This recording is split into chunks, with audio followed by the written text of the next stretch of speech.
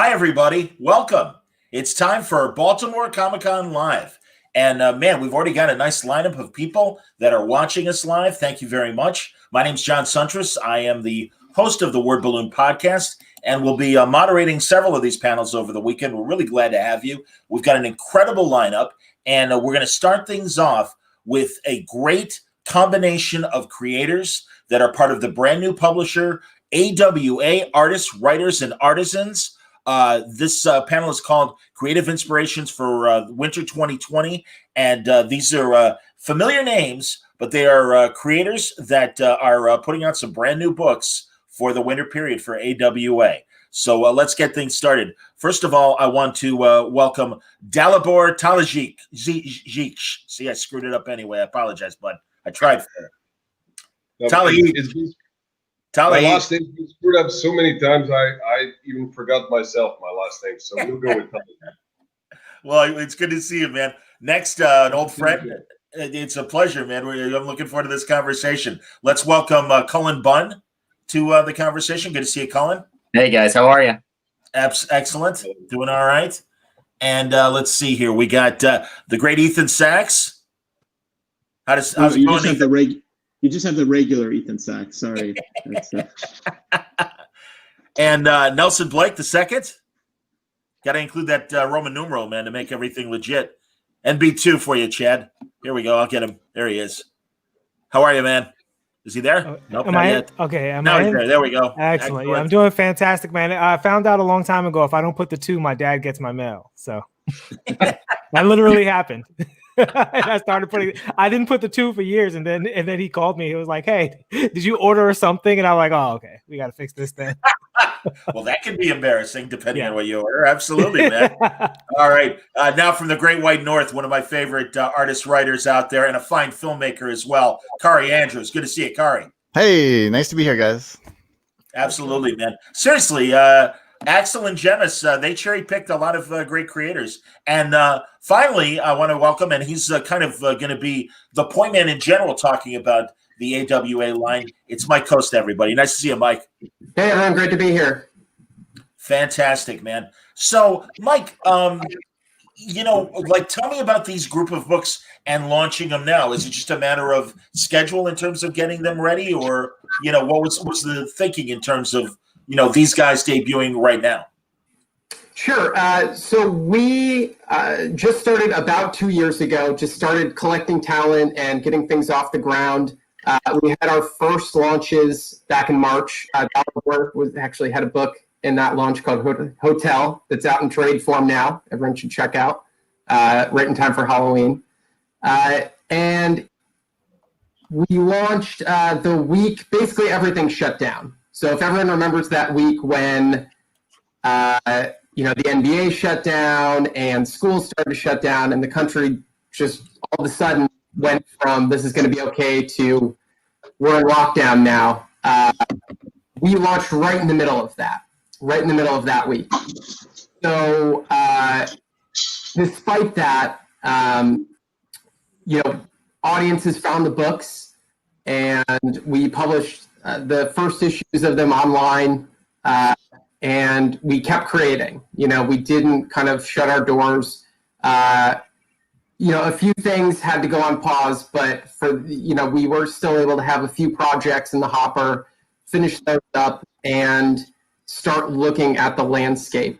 I believe, with the exception of Ethan, everyone on this call had sort of already had their wheels turning on their projects that they're working on now at that point. Okay. Where Ethan comes in is, again, the country shut down. We're sort of looking at this COVID crisis, and Axel and some other people in the company started talking about how can we look at this and how can we maybe do some good in this time. And the thought we turned to was journalism, was kind of covering these sort of everyday heroes who are keeping the country going, who are combating this on the front lines. So we sort of came up with a concept, and we looked at who could write this, who could be a part of this, who has experience in comic books, has experience as a journalist and has contacts with people that he can feature. And when you start putting that Venn diagram together, the name Ethan Sachs becomes one of the only names that you can go to. And Ethan did a wonderful job with it, and we were able to publish digitally with NBC News these COVID Chronicle stories, and now that's being collected into a trade that'll be out in December. That's excellent. Ethan, it's funny, just a couple of weeks ago, I was talking to, and now I'm suddenly forgetting, but I remember when Marvel did The Call and that other book like that right in the period of 9/11, and those were first responder books and very timely for the moment. So yeah, I mean, again, based on your journalism skills and your writing and stuff, yeah, tell us about coming up with COVID Chronicles. Well, first of all, Axel Alonso called me, and this was very much his idea. He paired me with an incredible artist in Dalibor, who just, you could, when he drew these people, in the some of the darkest moments of their life, you could feel the pain etched on their faces or the fear. But basically, it wasn't that challenging to find people. We looked literally across the world, and there are several billion possible stories, since this was a pandemic that affects just about everybody. Certainly. So we were lucky that these people shared so much time, just hours and hours of interviews and personal photos that we used as photo references. So wow, Dalibor, again, I'm so glad that you're involved with this, because your style of art really does bring a sense of realism to a project like this. And yeah, I mean, God, as Ethan just said, to kind of convey not only their stories but the emotion behind these stories as well, that's a big task. It's slippery terrain, because it's real people, it's real time, and you don't want to insult anybody. You don't want to exploit, in a bad sense, other people's misfortune. So my approach to this was to, well, let's say underplay, just to make it as naturalistic as possible, but make it convincing, make it it's horrible to say regarding the subject, but make it attractive, so people could emotionally relate. No, I understand. Was there a tough story, both of you? That, I mean, again, you're kind of living these people's own, experiences in the storytelling and everything. And God, I as a news journalist myself was very busy on 9/11, and again, I can relate from that standpoint, and first responders having to do what they had to do. And it was a tough couple of days and stuff. And I would imagine you guys living with these stories must have been tough as well, Ethan. Some of them were tough. There was one in particular, someone I knew tangentially who had COVID and barely survived, a single mom in Brooklyn. And she sent us this video message, which I didn't share with the team, but I used it, I used the still, and I definitely used it in the piece. That was basically a goodbye to her son. Wow. Yeah, her 4 or 5 years old. I think it's 4. And, the message, she wasn't sure. She's very religious, and she talked about, the God and Jesus. And so I think she was not necessarily afraid to die, but she was afraid to leave him. And it was a very moving video. So it was very difficult to and there is a lot of trust that goes with sending that, to me. So I don't take that for granted. Yeah, Dalibor, were there specific stories that were really kind of tough to draw?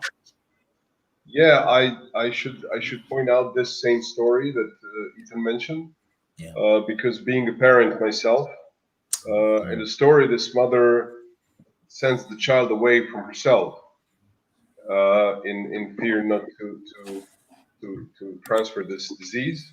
So that's really a hard moment. And there was another story about an Italian opera singer that was very important to me because I kind of grew up in the opera because my mother was an opera singer. Wow. So this is like the music, the power of music. At the first, you would say this is something ridiculous. This is something that's not required. That's not needed. But art, any art form, is what talks to our spirits, talks to our souls, and this is what keeps us going. So this ridiculous action, that guy is standing on a balcony and singing his heart out.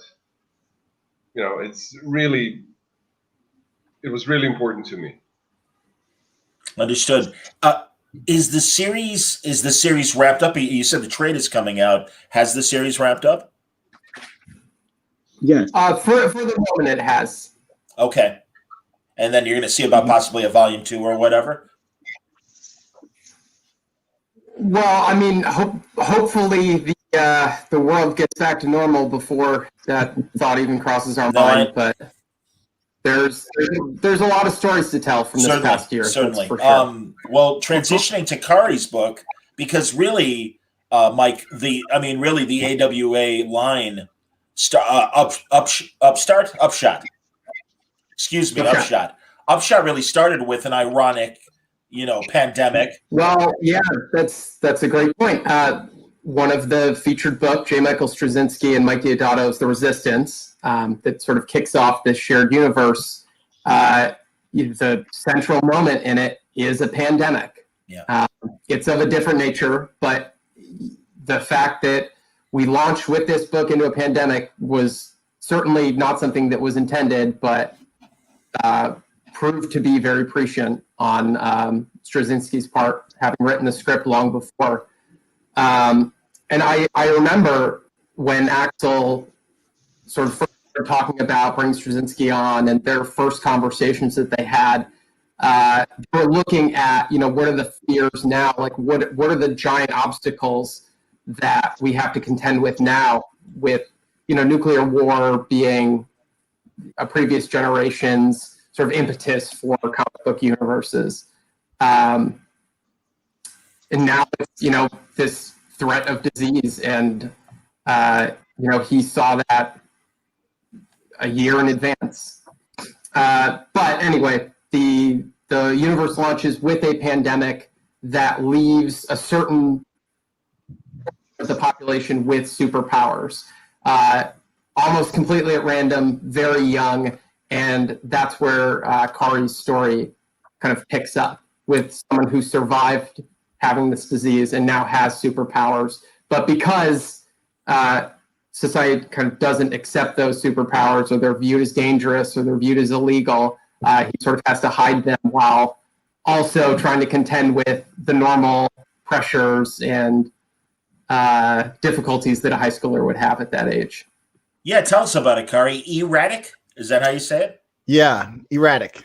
So, yeah, you don't have to emphasize the erratic. Okay. You can. There's no harm, no foul. Yeah, he's like kind of a, he's a teenage superhero archetype. And I thought, Axel presented me with the concept of the world and asked me if I had any contributions. And I thought, well, that's an archetype that needs to be there, whatever that is. And I just kind of threw that into the ether, and erratic just kind of came back at me. And I'm very excited to create a new superhero with a tail, and I haven't seen one in a long time. So that's my shining moment right there. Erratic's tail.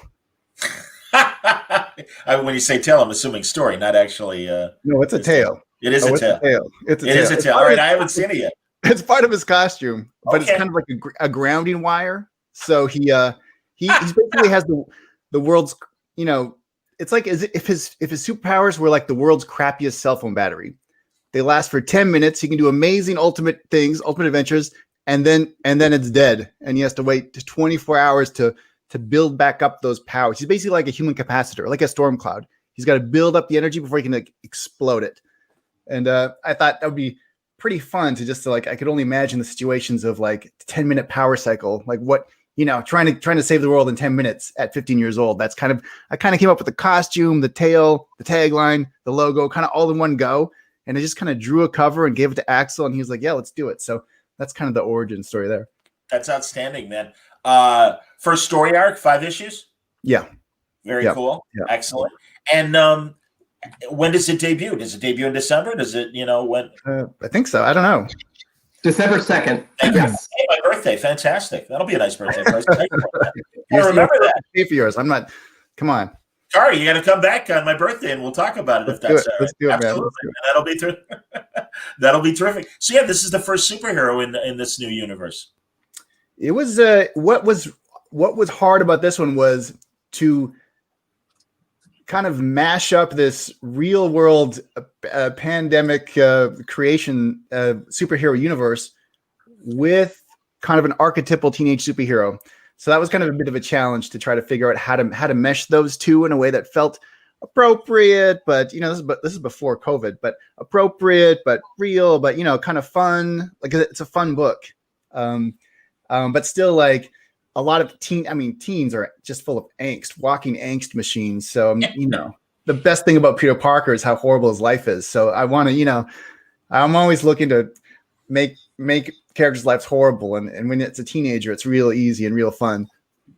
Well, and also beyond the problems of this universe with the pandemic they're facing and the catalyst for his powers and stuff, do you look now, because you've had your experiences with Spider-Man and other teen heroes of the Marvel universe, is this a new opportunity to say something else with teens that you haven't had the opportunity to say before?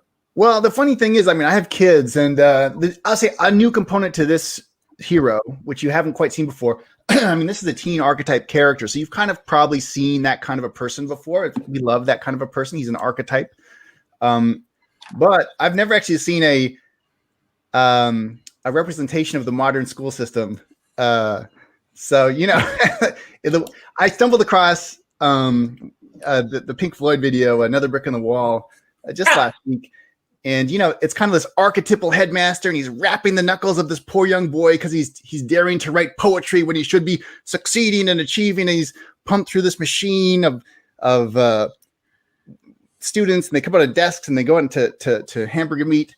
And now all I can think of was like, well, this didn't age well. This is a quaint idea that a young boy is not allowed to write poetry. Whap! It's like in today's school system, it's almost you're not allowed not to write poetry. You're not allowed to succeed, and you're not allowed to achieve, and you don't grade anything. You don't keep score. It's like a bit it's a different world. So I just have kids in that system, so it's just I'm poking fun at modern school a little bit too. So that's kind of a fun thing. But again, with the framework of like, because teens don't change, whether the school system changes or not, whatever. But teens are always the same, and it's that transition to boyhood to manhood is like why we all love those teen stories, is because we've all been there, or we're going to be there, or defines us. Like in many ways, that like getting awarded powers when you're a teenager is almost like getting awarded your manhood. Like what do you do with that, with those abilities, and how do you harness your potential to have a good life for you and your family and your friends, and that journey is one that I think is always interesting. How secret is his identity going to be? Oh, totally secret. The good thing is, like, in this world, it better be secret, or there'll be consequences. So I always like characters where if they were to be discovered, there would be consequences. So my favorite version of a Superman is, desperately trying to pretend he's Clark Kent. It doesn't make sense in that character doesn't make sense in any world in DC Comics. I don't think that weird, even Peter Parker, like in the movies, his mask is off all the time. Like it's kind of a throwback to try to keep that. But in this world, there are real consequences. He's got a single mom. He's got like a brother. Like, they don't know he's got powers. Like if the government were to find out he had these powers, there would be, things would happen. So it's been fun to it was always fun to hide your identity, save the world. You've got 10 minutes to do both. It's that kind of a situation. Well, and exactly what you described at DC and Marvel right now. It's been interesting that the comics are starting to reflect the movies, where it's like, yeah, secret identity is their old hat. I don't necessarily agree with that, but I do think it's interesting. Yeah. That's why I asked the question. So that's to be honest, in many ways, I think it's a deviation of the archetype of superpowers. In I think the archetypal function of a superhero is to have these abilities, to do these things, but to keep them sheathed and keep people safe. Only use them when you need them. Don't, it's not you saving the world, it's your alter ego. And in many days, the modern world is like, no, it's you. Get on Twitter, get on Facebook, you're the hero. And it's like, I think that's what's fracturing society. So I wouldn't mind so much if we retreated back to our secret entities and kept our exploits more modest. I agree. A little anonymity. Celebrity culture, I think, would help the world a little bit today. I totally agree with that. Yet here I am, a YouTuber, saying all this. So maybe I'm not practicing what I preach. I don't know. Too, so I should be Captain Obvious instead. Maybe that would be better. Hypocrites, John. Hey, let's talk about Bite Size now and Cullen and Nelson. So yeah, tell me about coming up with this book. I'll start with Cullen. I always start with the writer. Forgive me, Nelson, but go ahead. Yeah, so Bite Size is an all ages series. It's a story about a group of 6 highly advanced robots that escape from their government lab and end up in this suburban family's home on Christmas Eve. And hijinks ensue from there. It's definitely a fun comic. It's a story that I wanted adults can read it for sure, but I wanted kids to be able to read it and get a real kick out of it, and hopefully turn them on to comics a little bit too. Nelson, when I hear a description like that, my new favorite word that I've learned in the last couple of years regarding superheroes and merchandising, and that's the word toyetic. And I would imagine from that description and putting it in your hands that maybe that's one of the things in mind when you're designing these characters. It's funny. So I started out doing toys. One of my first gigs when I was in my early 20s was drawing G.I. Joe, the actual toy boxes and the concept. Wow. Yeah.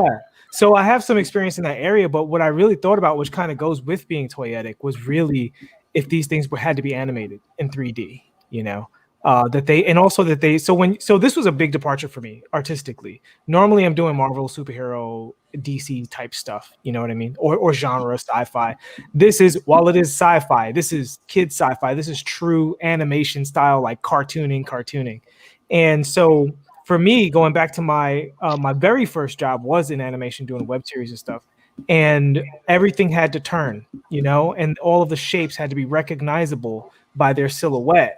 And that's what makes them toyetic, right? It's like, even I remember being a kid going to buy Transformers and stuff like that and Hot Wheels and whatever and Micro Machines. And you can see that toy literally from like a mile away, right? If your friend had that in the yard, you're like, you got the new, fill-in toy here.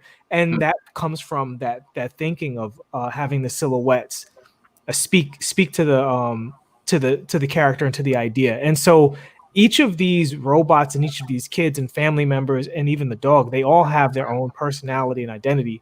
So when designing those things, that's what I really tried to bring across. And I think that does lend to the toyerism of the property. Sure. Are you using a different set of materials to, kind of convey that 3-dimensional idea that you're trying to do? Just working digitally, although I will say it's a bit of a cheat code having Snakebite, our colorist, and Raza, our cover artist. When you guys see these covers, it's going to look like he 3D generated those covers. But the crazy thing is that they're very close to the drawings, especially like the robots. It's literally the same thing, but he makes it look like they actually sent this to a studio and 3D generated it. Yeah. So while I didn't have to use any tools, I just got to draw a bunch of cartoons. Those guys did the heavy lifting in terms of, taking care of that part of it. Okay. And also you can't help but think of the Metal Men. And I don't know how much that might be an inspiration for this, Cullen or Nelson, but based on the description, I've they've always been one of my favorite group of robots. Well, you don't grow up in the era I grew up in without a healthy love of robots, because you've got everything from R2D2 to Jason and Star Command, and those robots in Jason and Star Command were amazing. They were just little wonders, but I wanted that robot to be my friend, and And then you get into movies like Batteries Not Included and Short Circuit. Short Circuit, sure. We really wanted these robots, like I just said, we wanted them. These are the robots you want as your buddies. You want, if I were a kid, I would want these robots in my backpack as I go on adventures, wherever that may be. And they're not, the Metal Men, that's an interesting comparison because I think they're probably very different from that because these are not humanoid robots in the least. But when you see what Nelson has put together for these characters, and I mean, we talked a lot about what they would look like, and we really went back and forth. But the way each of these robots is very different. Each one has its own visual personality, but they're adorable. Even the mean ones. Yeah, that was the idea. Is I wanted them all to be appealing, even if and this is not a spoiler, but even if one of them was going to open up and a buzzsaw was going to come out of its face, I want that to be a cute face before that happens, so that you wanted that toy because kids want both. They want, because when I was a kid, I mean, I was into cool stuff, but if something was overly industrialized, when I was very young, it would turn me off. I needed that. It's emotional anthropomorphism, not visual anthropomorphism. So the idea that you could identify with it, and we talked about some of these things like Johnny Five. I think Wally's a great example. They have some qualities that allow us to relate to them, but they don't look like people at all. So that's kind of the wheelhouse that we're operating in. Okay, I can see that. I want to ask everybody, and well, Mike, I was going to ask about again timing because unlike the first wave of the AWA books, where it was the crime books and the supernatural books and stuff, now we're really getting kind of a potpourri. Moving forward, is that the idea that we will kind of see various genres all kind of debuting at the same time? Yeah, we'll have a mix going forward. Again, it's sort of our first teen books, our first all ages books. The fact that they're coming out at the same time isn't necessarily part of a big brand strategy, but it did time out in a way that we're happy with. You'll still see books that are like our debut launches in subsequent months. We're still doing that genre, that sort of crime horror, along with sort of more traditional superhero stuff a little more as well. To answer your question, yes, we've always planned to sort of feature all genres, and the fact that we're sort of bringing these out at the same time, we're happy with. I want to go around the horn and ask why AWA for all of you. And Ethan, I'll start with you. What appealed? What's the difference? Is there a difference working in this capacity than the big two? Well, first of all, Axel called me, and Axel is the guy who actually brought me into comic books in the first place. When he was at Marvel, led to my first big series with Old Man Hawkeye. So he literally could have called me and said, "I need dry cleaning," and I would have been there. But that being said, I just love the breadth of talent and variety that AWA and Upshot in particular are bringing. It's just they're giving a lot of freedom and just a vote of confidence in people to do different things that you don't always see on the shelves at comic stores. So, I mean, I'm a fan. I buy, every time I go to the comic store, I buy something else, whether it's, one of the first trades that came out recently or some just That's as a cool. fan. And I imagine all of you were likely recruited by Axel. Hey man, I always say great editors are great tastemakers because they're the first eyes on you guys and what you're proposing. And, Axel's had a lot of hits that he's overseen over the years. And I really do appreciate his critical eye when it comes to putting books together and stuff. So Dalibor, beyond maybe Axel calling you and asking you to come in, what are you liking about AWA right now? Well, yes, of course. Axel call? But there's a backstory about Axel.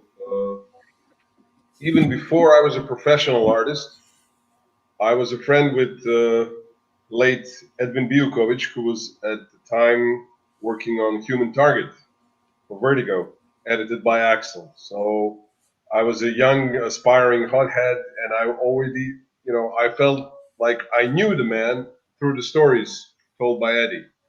So when I finally got to work with him, it was like unbelievable for me. He discovered me, actually. He hired me first. And when he called again from AWA, it was like, nothing to think about. And then when we had a video call, and he told me what AWA was about and the level of both freedom within the genres that AWA allowed and the sense of fun that came from behind this presentation. It was like I was hooked, no question about it.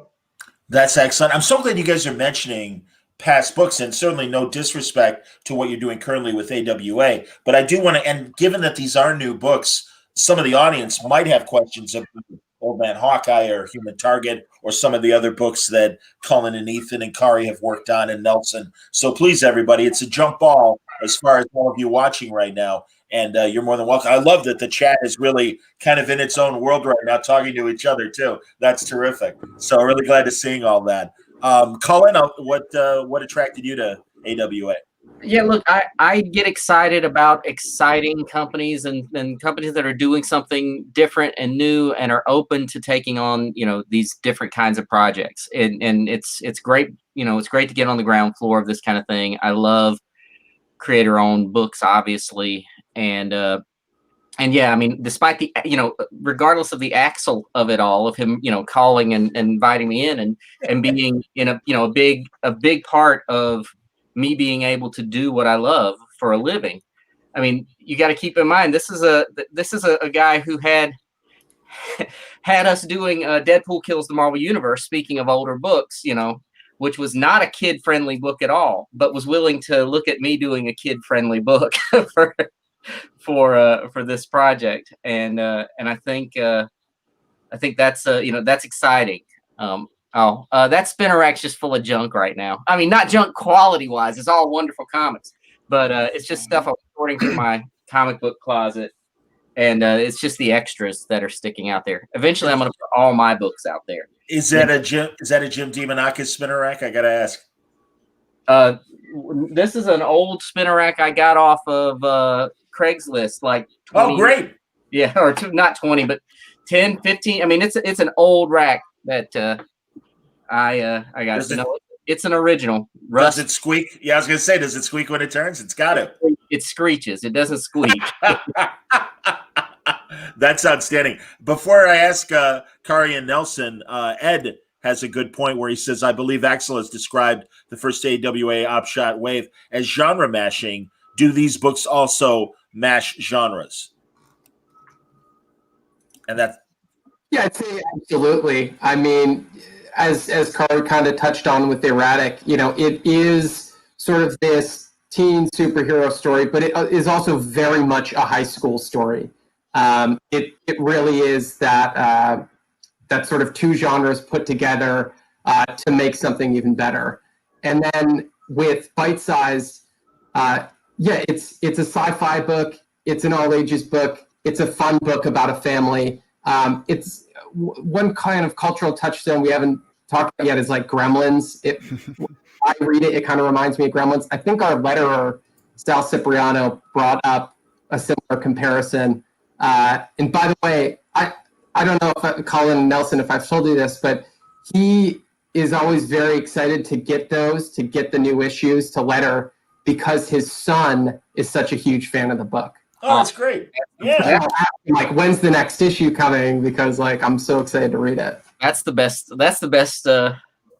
kind of advanced review I could hope for. That's awesome. That sounds great, man. And yeah, Nelson, again, I mean, this is tapping, as you said, into your toy past in a lot of ways. But is there any other opportunities you're seeing from AWA working with them? Oh, 100%. So the thing about it with this project, obviously, like Axel showed up like Nick Fury and said you have a mission and all that stuff, right? So same story. He also helped bring me into Marvel. But the thing with this project in particular, there were actually a lot of things. Like I said, I have a background in toys and stuff, but like Cullen alluded to, and Mike as well, the touching on Gremlins and batteries not included and Big Hero 6 and stuff like that. These are things that I genuinely love and loved coming up. And I remember the day literally that I decided to be a comic book artist was I was reading an issue of X-Men by Jim Lee. So I was like 10 or 11 years old. And I was reading it so intently, I almost got hit by a car.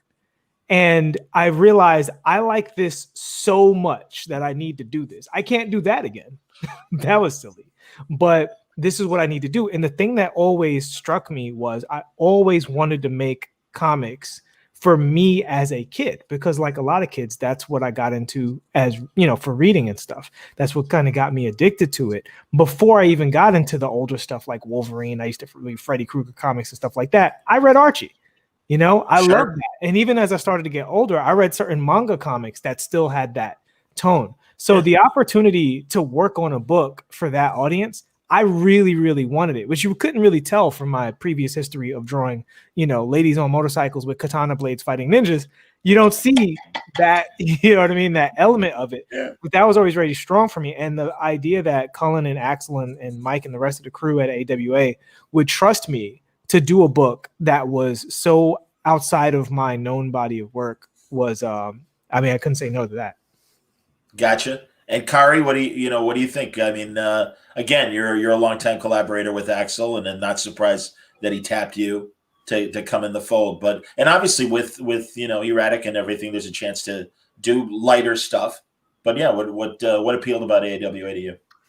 Well, when I first started at Marvel was the year that Axel first started at Marvel, I believe, and we both started working together pretty quick.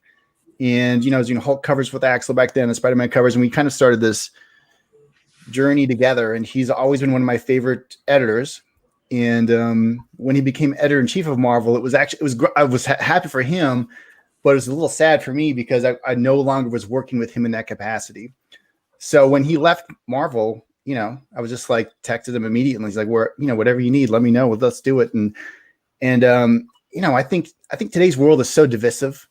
And everyone's so ready to just like destroy each other. Like you have to, pick your battles and stand by your friends. And, it wouldn't have mattered if Axel worked at Playmobil. I would have jumped on board, like that's more important because I know that I'm a weirdo. Like I approach projects in a off way. I kind of zig when others are zagging. And I do better work when I have the right kind of support.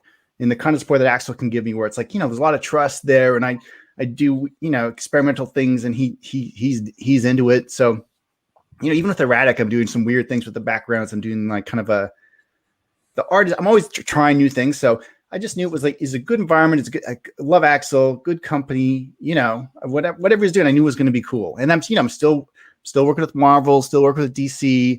I'm kind of like approaching, I used to call myself, I used to say, here's the mistake. I think we talked about this before. I used to say I worked for Marvel Comics, and I had this revelation a few years ago that that's not true at all. I'm a freelance artist. I work for myself. I work with Marvel Comics, but there was a real hard line when it's like when you realize that some truth about the world that it was like, I work for myself and I love Marvel. I love the people there, but those people change. One thing you learn when you are a freelance artist is you will always outlast your editors.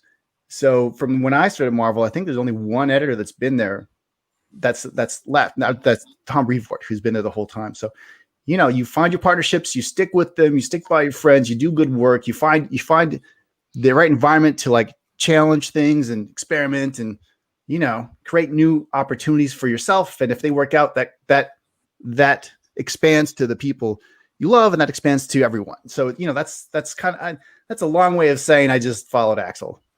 I understand. There's a question for you here, Kari, from Adam Anderson. Your covers for Year Zero were amazing. When you saw them at the local comic shop, they stood out and if you didn't buy them, you knew you were missing out. What inspired those covers?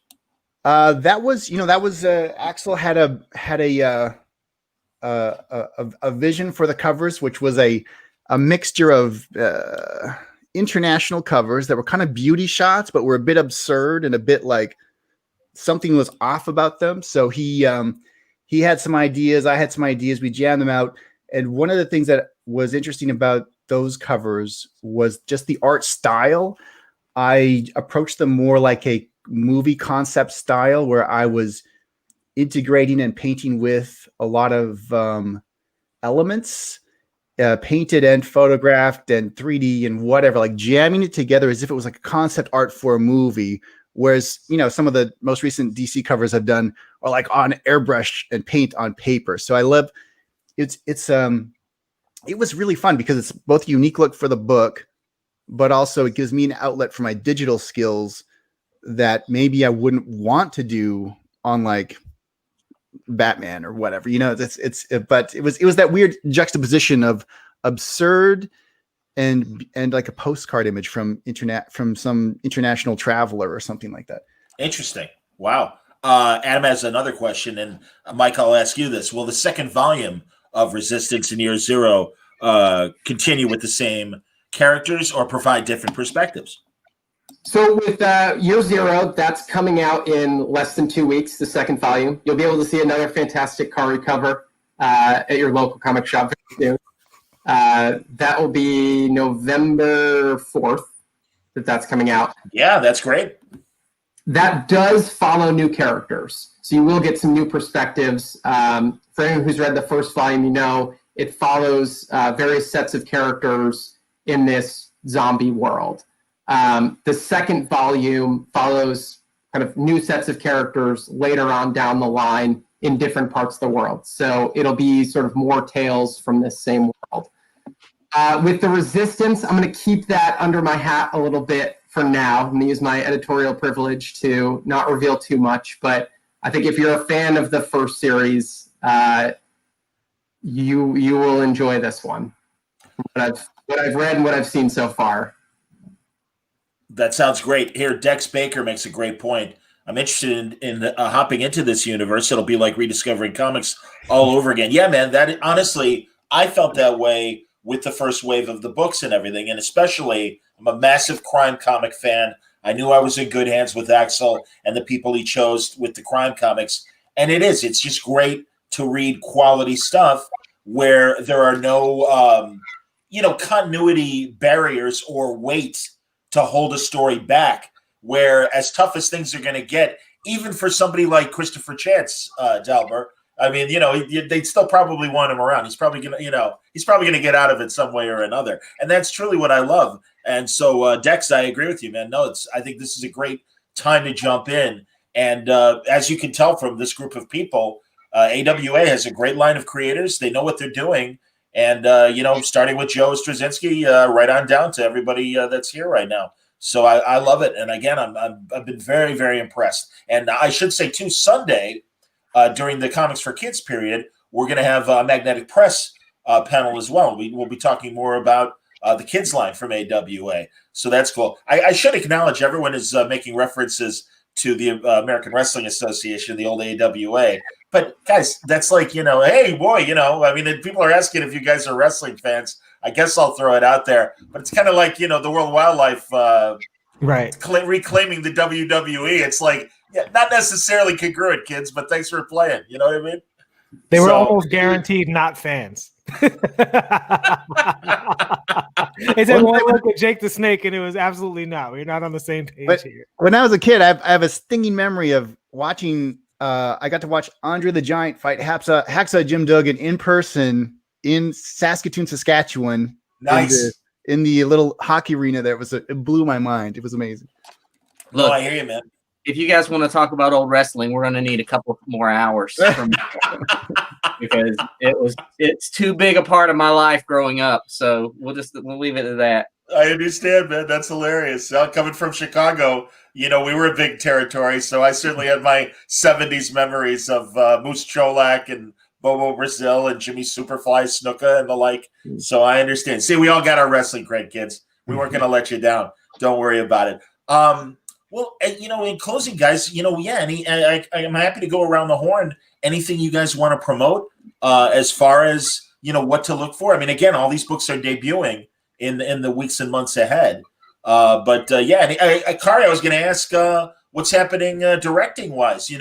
I love that part of your freelance career as well. That you're a horror movie guy as much as you are a comic book guy. It's a weird life I have. So I did a movie called Sniper Assassin's End, which is actually Sniper 8. Amazingly enough, outstanding. That came out in June and it reached the #1 in iTunes, in Apple iTunes. So hey, that's awesome, man. That's my latest film and directing endeavor. And then right now I'm writing a new script, and I had a series I was supposed to be directing now that went away because of COVID, but whatever. It's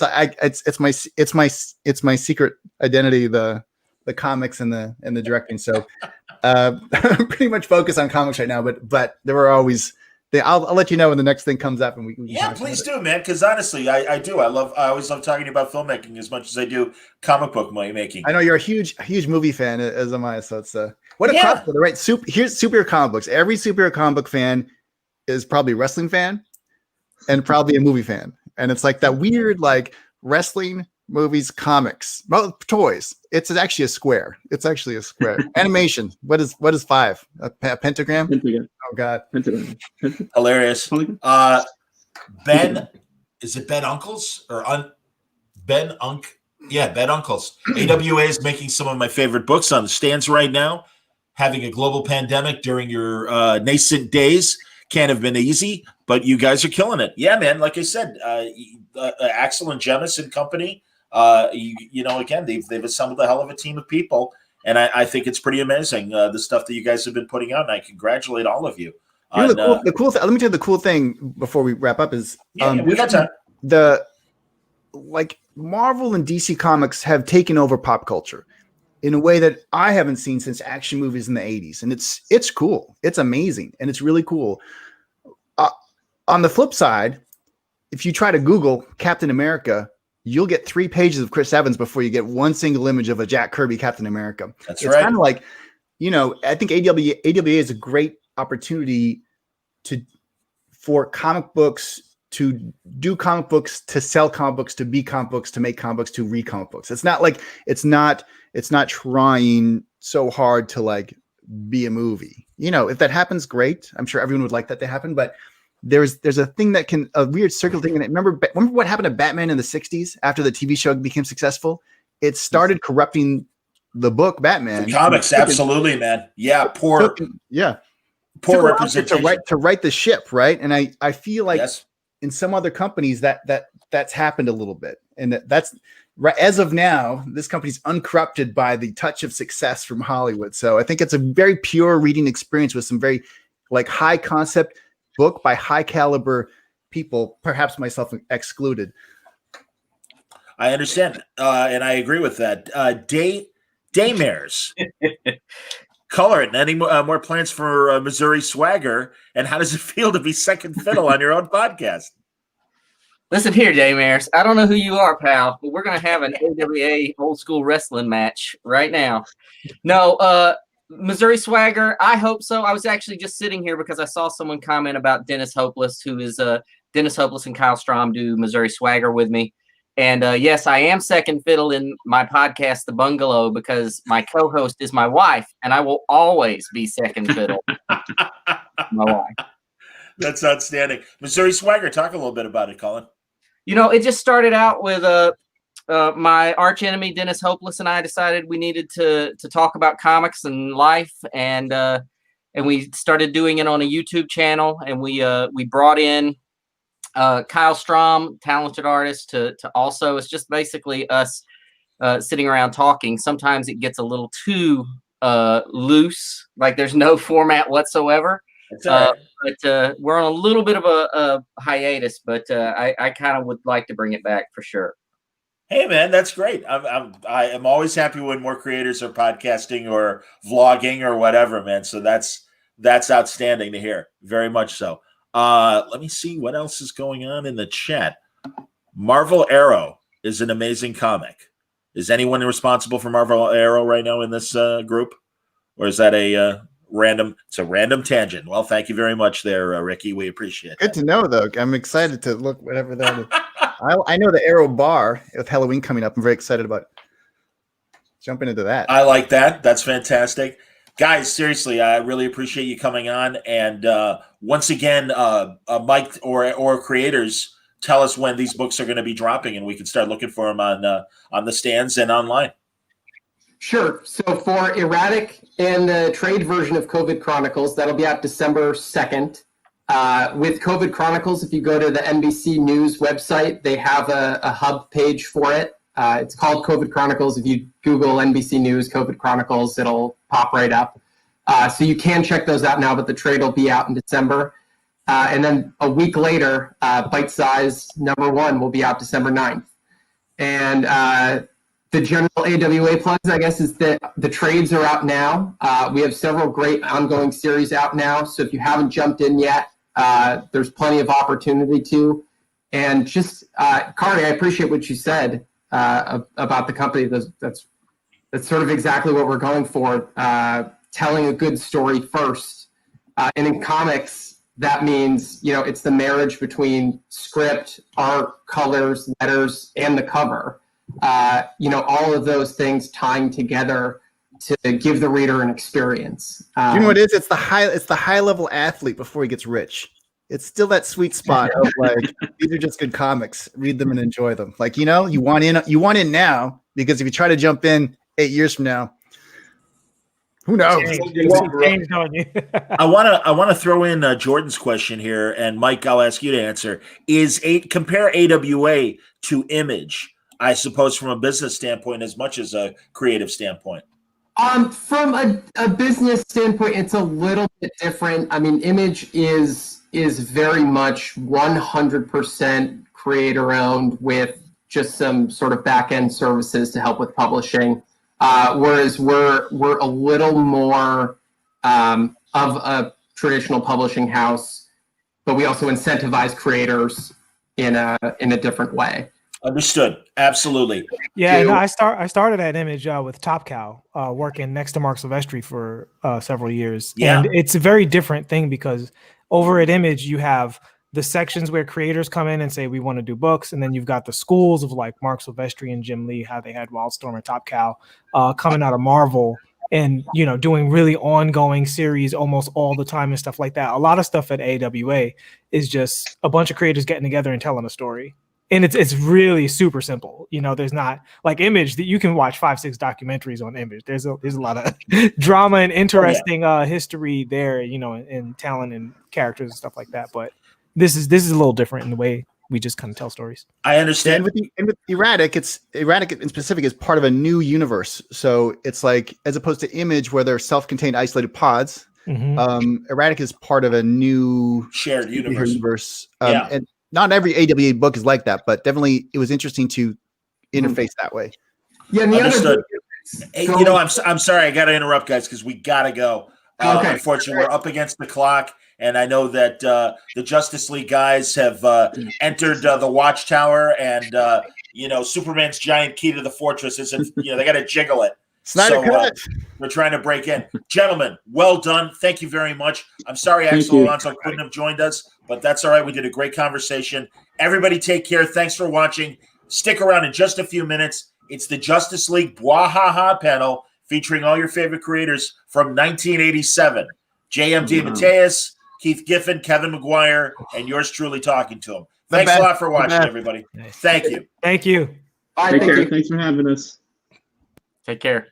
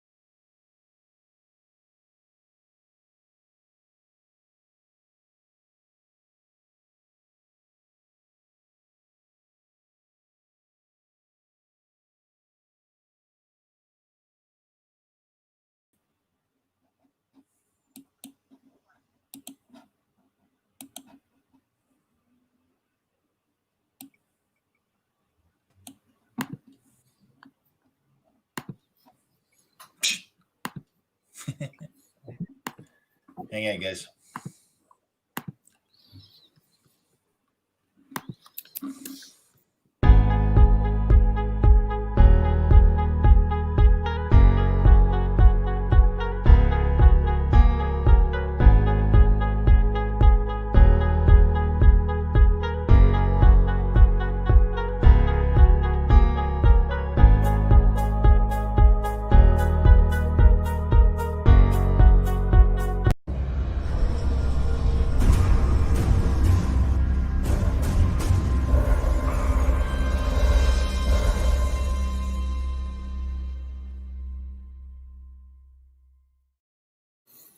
Hey, everybody. Welcome back. It's Baltimore Comic-Con Online live. John Suntress here from the Word Balloon Podcast. We have got 2/3, and we're expecting the other third to show shortly, of one of the best books of the 80s and 90s.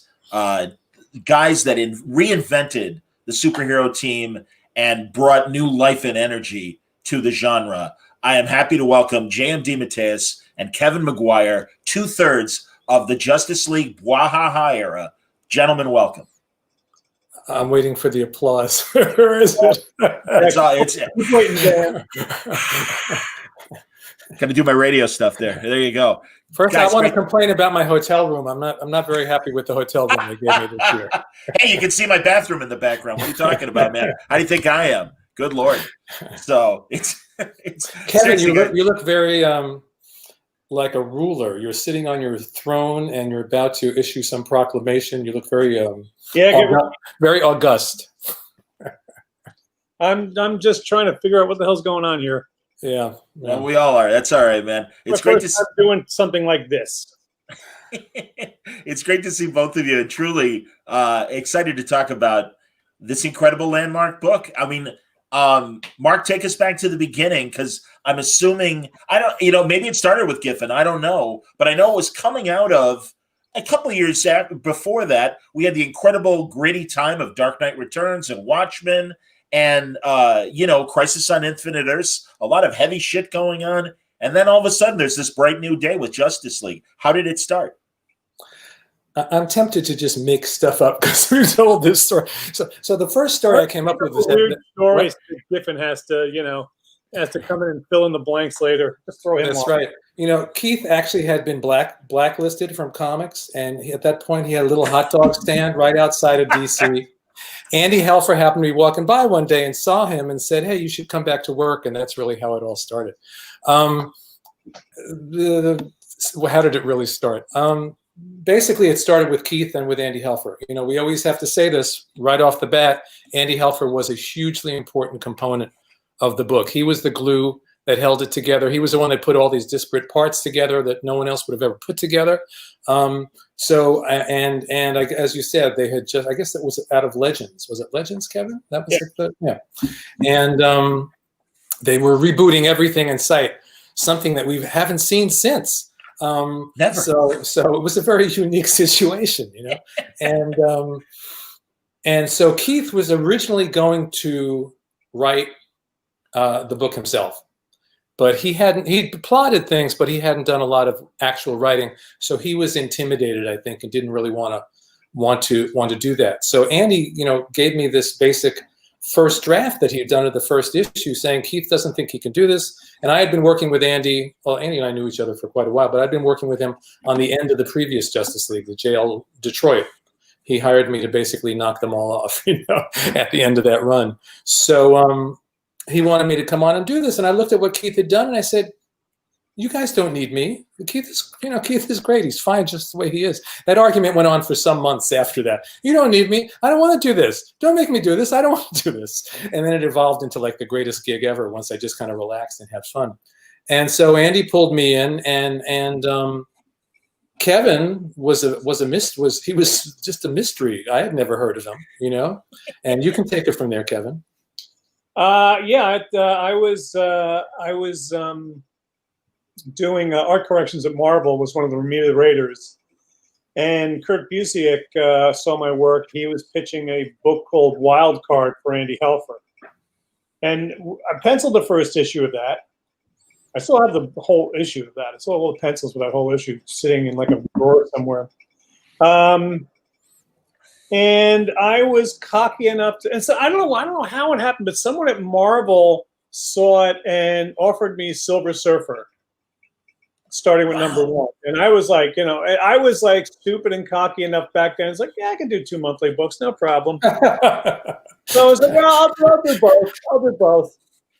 And then Helfer, in his wisdom, was like, you know what? If you're going to do 2 books, do them here in this office. We've got this Justice League thing we're starting up. Maybe you would be good on that. And I was talking to Fabian Nicieza, who was working on staff at Marvel, and I was telling him, I got offered Silver Surfer, and then Andy counter offered with Justice League, and Fabian's like, oh no, Justice League, you get Superman and Batman and Wonder Woman and Green Lantern, and I get the book, and it's like Blue Beetle and Guy Gardner, and I'm like, oh, who are these people? I don't know who these people are, which worked out well. Yes. We're definitely much better off having characters that nobody really cared about. It's much better to have B-level characters because no one else is invested in that. No one else at the company is looking over your shoulder and telling you can't do that with Blue Beetle or Booster Gold or whoever it was, Mm-hmm. And so that gave us the freedom to essentially, with Andy's kind permission, do whatever the hell we wanted. Go ahead. Well, I was going to ask, wasn't it also, as you were saying, things were being rebooted? So, and I've seen this happen to other Justice League runs subsequently, where you can't use character A because we're doing something special with them. And that was happening with you guys, where, John Byrne was in the middle of, kind of rebranding Superman and Wonder Woman with George, with Perez and stuff. So right. You're given this opportunity with other B characters and this very unlikely group that, I mean, it's a great chance to kind of give them the personalities that they never had before. Yeah, and we were. I guess it was Denny who had the kindness of soul to allow us to have Batman in the book. Because if you look at everybody else, there's like all these other characters and Batman. It's like. So that even back in my earlier days at Marvel, I wrote the Defenders for like 3 years, and just about every character I pulled in was a B-level character because I loved them, but they were characters that nobody cared about. So you could transform them into anything you wanted them to be. And that's That's what impressed me about what Tom King has been doing nowadays. He takes these characters that nobody's doing anything with and then makes something out of them. And I think that's more impressive than doing yet another Batman or another Superman or another Wonder Woman. Right. No, you're right, man. It's always the creators that dust these characters off and give them great stories. And Kevin, it's really interesting. Am I right mentioning also, Mark, the Defenders? Were you also when they did the Bwahaha, were you doing that Defenders little thing that they did? Were you the artist on that? Because hearing miniseries, I'm talking about the miniseries that the three of us did. Decades later. Yes, yeah, decades later. It was Kevin. Yeah, okay. I was surprised because, well, you obviously were handling the Surfer later, but it's interesting to hear that you were, contemplating a Surfer at that time. Because, again, prior to you handling him, I would always think of him as a stoic character and not someone that would have a lot of great expressive emotion. And that always seemed to be a hallmark of, your art and everything, was the facial expressions and the character that was conveyed from, their emotions. Well, in the Defenders thing we did, the only thing the Silver Surfer did was hang out on a beach the entire time. That's right. One page per issue, pretty much.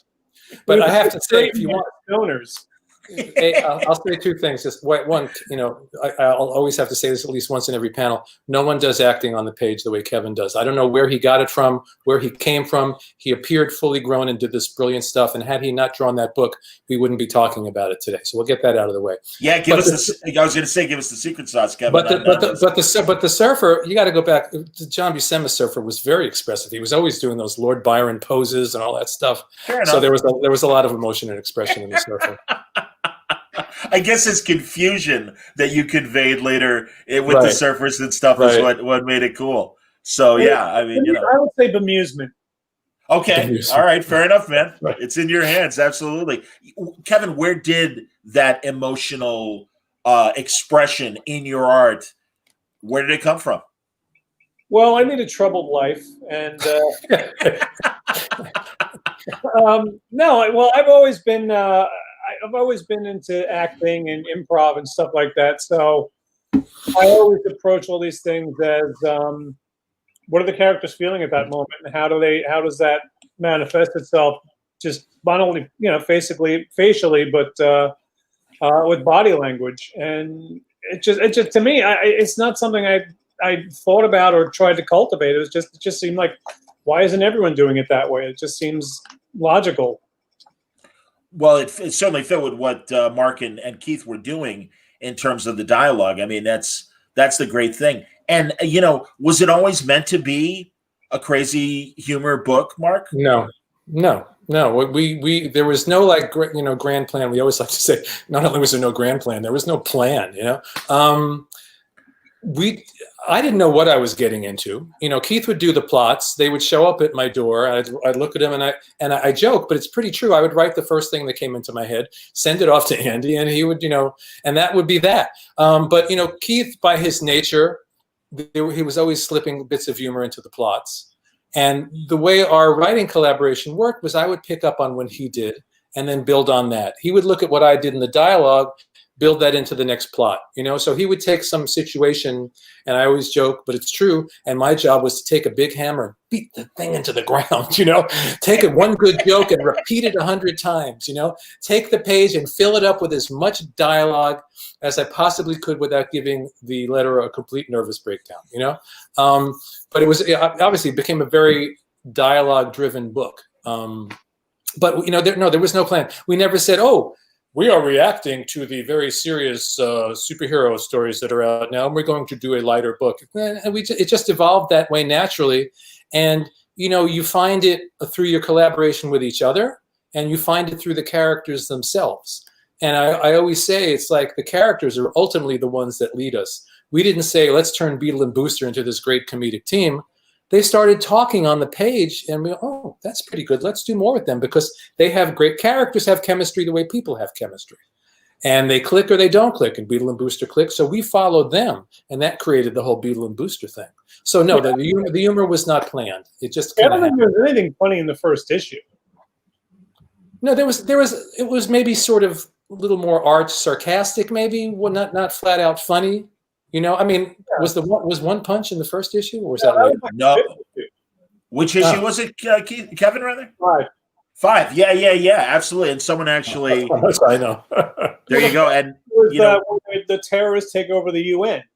Right, that's right. It didn't really seem like there was any sort of interaction between the characters. It was more like just a setup, really. Yeah. So it evolved. And then the more we saw who these guys were, and the more, Keith would set up these situations and I would start them blathering on the page, and then Kevin would bring them to life in this incredible way that he did. It all just sort of happens. You can't plan something like this. You just can't. It either happens or it doesn't, and it just kind of happened. Because if they could plan it, they would. Right, that's right. Here's an interesting question. Is that Bad Freeze? It is. Guys, were you worried about disrespecting the characters' creators, like Steve Ditko, who created Blue Beetle, for example? No, not because... Go ahead, Kevin. No, I'm kidding. I was like, every minute I was hoping to God I was going to insult Steve Ditko. Kevin really disliked Steve Ditko. He couldn't wait to disrespect him. No, I don't think anyone was trying. Because we weren't treating the characters, and we weren't mocking the characters. We loved those characters. It was a different interpretation. If it was like a book where we were like mocking these characters and trying to drag them down, you know what I mean? But that wasn't what the book was about. It was about having fun with them. It was about, in many ways, to me, I think, making them even more real, because I think the humor makes the characters more real. I always thought that it was like a baseball team, that when they're in the field, they're serious and they're doing their job. But when they're in the locker room or in the bar afterwards, that's when all the character dynamic and funny stuff happens. Keith always used to liken it to, remember Barney Miller? Yeah, of course. And all of Barney Miller took place in the police station, not when they were out running around and doing police work. It was all that other interaction. And again, that wasn't what we set out to be, but that's what it evolved into when we saw that the best moments were just the character moments, the interactive moments. And yeah, we would do our periodic big action beats and everything. But the most fun we ever had was just having the characters sitting around talking to each other. Those are the best parts of the book, absolutely. Or like you said, I mean, everyone remembers Guy Gardner, One Punch, that just challenge, and Batman being the ultimate straight man for this group, and just it really, everything really just fit in. And then all these other interesting things like Dr. Light, the Asian Dr. Light, and Who Dr. lasted what, 2 issues? Dr. Light was there for 2 issues. I have to say, John, I still to this day have no idea how they chose the characters, because I came in and they handed me a plot, and I don't know whether it was Legends. What? Didn't they come out of Legends? Did they come directly out of Legends at the end of that? I don't know. At the end of Legends was the first time you saw that group assembled. Okay, but so somebody somewhere said, let's use these guys. Yeah, it wasn't our choice, Yeah. No, or Black Canary without Green Arrow. I mean, things like pre-Birds of Prey. So I mean, for a younger audience, they may not realize that a lot of these characters, this was really their first big moment where there was a lot of focus on them in a different way. And also, my favorite little thing, Martian Manhunter's addiction to Oreos. Where the hell did that come from? It was the way these things work. I would imagine my vague memory is, and if Keith was here, he would correct me, wouldn't you, Keith? Yes, I would. He's going to show up like 5 minutes before the end of this thing. Did it start yet? I called him this morning, so I said, "So do we just phone in?" I said, "Keith, it's not a phone call; it's a video thing." Yeah. Anyway, what the hell was I saying? Oh, right. So I might have had thrown something in the dialogue where John mentions that he loves Oreos. There would be something thrown in there. Keith would see that and then start to build on that. And then before you know it, it's a full-blown addiction. Or one of my favorite things was, I think it was in the big Despero storyline. For over several issues, I had Blue Beetle running around talking about, oh God, I'm really out of shape. I'm eating too much. I'm gaining weight. I can't. And then a few issues later, I open up the plot, and Keith now has him like weighing like 190 pounds or 200. Well, he was fat, bursting out of his costume, And so I would throw in something in the dialogue. Keith would build on that, or vice versa. I would find something in Keith's plot. Oh, he mentioned an Oreo cookie. Well, why don't we do this? And it would just build that way. It's like comic book improv. It's like you guys were yes-ending each other. It really was. It was completely that way. And the great thing about working with Keith was, because I've worked with other people where I've dialogued their plots, and some people are very, very territorial and very uptight, and they want you to execute their vision. That's not what this book was. Keith was free to do whatever he wanted to do, and I was then free to take that and spin it in any direction I wanted to spin it. And he always loved that, and then would take that and run with it, because that's the way Keith is creatively. He's very spontaneous. Incredibly spontaneous. We're already getting some amazing questions, and I want to ask, this is a great one. Any blowback from the Church of Scientology about Elron? Indeed. It's so funny, because I made that name up, and it wasn't really meant as a dig at Scientology. It was just a funny name, because all these robots will have like a letter and whatever. And I just thought that was very, very funny. We had a robot named J-Lo later. I think there was one on the ship as well, or something like that. But no, I don't think we ever heard a word, or if DC got any letters from Scientology, they didn't tell us. And then here's another one that I like. A. Cheng asks, and this would be interesting. Any chance we'd get a black label Justice League? And they're saying 3002, but I mean, I'd even like to see the Bwahaha guys treated in a black label way, and maybe not. And I forgive the comparison; it's the first thing that's coming to mind. But almost more of a National Lampoon, but not as dirty necessarily as National Lampoon guy. But give Keith free reign, it'll get dirty. And it will be a very different book. Yeah, honestly, that doesn't appeal to me. I mean, I always say I would work with these guys at any time on anything, and I mean that. I mean, Millie the Model, Sergeant Fury, Space Cabbie. I don't care, Space Cabbie, because please. it's the way it's evolved over the years. It's less about it. It's the collaboration is what excites me, and then we take it and go from there. I always say we got together 10 years later for. I can't believe it's not the Justice League. And it wasn't until 10 years later that any of us kind of tumbled to the fact that what we did together was particularly good. Because Justice League, I mean, it was popular, but to me at the time, it was a fun gig. It was another gig. It went 5 years. It was over. Wow. And then we got together 10 years later, and it was all of a sudden, at least for me, I don't know how it was for you, Kevin, I was like, this is really good. We really need to keep doing this, because when we get together, we create something that we can't create individually. We got an Eisner for that. That's right, we did. Wow. Now, Kevin, There you when go. we were working on the book, Kevin, did you feel like we were like some really great team? Did you feel that this was like something hugely special, or was it just a fun gig for you? Well, I didn't really have any frame of reference in so Right. far Oh, that's true. as everything I've done. So Right. is this how it always is? I don't know. Right. In retro, well, the thing is, I don't really, you and Keith interact significantly more than I interact with you guys. I get the script and then I go. Right. So it's tough to say. It's like, it's not, there really isn't as much interacting in the creative process for me. But what's interesting is that on the original, years later, Keith and I interacted more. On the original Justice League run, it was a machine. I would get Keith's plot. I wasn't talking to Keith on the phone all the time. I'd see him up at DC every couple of weeks. Andy'd take us out to lunch and we'd go pick up our checks. And Kevin would be chained to a desk up in Andy's office. And but it wasn't like people always think, oh, you're in a writing team, so you must be on the phone or in the same room.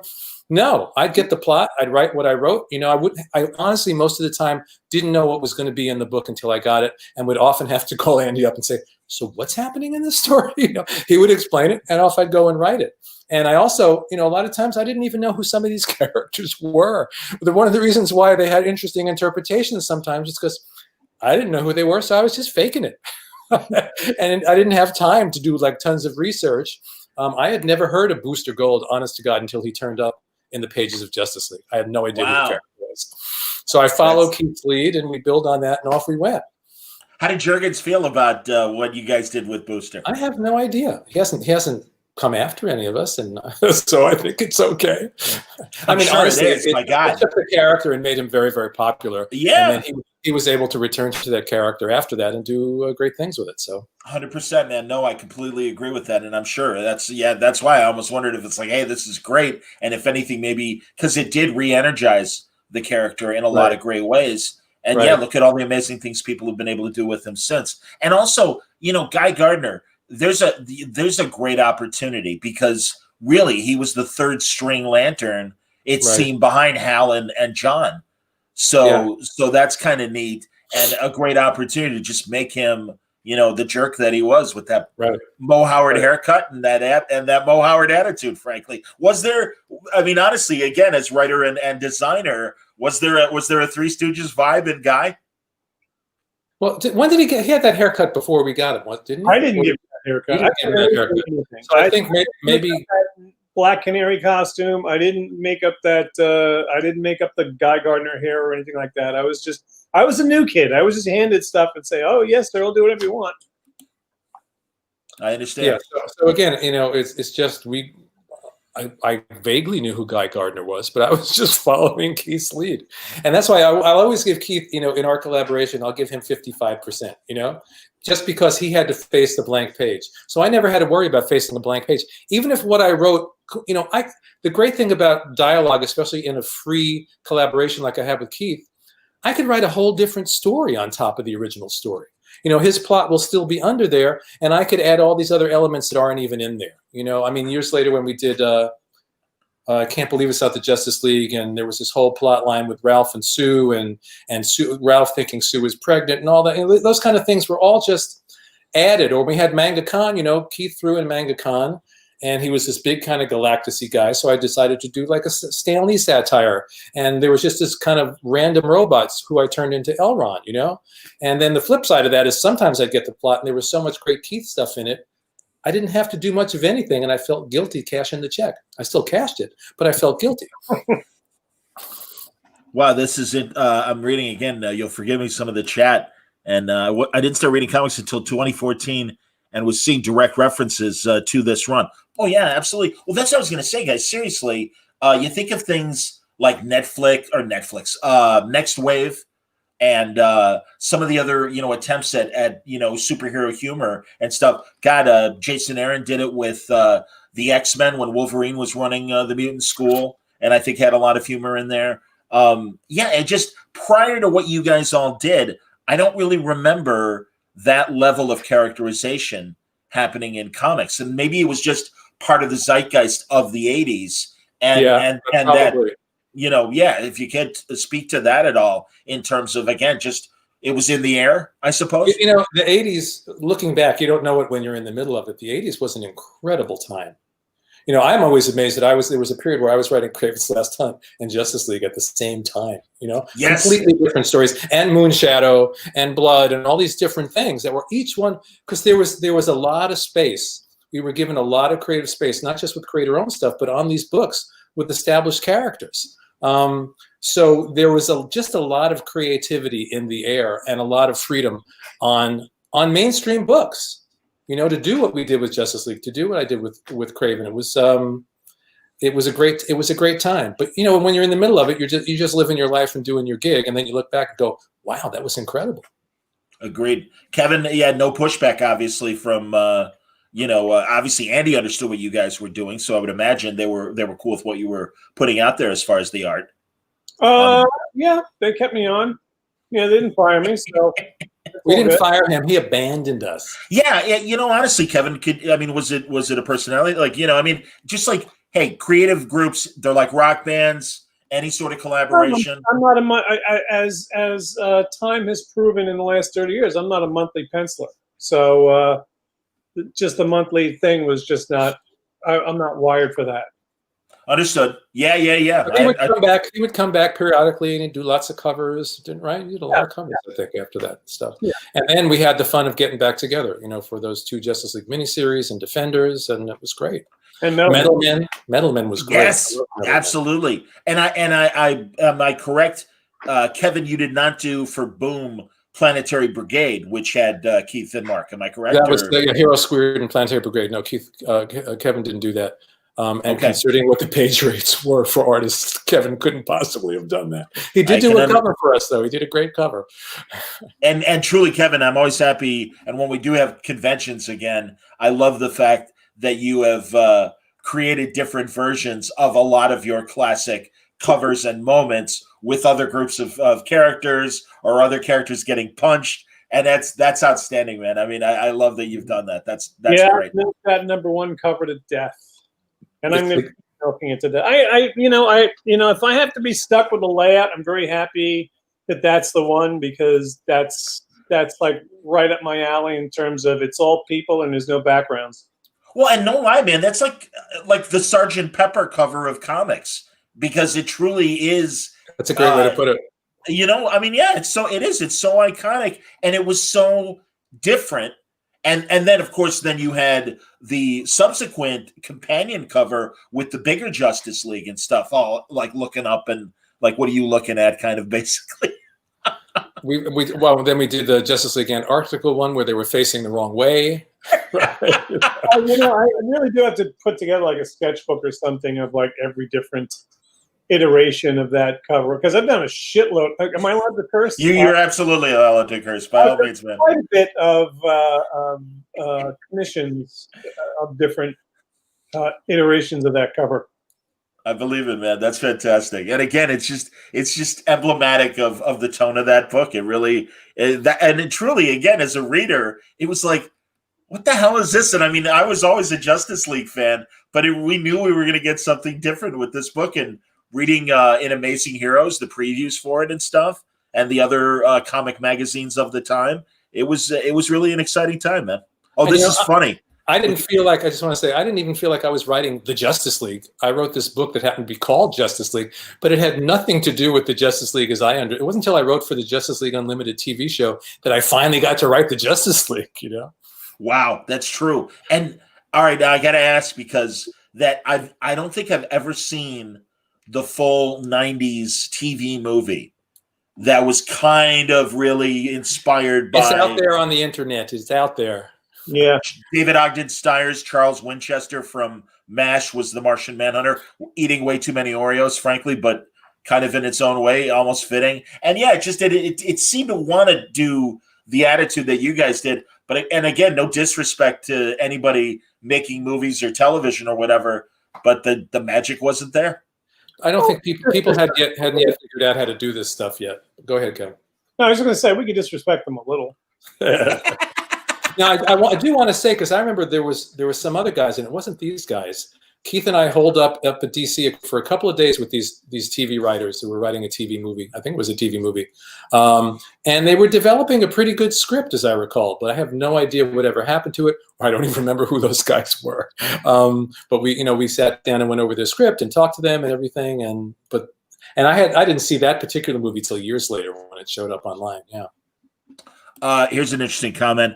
I think one of the most iconic moments of Kevin at the JLI is that silence sequence between Guy Gardner and Mr. Miracle after the invasion tie-ins. Ooh, that's interesting. Yeah, that's it is interesting. It's just weird. It's just weird what sticks after 30 years. Like what, because you're just sitting there drawing that page. Like I would love to know where exactly I was sitting when I drew the one. I guess I was probably sitting next to Helfer's desk, but. When I drew the one punch thing, I never in a million years imagined that 30 years later I'd still be talking about that one panel. Right. That just amazes me what connects with people and what doesn't. Because when I'm drawing, and I'm not sitting there saying this is gonna be legendary. You just never know. And and I think I personally consider it very fortunate that a lot of people way more talented than I am. Never had an opportunity to be involved in a project that hit people in the right spot, for so many people. I just consider myself fortunate that, I'm not a. No, but he's right. I mean, I think about this over and over with Justice League because people, you go to conventions. And I'd say a third of what I sign is probably Justice League. And it's not just old fans, it's people that are just discovering it now. Yeah. And it's an amazing thing, I just want to go back to what you were saying about that little sequence, the post-invasion sequence, if it's the one I'm thinking of, because what Kevin would do, especially as you evolved, and he wouldn't necessarily follow Keith's breakdowns the way Keith had them. He would evolve the sequence to get more reactions in there. So there might be a bit of dialogue back and forth, and Kevin then might add 2 or 3 panels of reaction before the next line came, which added so much to what was being done. He was in a lot of ways, directing the film, So here's the rat-a-tat dialogue, and he's thinking, well, I think that we need to have Guy kind of do this first, or do this, and then comes the kicker. So that's a great skill, and not everybody can do that. But getting back to what you were just saying about like new generations, I am continually amazed when I go to conventions and I see like 15-year-old girls dressed up as Blue Beetle and Booster. Yes. You weren't even born when we were doing this. I know, it's amazing. Yeah. There's so many Beatles and Boosters that I run into at these conventions. And there are a lot of them are girls. It's true. On the one punch moment, Kevin, was there ever a thought? Because I remember when JLA Avengers came out with Perez and Kurt Busiek, and Cap and Batman kind of size each other up and are like, all right, listen, obviously we're both great combatants. Let's just talk and not even fight. And a lot of people were disappointed. Was there ever a consideration of a real choreographed fight between Batman and Guy Gardner? Or was it always... I ask Keith if he ever shows up. All right. He's been under my table the whole time. Let me ask him. I don't want to hear any details. He doesn't want to talk. He won't come out. He's got a little bowl under there, and he's very content. I got to be honest, man. When you guys got Keith to agree to come on, I'm like, is this going to happen? Because he's. Come on, did we? It's all right. The great mystery. Well, the good news is we're doing fine, so it's all right. Let's see. I'm looking other possible things. Let's see here. I wish that JLA Avengers would have been re-released. Oh, that's it. Yeah, me too, man. That was a great run. Has nothing to do with the guys right now. But legalities. Oh, here we go. Now, Len, the Englishman in San Diego, he's got a good point here. People talk about how funny the book was, and it was funny. But my gods, there was some real dark steel under the humor. That's what got me hooked. The Gray Man. Yeah, the Gray Man. Absolutely chilling. Yeah. Well, you look at I don't know, a show like MASH, or I think those early 70s sitcoms, All in the Family, where they would be hysterically funny one moment, and then they could spin it around into tragedy in the next moment. And it was really important to us to periodically make sure that it wasn't all just laughs, that you could then which would then shock the readers even more because they would be really, really comfortable with the humor, and then some tragic thing would happen. Or was it in I Can't Believe It's Not the Justice League, where Ice was trapped in hell? I think there was that great sequence. Yeah. Not funny, and that's important. Max getting shot. There were a lot of things like that. Blue Beetle went insane and tried to assassinate somebody. I don't remember who. But it was always that balance. It wasn't just the laughs. And again, the laughs weren't there just for the jokes. The laughs were there to illuminate the characters. And humor is a great way to connect people or an audience with a character and relate to them, so that when you do put them through tough times later, they're more emotionally invested. Yeah, absolutely. Do you guys? Batfreeze asks, and I've seen a couple other people ask this question as well. Certainly, people play with these same characters you guys did now, decades later. And do you care about what people do with the characters you spend a lot of time working on? And they give the example of Max Lord. I'll start. You go into this knowing that you don't own any of this. Right.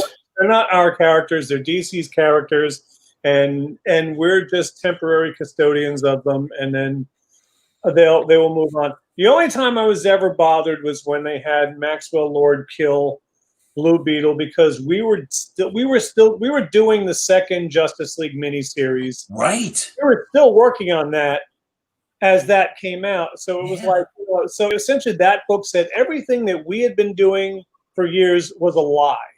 That Max was not the character that we had been portraying him. He's actually been something else. Again, I don't own the character. We don't own the character, so we can't say anything. But that to me was like, maybe have him get taken over by an alien, become evil, fine. But to say that everything we had been doing all along was not true, that was, I don't know. There was a period at DC where it seemed like they just wanted to kind of throw out everything that we did. But kind of what Kevin's saying is true. We didn't, when we started on that book, they were somebody else's characters. So somebody else was complaining about what we did, I'm sure. So that's just the nature of the beast in comics. And those stories I always felt exist in their own universe anyway. In fact, when Keith and I did Justice League 3000, that was our idea, was this is a completely separate universe from the DC universe. That, this is our universe, and they're just stories. So enjoy the stories. You can go back at any point and read those stories and enjoy those stories, and read the other stories about that other Maxwell Lord and whatever, Ultimately, you hope that it's a good story and people can return to it and enjoy it. You know what I think it should be? Because I don't know how many Earths there are in the DC multiverse, but every Earth should be a different writer's. Right, you said that before. Yeah, I agree. There's Earth Frank Miller. There's Earth John Byrne. There's Earth Brian Bendis. So that continuity is consistent on that Earth and has nothing to do with the other Earths. I know that Mark has flirted with a lot of creator-owned stuff. Kevin, have you wanted to do any creator-owned projects? Oh yeah. Are they still coming then? Hopefully. Hopefully, yeah. I'm working on one now. Great. It's a cross between Ray Harryhausen and Chuck Jones. Fun. It's about the Joe Bluth of Mount Olympus. So it's not a heavy drama. Clearly. But I'm having a blast doing it, and I've been sitting on creator-owned ideas for like decades, and I just turned 60, and it's like, I have to start doing these things now, or I'm never going to do them. I totally understand, man. Absolutely. Here they go. Batfreeze, give McGuire and DeMatteis their own DeMatteis, excuse me. Mark, I accept both. 15 years later, I'm still doing it, Mark. I apologize. Don't worry about it. But that's all right. But yeah, I'd like to see both of you get your own Earth. That would be amazing. That's the comics. Just give us our own Earth, right? Much like Booster and Beetle having their island. What was the name of the island? Cooey. Don't ask me where I came up with that from. It was just like, I don't know. I got to name this island. This is what it's going to be called. Or how about Bwahaha, to do an extended laugh like that? We have, and Keith and I to this day, which we love, is neither one of us knows who came up with that. My memory was that was in Keith's plot in one place, And I just thought that was the funniest thing. So I did what I do and just kept repeating it, repeating it. And he swears that he saw it in my script first, and then he started doing it. So who knows? It was, it became a mind meld at a certain point. We couldn't tell who came up with what. The truth is I came up with it. What? I said the truth is I came up with it. Attaboy, Kev, absolutely. Is all the great ideas that we had came from Kevin, and the reason he left the book is that we were very jealous of his genius. And we forced him off.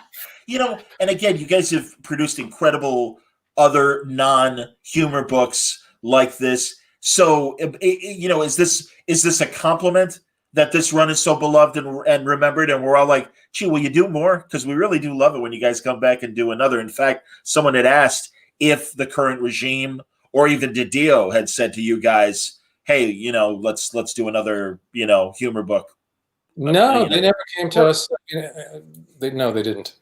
That's just no, 3 or 4 years ago, we were trying to get a 30th anniversary one-shot. Oh, that's right. That's right. Wow.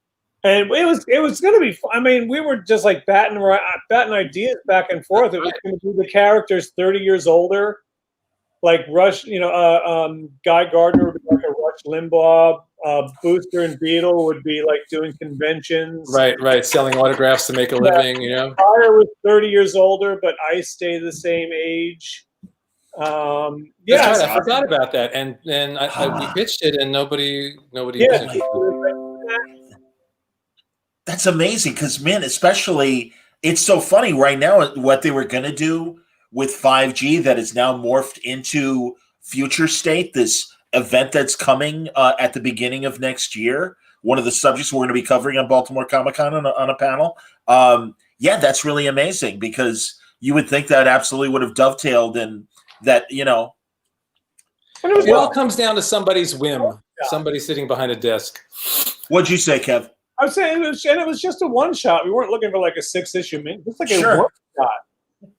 But I have been told from someone. I don't want to get gossipy, but I've been told from someone well informed that certain people don't think superheroes should be funny, which is why they really haven't gotten us to do anything more. That's what I've been told. I don't know. But they keep reprinting it every 5 minutes, so I mean, obviously, it's profitable. Oh, they're like, it's consistent with things I've heard as well, so that's disappointing. But again, things have changed, so we'll see what the future holds. So I'm happy. Yeah. No, and honestly, guys, it's interesting because you mentioned a one shot.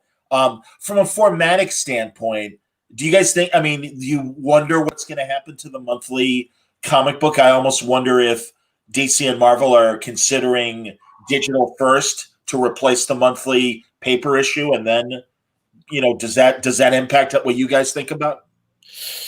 For me, the thing with digital has less to do with what DC and Marvel are doing. It's more to do with what we as creators can do with our own work and making it easier to get it out in the world.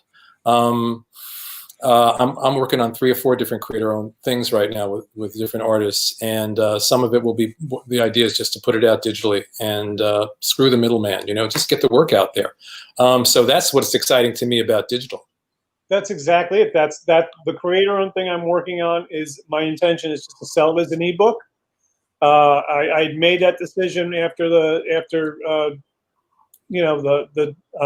Diamond shut down, and it's like, you know what? We got the internet here. Let me just try that. And what I'm liking about that is, number one, like you were saying about the middleman, I don't have to get the approval of an editor, of a publisher, of a distributor. I don't have to get, I can just do what I want to do. It's like doing a podcast as opposed to doing like a radio show. That's right. You don't have to get the approval of anyone else. You do what you want. And what I'm enjoying about it is I'm working on it. It's like, this needs another moment. I'm going to add another page. Right. And you do that because there's no, there's no limitation in terms of how long a particular book should be. I agree with everything you're saying, guys. And truly, it's been part of the conversation, not just with what's been happening at both DC and Marvel, but like you said, with the Diamond shutdown too. And it's clear that creators like this freedom. Is crowdfunding something you guys are considering with your That's one career of and stuff? one of the projects that I'm working on. Probably early next year, we're going to do a Kickstarter for. I've never done it. We're going to try it and see what's what. Yeah. No, I'm going to do what I'm going to do is I'm drawing the first issue, then I'm going to put it out there as an ebook, sell it as an ebook, and hopefully it'll make enough money that it can finance me into while I'm making the second one. Yeah, it's great. I think because of COVID, a lot of us are thinking in the same way, and I think there's going to be a lot of amazing work next year. Yeah. Because we're all sort of going off into our corners to do the passion projects that we want to do. And my friend, there will be Marvel or DC or any of this, That's right. That's right. Yeah. It's funny. Where is it? Comic Pop. Yes, I'm honestly surprised Marvel never poached this dream team to make a JL-inspired West Coast Avengers or something. Well, they did, as we were talking about earlier. Avengers instead. Yeah. So how was that? Like, was there ever talk to do? Wait, what'd you say, Kevin?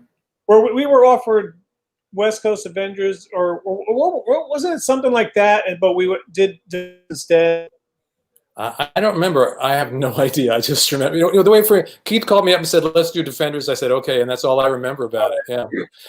And we were going to do another Defenders, and I don't remember what happened after that or why we didn't do it. There was talk of us doing. Probably read the one we did. That's what I. And they still use my Dormammu design for the video games. Really? Wow. Oh man, we got to get you Chicken's lawyer and make something happen with that, Kevin. If they really did rip that off, come on. I don't get anything from Maxwell Lord.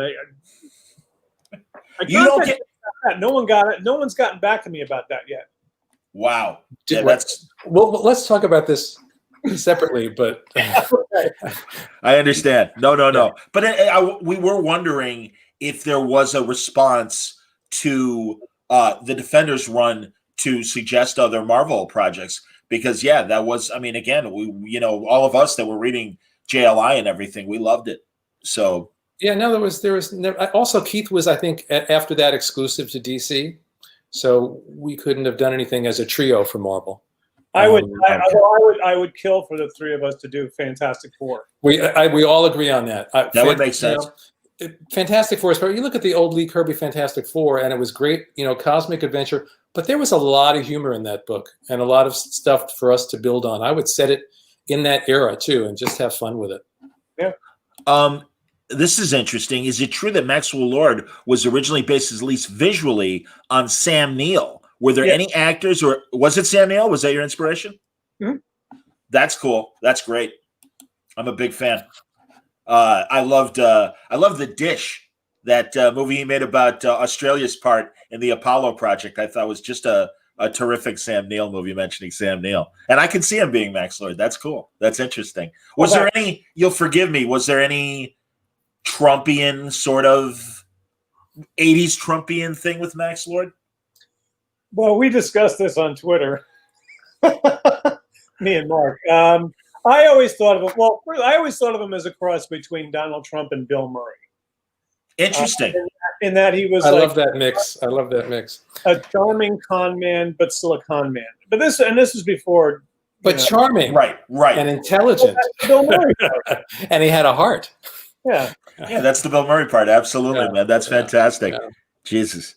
All right, I'm looking at the time. We should wrap up soon. I do want to give you guys an opportunity to talk about what you're currently working on. Mark, we're loving all the animation stuff you're doing, but I also know that you're doing a writer's seminar, which, who better to learn from than Mark? The Deathstroke movie is out now. Superman Red Sun came out in the spring. Batman Death in the Family has 2 shorts that I wrote, Death and Adam Strange. In November, I've been doing this workshop on and off for years, Imagination 101, and I've wanted to take it online. And now, of course, I have no choice but to take it online. So in November, we're doing it it's 10 hours over the course of 2 weekends.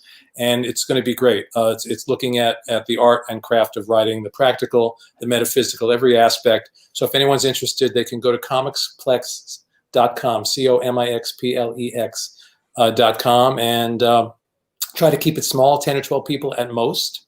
So it's going to be a really fun, intimate couple of weekends. And as I said, I'm also working on like 3 or 4 different creator-owned books right now, and just had a Star Trek thing that came out at IDW, so it's been busy. Yeah, we're gonna have to talk Star Trek in the next couple of weeks, Mark. Yeah. Absolutely. Kevin, what do you got coming up? Just what I said, the creator-owned thing I'm working on. Okay. Just going back and forth between commissions and working on that. I'm really glad you're doing that, man. Because seriously, I mean, I'm in my mid-50s, and I know that it's not a question of not being able to do it anymore, but just being aware that the clock's running. And it's like, hey, if you want to do this stuff, get them done. I'm Yeah. with you. I'm totally with you. So that's terrific. Truly, guys, congratulations. I'm glad that this run is still remembered as fondly as it is, and of course it is, because again, it was a magic bunch of years. And I'm sorry that JD Salinger couldn't join us to give his point of view, but that's okay. No, But I'm not surprised. If we would have bet on this, we would have come out with a lot of money, right? This is true. This is true. Jesus. Well, Mark, I look forward to our next conversation on Word Balloon. Same here, John. Kevin, I hope you'll consider coming on a solo chat with me on Word Balloon sometime. Yeah, okay, sure. You know, that'd be great, man. And Kevin will talk about the Maxwell Lord thing. Okay. That's awesome. Gentlemen, thank you very much. We got other great panels coming tonight. Everybody sit tight. In just a few minutes, I believe next is, am I right? Isn't it another two other great creators talking? Yeah, Bendis and Jerry Conway in conversation. I was really happy that both of them agreed to do this. I am looking forward to it. It's just minutes away. But everybody, great questions in the chat. Thank you very much. And I hope you're enjoying Baltimore Comic-Con.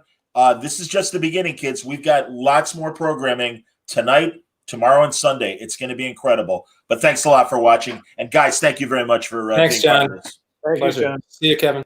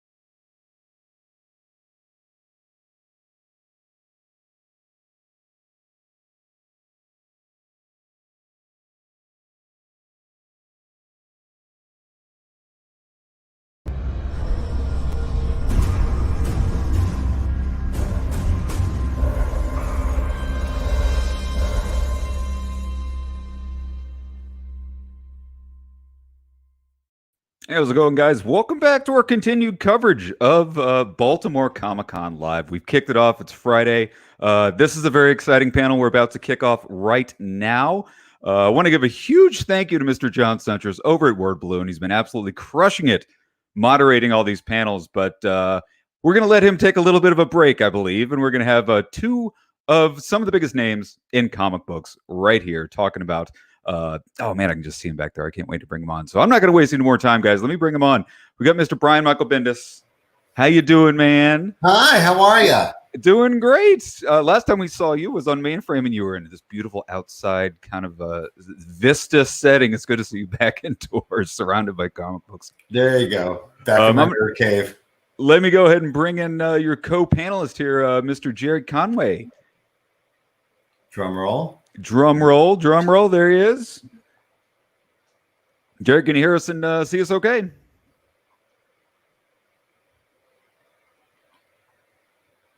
Sounds like he might be having a bit of a technical glitch here. Jared, tell you what, why don't you try logging out, logging back in. I'm going to go ahead and bring in Mr. Suntress for just a second, John, if that's okay.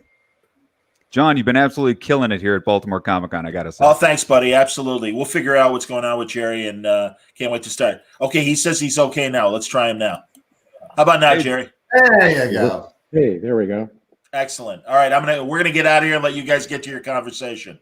All right, but jump in if you need. And are people asking questions too in the comments? Oh God, yes.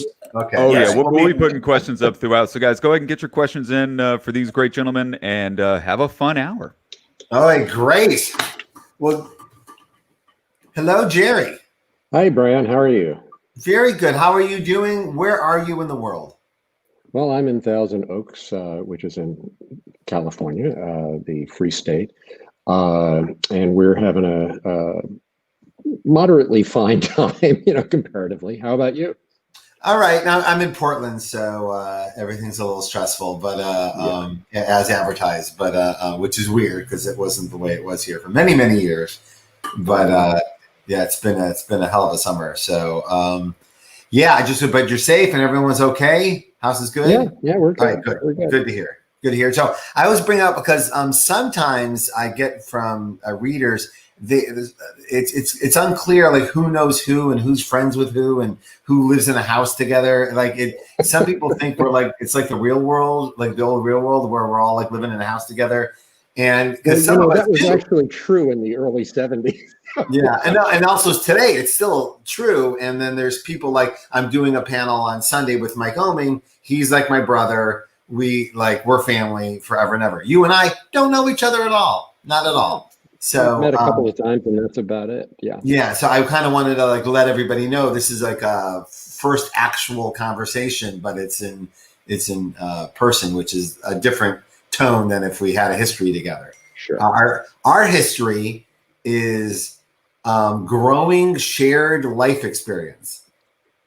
You paved a road, and I'm just walking down that road as fast as I can. So I wanted to talk to you about some of those places on the road. I did want to start, if I can, with the Punisher saga that happened this summer and where it is now. If you're up for talking about it, if you don't feel like talking about it, I respect that as well. No. I'm actually pretty proud of the creators who became involved in this project. As you know, there's always been this controversy. Well, in recent years, a controversy about police and military using the Punisher symbol on their vehicles, on their uniforms, and it's been,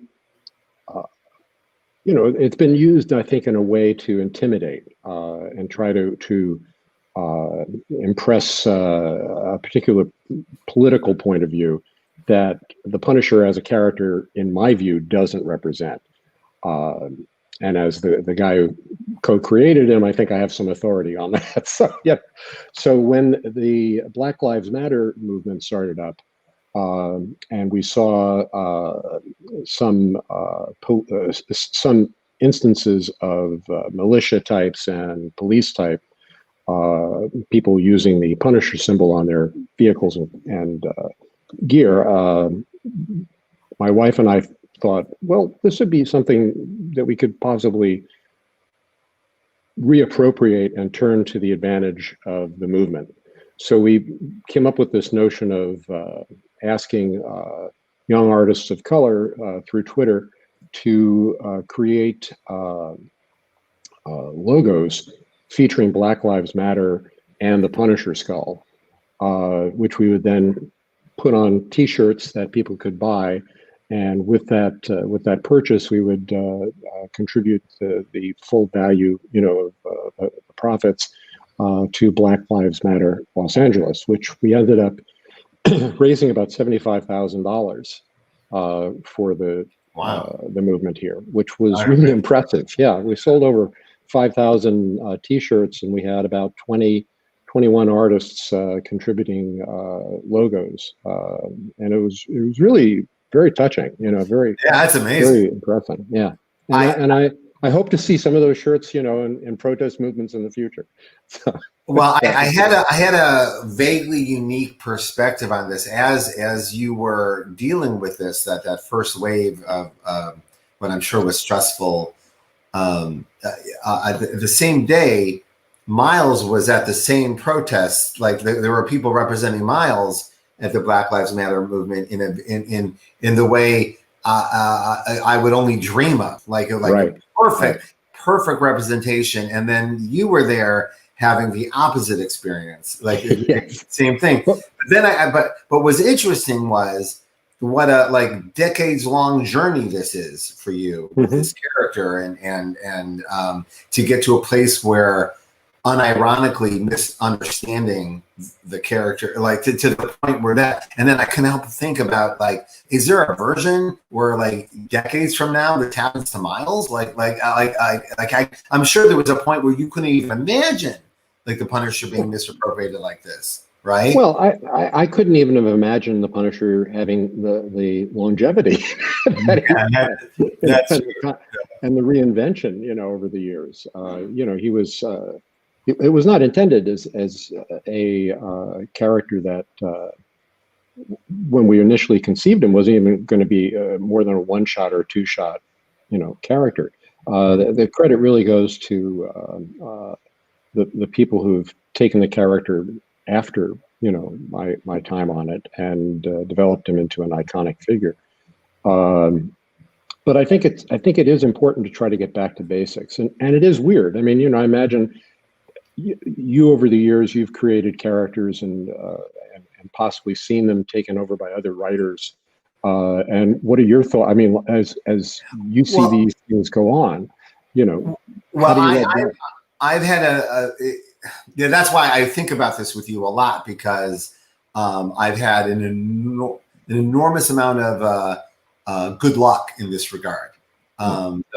Jessica Jones being taken care of by superior storytellers to me, and then Miles getting getting an Oscar and Jessica getting a Peabody. I mean, this is way higher goals than I had in my heart for the characters. You dream, but no one, but where the luck comes in is that it's kind of like your kid goes off to college. You've done your best, and you hope, and you're there for them if they need you, but they're on their own, right? Miles is out there, and now every day. And also I have Miles never stops. Now with the video game and the Spider Cat, my whole feed is just filled with love and giggles, and it's everything you'd ever want. And I didn't do it, right? I'm not the author of this, so I can just sit back and enjoy it. And I really do enjoy it. But I would really not enjoy what happened to you. And I think about it because it's out of our hands. That's my point, is that with what happens with Miles is it's out of my hands. And boy, am I lucky. Just look at all these people who care about him adding their truth to it. Right. And then you have, but in the case of Punisher, what's neat is that the misuse of the character actually gives me a platform to speak out for my own, political or social beliefs. So, when there's an article about a Punisher symbol appearing in an inappropriate way, I can then respond to it, and it is almost immediately picked up, by at least our particular media. But then sometimes it breaks through to a larger media. So it's an opportunity to be used, and that was kind of why I was both upset but pleased, by the opportunity to do something powerful with the help of other creators this summer.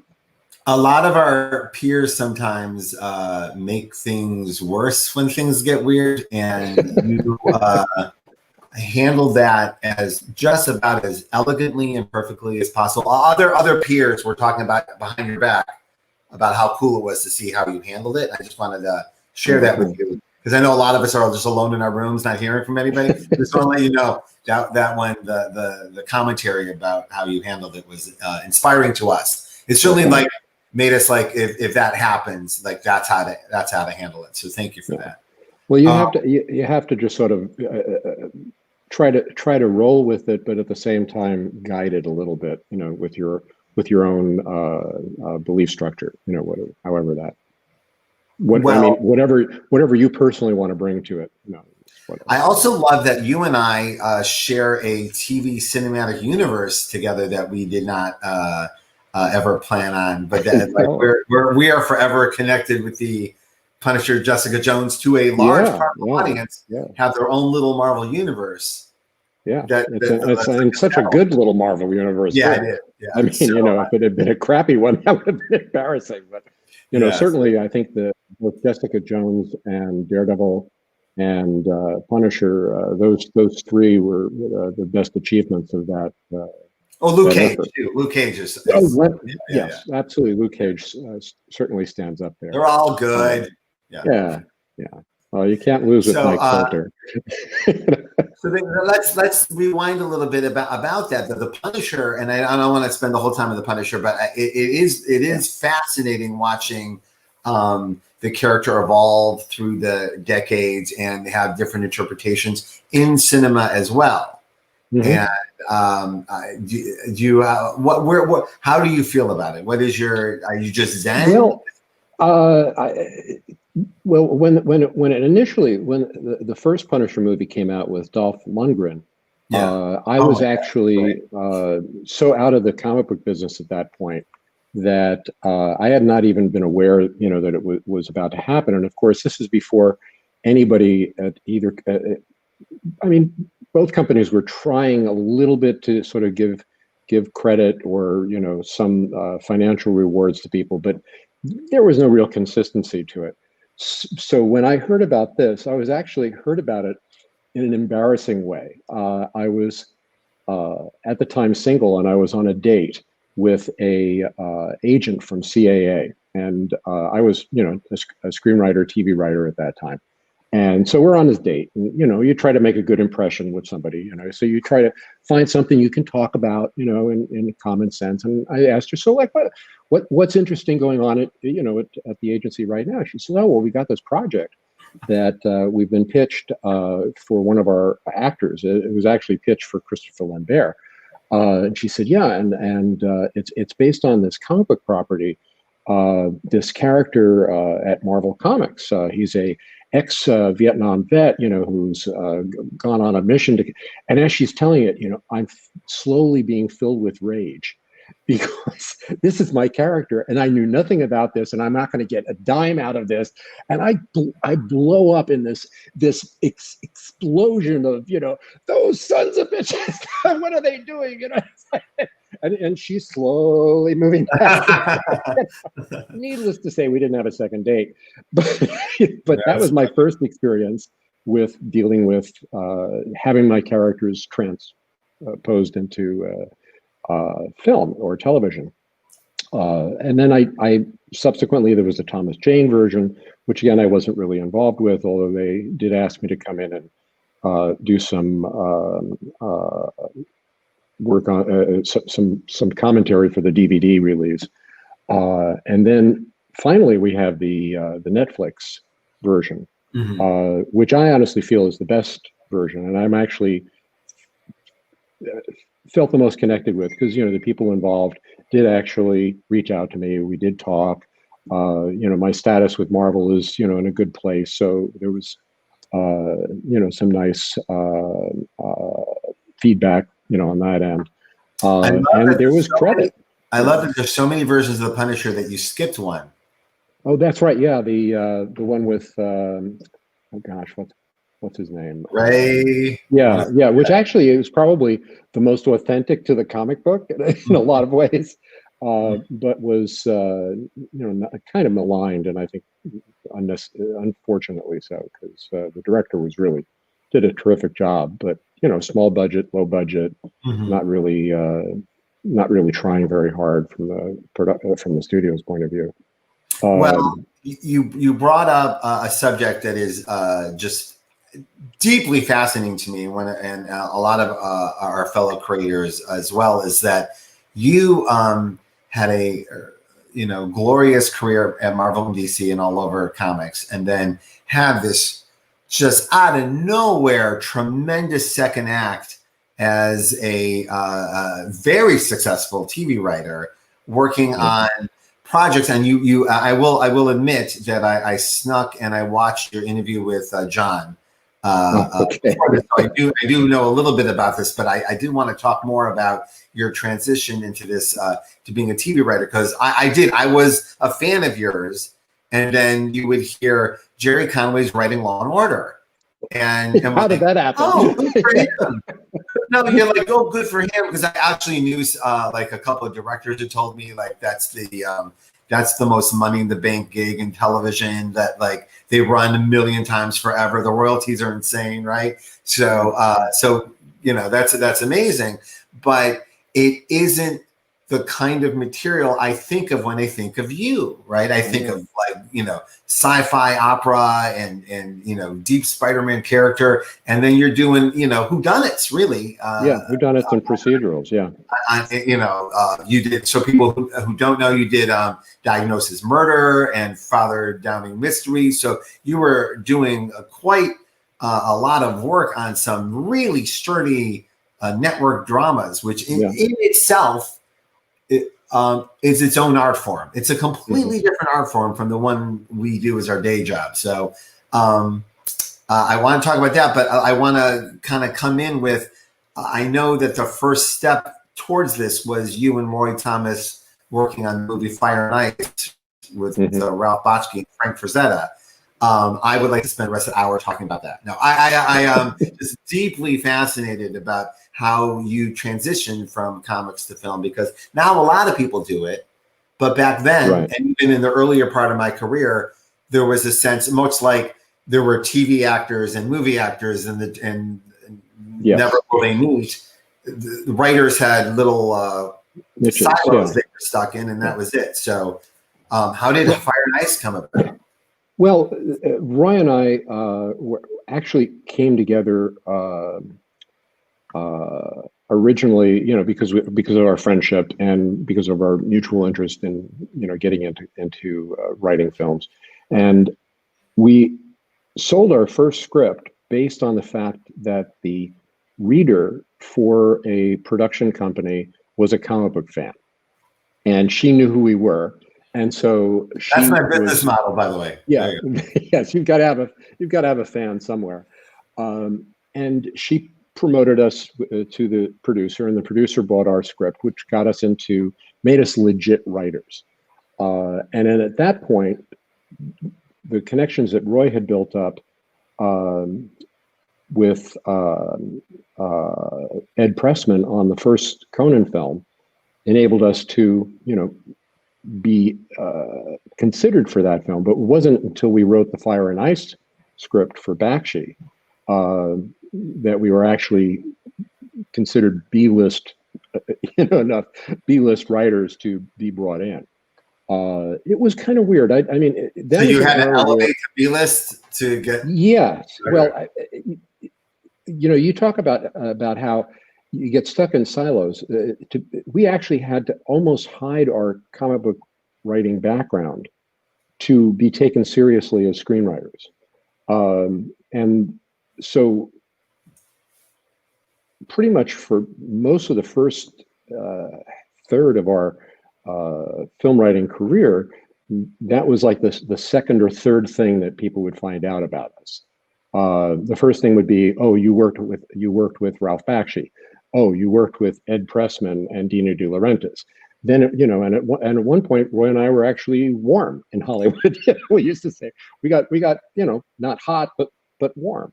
And we were guys who were, yeah. If we weren't like the first, we were at least the second team that would be called in to write a big budget fantasy film. But as all things will, you know, this sort of fell apart eventually. My partnership with Roy fell apart before that happened. But in the process of working with Roy, I had met a guy named Dean Hargrove when we were doing a project for Showtime, and Dean had been brought in as an executive producer on it.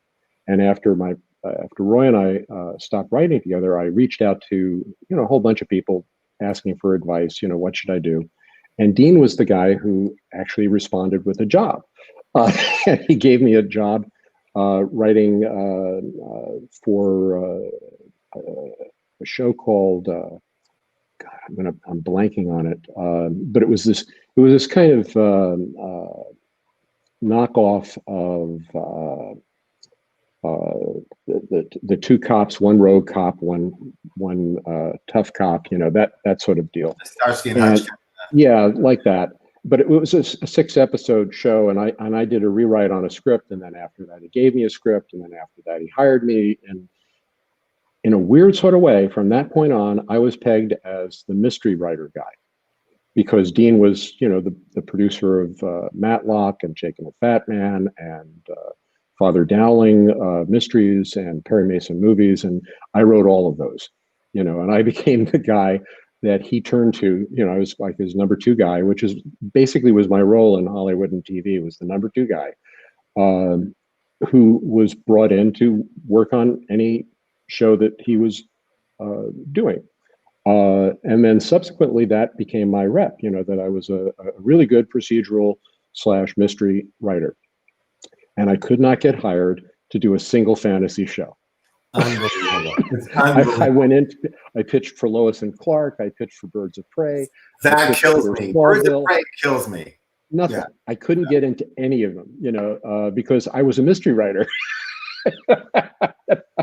I mean, the 90s were weird, man. Yeah, no, very weird. It's just absolutely fascinating. And I grew up at a time where I must have read this early on in my career because I got obsessed with it. Like some of the writer says, as soon as someone attaches a label to your name, stop what you're doing. Just immediately pivot to another career because someone put you in a box and you got to get out of the box. Early on in the 70s, back when National Lampoon had its offices downstairs from Marvel Comics, I used to, my way of making my way in the business was I would just show up at offices. You know, I was a teenager and I had no shame. I would just show up at offices. So I showed up. I did the same thing. Yeah. I showed up at the National Lampoon offices and became friendly with Henry Beard, who was kind of this sardonic. I mean, if you've seen the film version of the Lampoon origin story, you know, he's a lot like that, you know. So he was this kind of mordant, sardonic guy. And after a while, you know, I sold some stuff to the Lampoon, and I brought in a friend to see if he could get some work, you know, because I like to help people out. And this friend of mine was this very talented science fiction writer who had just placed a story with Playboy magazine.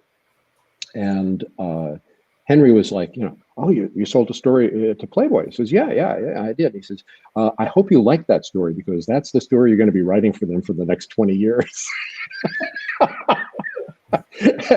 And of course he was right, because at that time, Playboy, you know, if you wrote a certain kind of story, that was a story that they bought from you. You couldn't break out of that mold.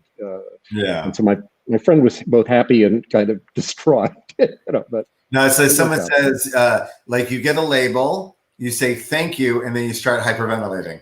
Yes. You're like, Yeah. oh no, I mean, I'm a crime hopefully it's a writer. good label. Hopefully it's a good label. I mean, I was fortunate. I was able to move from dad mysteries or mom mysteries to procedural mysteries. There's a lot of people who worked on Dean's shows were marked as old-fashioned writers in the 2000 market. Yeah. So how did you pivot to Law and Order? Because that whole you were on a few Law and Orders, right? You were on. It was actually I ended up I wrote 3 or 4 Law and Orders, and then I was on Law and Order Criminal Intent for 5 years as a producer. Superior show. We all know. I love that show. I mean, and I had the opportunity to work with Vince. That's amazing. Vince D'Onofrio. So we can now look at that show as like Kingpin, like origin story. Okay. Right. Yeah, definitely. Well, Vince reached out to me. He was doing these little videos for food banks, where he was raising money, and he asked me to write one for him. And I said, "Can I do a Goran for you?" So we did a little Goran video that he did, where he was like doing the Aria interrogation scene. And made it into a little comedy bit, but it was a lot of fun. I mean, it was weird because I made that transition through, as most of my transitions in comics to film to anything, through a series of accidents and happy coincidences. I worked with somebody on a show that I was hired for because I was known as a mystery guy, and then he went and worked for Dean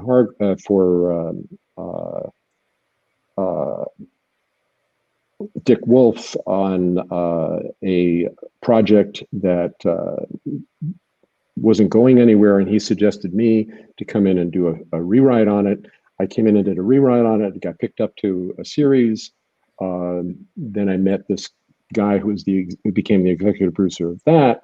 And then when he went to Law and Order, he asked me to do some scripts for him. And it's you trace these things backwards because you can't trace them forward.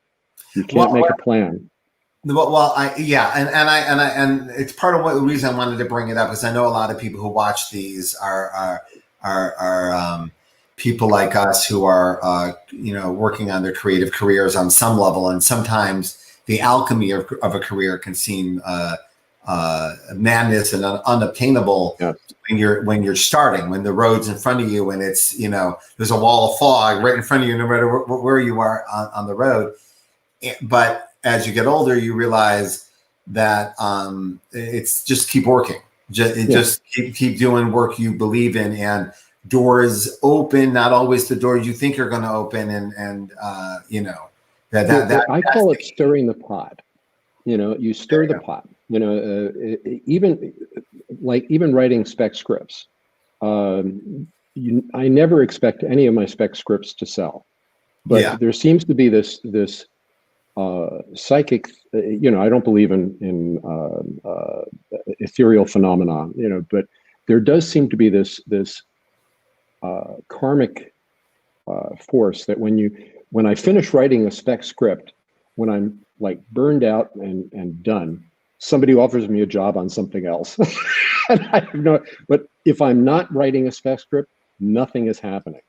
I could be sitting there ready to work, nothing, but as long as I'm doing something, as long as I'm proceeding in some way to create and to put something out into the universe creatively, I get something back, and I don't know why that is. But I'm very serious. I have come to fully embrace and believe in this unseeable creative energy that bounces back and forth. I have had a few instances in my life that are so undeniable and crazy that that I go, all right, there is something out there. When you put stuff out in the world, it comes back. It does, sometimes years later, sometimes decades later, but it's energy you put out in the world, and it has come back always to me in a phenomenal way, in a surprising way. There was an incident I'll talk about soon where a musician whose work I was obsessed with when I was working on something decades ago found that work without knowing that their DNA is all over it, and connected to it and sent me something. and it shocked me 20 years later. Yeah. Shocked me. So, I mean, and that has happened a couple of times. And as you get older, that's because now as you get older, you get to see all the seeds you planted and what's going to happen with them. But that kind of stuff happens. I know I sound like a Portland hippie talking about this kind of stuff, but it does, man. It just happened. I think it's about productivity and your own personal openness to take. One thing which whenever anybody asks me what you should do, to advance your career, one thing I always say is you just have to keep working and creating, and as long as you're creating, that's the goal. What happens after you create it, you're not in charge of. My wife is a very talented film editor, director, and comedic writer. She does a web series. She's always worrying, will anybody see this? And she actually has like millions of views. It's a very successful web series, but she's always worried about, maybe nobody's going to get it. And I said, it doesn't really matter. What matters is you do it. You do it, you put it out there, and then you see. You've got nothing to say about how other people are going to react to it. And you certainly don't have anything to say about how the universe is going to reward you if there is a reward. The work itself is the goal. The rewards aren't always immediate. Sometimes, I mean, we live in America particularly is a very weekend culture for everything: TV, movies, music. But we know that was stuff that we put out there that wasn't a big hit when they came out, and it ended up being the biggest hit ever. Financially for us over a time, whereas other things that were like the #1 book of the year and like nobody talks about it the next year. You know what I mean? So it's you never know. You just never do. So Justice League Detroit, which was my great shame, which at the time was like it seemed like the death of my involvement with DC, and it really was. Then becomes my a financial pipeline in my 60s. So fine. Well, okay, you said the magic word, so I'll bring it up. So the one bone I have to pick with you is Justice League 200, because you ruined me.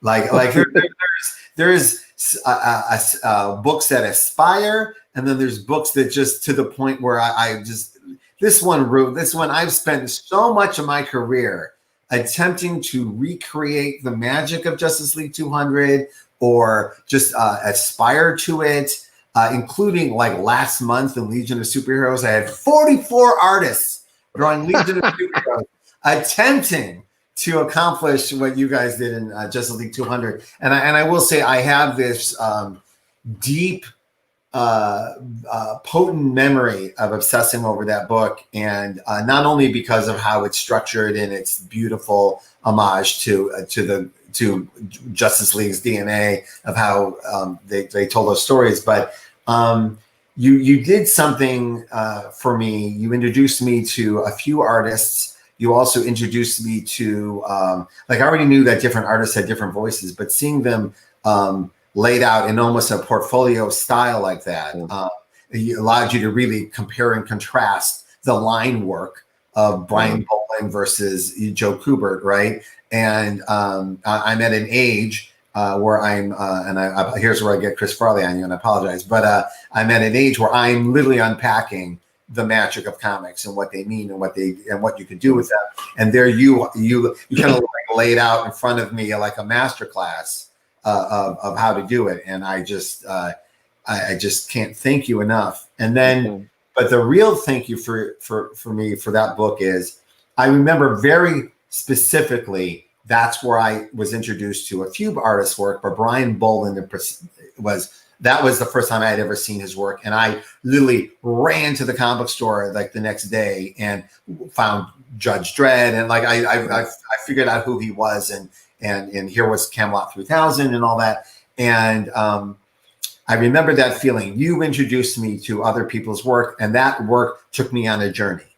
And so my first year at Marvel, they let me do a book called Ultimate Marvel Team Up, where I could go sit and do, just hire and do whatever I want. And I very arrogantly called Bill Sienkiewicz, who I did not know, and said, "Hey, you want to draw Punisher and Daredevil with me?" And he said yes. And I'm working with one of my heroes. I meet like my first year in mainstream comics, and like I'm working with one of my heroes. And then I got like the book came out, and I'm like, people are going to be like, "Wow, Brian, you got to work with Bill Sienkiewicz." Like I'm like, and the first comments were, "Where did you find Bill Sienkiewicz? What a discovery! Wow, you invented like I invented him or something, right?" And then I immediately shot back to being in my room, discovering Brian Boland and the power that we have as creators to introduce others' work to people, right? Yeah. And then I felt it with Bill Sienkiewicz, and I immediately corrected and said, "No, this is a legend that I'm lucky to be working with."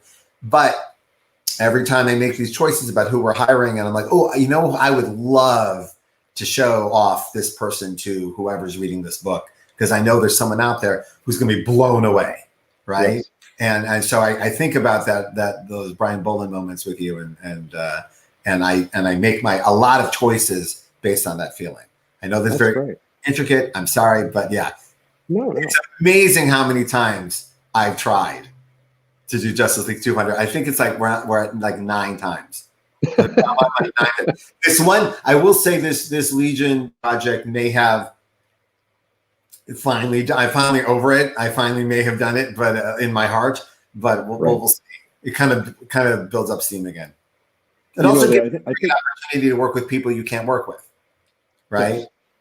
So, well, I mean, the big advantage I think that 200 had over, subsequent years is that some of the original artists who were associated with those characters were still alive and available. We were able to get Jim Aparo and Gil Kane in the same book. We were able to reach out and get Joe Kubert, and introduce somebody like Brian Boland, who hadn't been associated with, DC to that degree, at that point. Today, we're into the 4th and 5th generation of artists. So it's kind of hard to find the as iconic connections as we were able to get with those. I mean, you also found the artist that matched the character. There was a historical precedent with each one. And I think that was what made that book feel so special. Was it wasn't just a really good artist doing that. But we had Jim Aparo doing Phantom Stranger. I mean, which is like, how perfect can you get? And that was, I think that was a moment in time that would have been hard to replicate, Yeah, I know it is. It's a very hard moment in time to replicate. I've tried. And I know. I'm glad that I've given you a goal, though. It did. And I must say, honestly, jokes aside, it allowed me opportunities to, touch some of my heroes and collaborate with people I would be scared to, or even peers whose voices are so outside of my world but it has opened many doors, is what I'm saying. By attempting to work with people outside my sphere, it has literally made it my goal to just stay out of my sphere. So I appreciate that. Yeah. Just to answer, if I can, we've been missing a lot of questions and comments. There is a National Lampoon documentary. There's a documentary, and there's also a dramatized comedy film based on the documentary on Netflix, directed by David Wayne and starring Joel McHale as Chevy Chase, which is kind of amazing. So it's called like Stoned. It's a completely, what is a stupid and it was based on that line from Animal House. Yeah. A futile and stupid gesture. Yeah. A futile and stupid gesture. Yeah. So I'm a huge comedy and comedy history nerd. It's an awesome doc and an awesome book as well. So if you want to know that. It was kind of sad. I mean, I knew all of those guys for the most part. Not like I know my friends, but having met all of them, met Doug Kenny, I did a piece of work for Doug Kenny, Michelle Coquette, and Bay. I mean, they were right there. It was like right there. But then it was such a flash. Just such a moment in time where everything seemed to be connecting between comics. I mean, Roy Thomas appeared in some of those. Roy and Jeannie Thomas appeared in Oh, I there. didn't know that. Yeah. Those nude underwear for the deaf. Sure. Yeah. That's Jeannie Thomas. Okay. Yeah. And then there was this Roy and Doug Kenny and Jeannie in some of those fumettis. That's them. It was a very weird time. Yeah. All right, let me hit a question. This is for both of us. Let's before you write a character, say Superman, how many books do you usually read in preparation? I plan on writing comics one day, so I thought I'd ask. Writers do research, and comics are no different than anything else. In fact, comics, the research is just a lot more fun. And by the way, if the research isn't fun, don't do the book, don't do the gig, no matter where you are in your career. If you're not enjoying all your reading and your planning, that your little brain is saying, this isn't for you. In fact, I think you can see, here's a lot of Supermans right behind me. So all of them get read. By the time I got to Superman, I was an adult who'd read a lot of Superman comics already. So I'd dove in and reread a lot of things and was surprised how much I had already read, just throughout life. But yeah, I treat everything like it's I came up through crime fiction and true crime, and it's a lot of research, and I just still treat it that way. That's what you Brian, do. can I ask you, what was the era of Superman that you felt was most influential on you? I mean, when you approach the character now, what do you sort of see? That's a tough one. It's gonna sound like I don't mean to sound I was in high school when John Byrne went to DC, and Sure. And that was a big effing deal Sure. for all of us. And that I started buying, like a lot of people, I started buying Superman comics because Sure. and my X-Men guy was doing Superman. So that's probably the time I spent the most time thinking about Superman. But then I went to a convention where Kurt Swan was there, and that stuff became more important to me. Like John, again, every creator does this, but John's work opened up to what I found to be more satisfying Superman just before him, and also John's run was all mired in the Crisis editorial stuff that you know very well. So there was always something weird about it, and I must say I re-looked at it all when I came to DC and thought about John's choices. I mean, I was even given a book called Man of Steel. Like, I really had to think about the pedigree of the name and everything. So I thought about some of the choices John made, and in retrospect, it felt like it was really the John Byrne show. Which we've all been guilty of at some point. And I thought, I definitely don't make this the Brian show. Make this the Superman show. Like as much as me coming to DC was being advertised, let's not make my voice the most important part of this thing, because that stuff doesn't always age as well as you'd want it to. So that's what I thought about the most when I was coming here.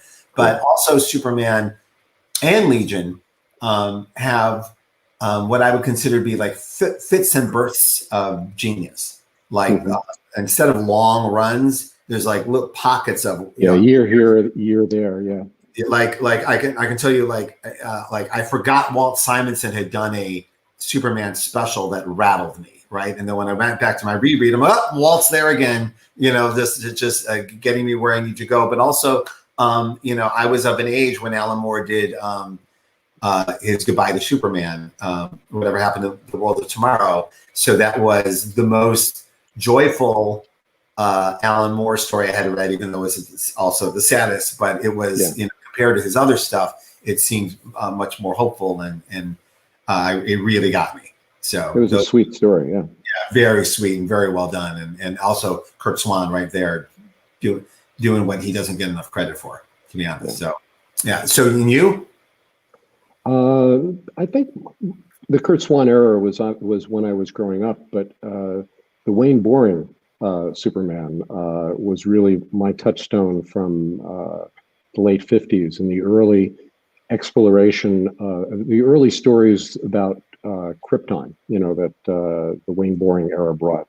There were all these novel length issues, where because at that time the average Superman issue had 3 stories in it, and when they would do a full issue, it was a novel length story. And I remember the early Laurie Lemaris stories, the stories set on Krypton, where Superman would use his memory thing to somehow remember things that happened to him as a baby. And that era just sort of stuck with me, when I came onto the book, because most of the 60s, from about 63 through the period when Denny finally was brought on the book, Denny O'Neil was brought on the book, that era sort of didn't really have much impact on me. I was mostly a Marvel fan during that era. So for me, the Wayne Boring early Kurt I don't think Wayne gets enough credit for what a wonderful illustrator his line weight was like Steve Rude, amazing. Yeah. And you never hear him spoken of in that regard. And I having he also did this one thing with Superman that nobody has done, which is the running through the sky, which I've always loved, the Superman running, with one leg up, and it just, that's an image that I really, really respond to. But that's, my childhood, so. Oh yeah, for sure. But yeah, and just so I said for the record, also I was 10 years old when Superman the movie came out, and it rattled me to my core. And my son is 7 right now, and I'm watching him get just rattled by some of my friends' work and stuff he doesn't know.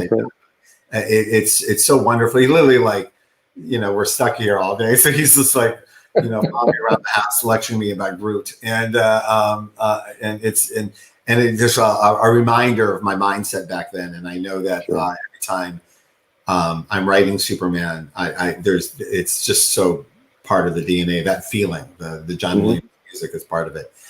Someone keeps asking a question I definitely want to get to. Jerry, did you have a feeling Carol Danvers would be as big as she is now when you started? Gosh, no. I mean, anything that we did back in the early 70s, we all thought we were riding a doomed ship. We all thought we were on the Titanic, because comics were clearly not going anywhere. The market was dying out from under us.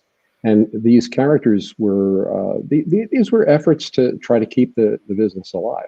And I can't take any real credit for Captain Marvel or Ms. Marvel, beyond, I consider myself like a grandfather, in that case, and not even like a step grandfather, because all I did was take a character from that one person had created, gave her some powers, and then somebody else took it and made it into something really well. I mean, there's somebody else obviously being Kelly Sue. So, it's very cool, to be even slightly associated with that. That's amazing. All of that stuff, seriously, comic book creators today are kind of rock stars in a way. And back then we were just, guys who, my generation was the generation that decided they wanted to be comic book people, professionals. Before us, the comic book professionals are people who couldn't make it in other fields. That's what they saw themselves as, people like, even someone like Gil Kane, who was such a wonderful comic book artist, his goal was to be, have a newspaper strip, to be considered, a valued member of the Society of Illustrators. It wasn't to be the best comic book artist ever to work on, characters like Green Lantern. I mean, it's kind of weird now because we have this public persona, thanks to things like the MCU and the Arrowverse, and all the TV shows based on Image Comics, and we're all like, quote, famous people, or somewhat famous people. But back then, we were just guys who tried to make a living, and mostly guys. It's hard. I agree with you that people know our names more than they would have. Like even when I first broke in, when I first had like a book that sold, like it feels very different now. But I think it's imperative to creators coming up: do not look for this. Do not chase fame. Do not look for rock star. All that rock star behavior is bullshit. It doesn't get your work done. It just is annoying. Don't do it. Just get your work done and let people think nice thoughts about you. Don't try to be a star. We have both watched this. We have both watched. Yeah. I don't know how many you've seen, but I've seen dozens of people swagger into comics and swagger right the hell out because it's just not. It's not sustainable, and it's not what the job is. The job is get your work done, So, and if anything comes afterwards, fantastic, brilliant. But that's what happened, right? It's not something we were going for. But when you see the creators put on the sunglasses and head into San Diego, it's not a good deal. I mean, I'm sure there are benefits, but my attitude is one of gratitude, and I'm always surprised when somebody wants me to do something. That's generally my posture in life, Yeah, but there's every once in a while someone comes into comics and goes, "I'm here. You're welcome." And you've got to be so good to make that work. That's not how it works. It does not. So all the characters, and there's quite a few at both companies, and I saw you talking a little bit with John about I was surprised you brought up Vixen as being a character that does you well financially in the ancillary. What would you say? What would you think would surprise fans about what we're in those worlds? Like what? In terms of what money making operation? When you see a royalty check from every once in a while, did you go? Well, my most successful character financially, for me personally, is Killer Croc. See, that's exactly because he's appeared in every Batman cartoon show. He's in every Batman. He was in Suicide Squad. He's in every video game. It's like he's money in the bank, and I have to thank Bruce Timm and Paul Dini for putting him into the animated show, which is really what propelled him forward. Because they needed a character that was kind of big and muscular and powerful and simple to design, which is what Killer Croc is. You can just do him he has an easy silhouette. But thanks to that, I got all these Killer Croc toys around my house. I've got all these movies and video games. It is money in the bank. You completely blew up the comment section. I completely everyone loved that. So yeah, that's amazing. I knew it was something like that. I thought it might be Vixen. Yeah. That's pretty great. Let me hit some questions. How about you? I mean, obviously Miles is probably it's Miles, but in the same vein, I get really excited when his best friend Genki shows up in things, or his mother. Sure. I get really people don't know, we invest equal amount of love and energy into the supporting characters as you would the lead character, and sometimes even more. I'm forgetting to wrap it up. But Miles hit the not to be braggy because I didn't have anything to do with this part of it, but Miles during the movie hit the weird trifecta of three things I really wanted as a nerd, but didn't know I wanted, which was I got I got a look at this. Oh wow! Right? I never in a million years thought I wanted a Campbell's soup can. I did. So it was the Nike shoes, it was Nike, the tennis shoes, the Campbell's soup, and I think Pez or something. Whatever it was like it felt like sometimes it's hard for people like us to know if we've succeeded. Like in the face of success. Yes, right. You're like, I don't, but like you go Campbell's soup can. That's it. There you go. All right. I'll leave that one sitting. Sadly, we have to wrap it up. I'm very sorry that we didn't get to more questions. People were asking some very good ones. Some of them are actually more appropriate for the conversation I'm going to have with Mike Oming on Sunday night. So if anybody wants to join us for a hang on Sunday, a chill hang with John Sutras and Mike Oming, we will be doing that for part of this. Do you have any more paneling you're doing for this convention this weekend? No, this is pretty much it. Anything you want to promote before they unplug us? No, I'm good. I mean, people should follow me on Twitter if they like listening to raging political opinions. I love.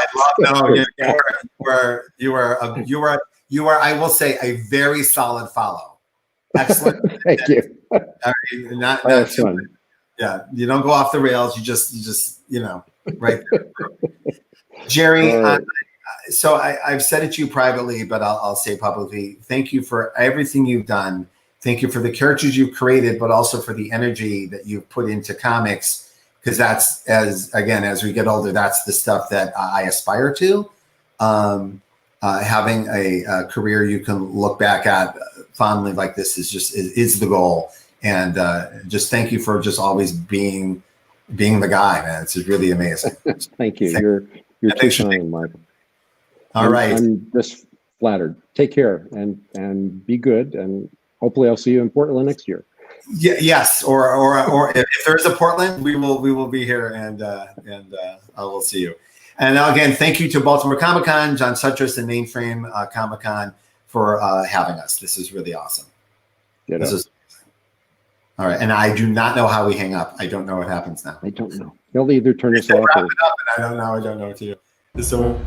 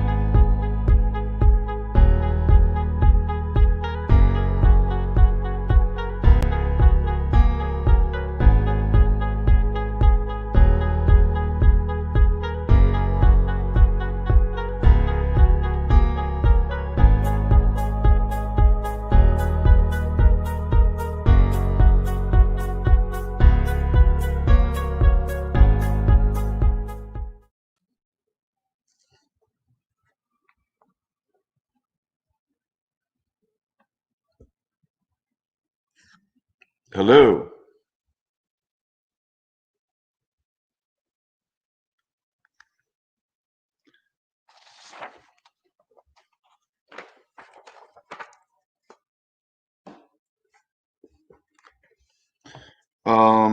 Is this thing on? I'm live. Go ahead. Hey, folks. My name is Dean Haspiel, and I'm here to talk about comics being made in 1985 when I was 17 going on 18. Yeah, we're about to have a bunch of real hot dogs of the industry discuss comics with us. Actually, I wrote up something, so I'm just going to read this real quickly, and then we'll have a nice, lively conversation. In 1985, I was a senior at LaGuardia High School, 17 going on 18. My good buddy Larry O'Neill was assisting Howard Chaykin and alerted me that Bill Sienkiewicz, who was working down the hall, wanted an assistant too, which is how I eventually wound up helping out Bill, Howard, and Walter Simonson on their comics in 1985. Dennis Cowan was there too. I learned how to use a ruler, an artograph, craft tint, employ inset panels, and exploit the narrative real estate of the blank page. And I witnessed Bill use an old tea bag like it was paint. I got turned on to Jim Thompson, Katsuhiro Otomo, and Warren Zevon. 1985 was the year I lost my virginity, literally, and became a cartoonist professionally. So with that little introduction, I want to bring on these other guys. And I don't know. I can't see them. I don't know what's going on here. Oh, wait, there's Howard. I don't know if you heard me. There's Bill, Dennis, nodding his head. Oh. And I know Walter's having an issue logging on, but Fuck Walter. He's old. Oh, okay, already. Okay. Already. Look, I'm still getting off on the professionally and virginity stuff. That was in 1985.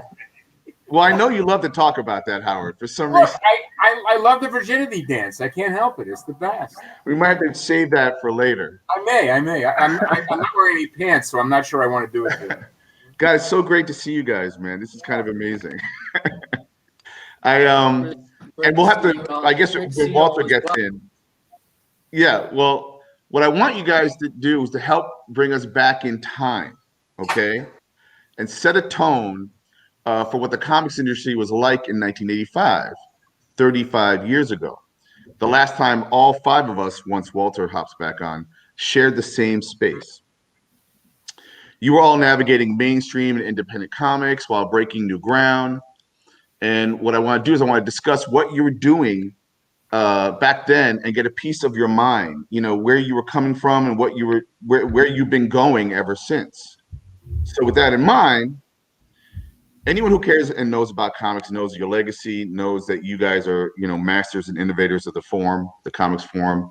And I want you to briefly introduce yourselves and tell us what you were working on in 1985 and why. And if you don't remember, I think I can tell you.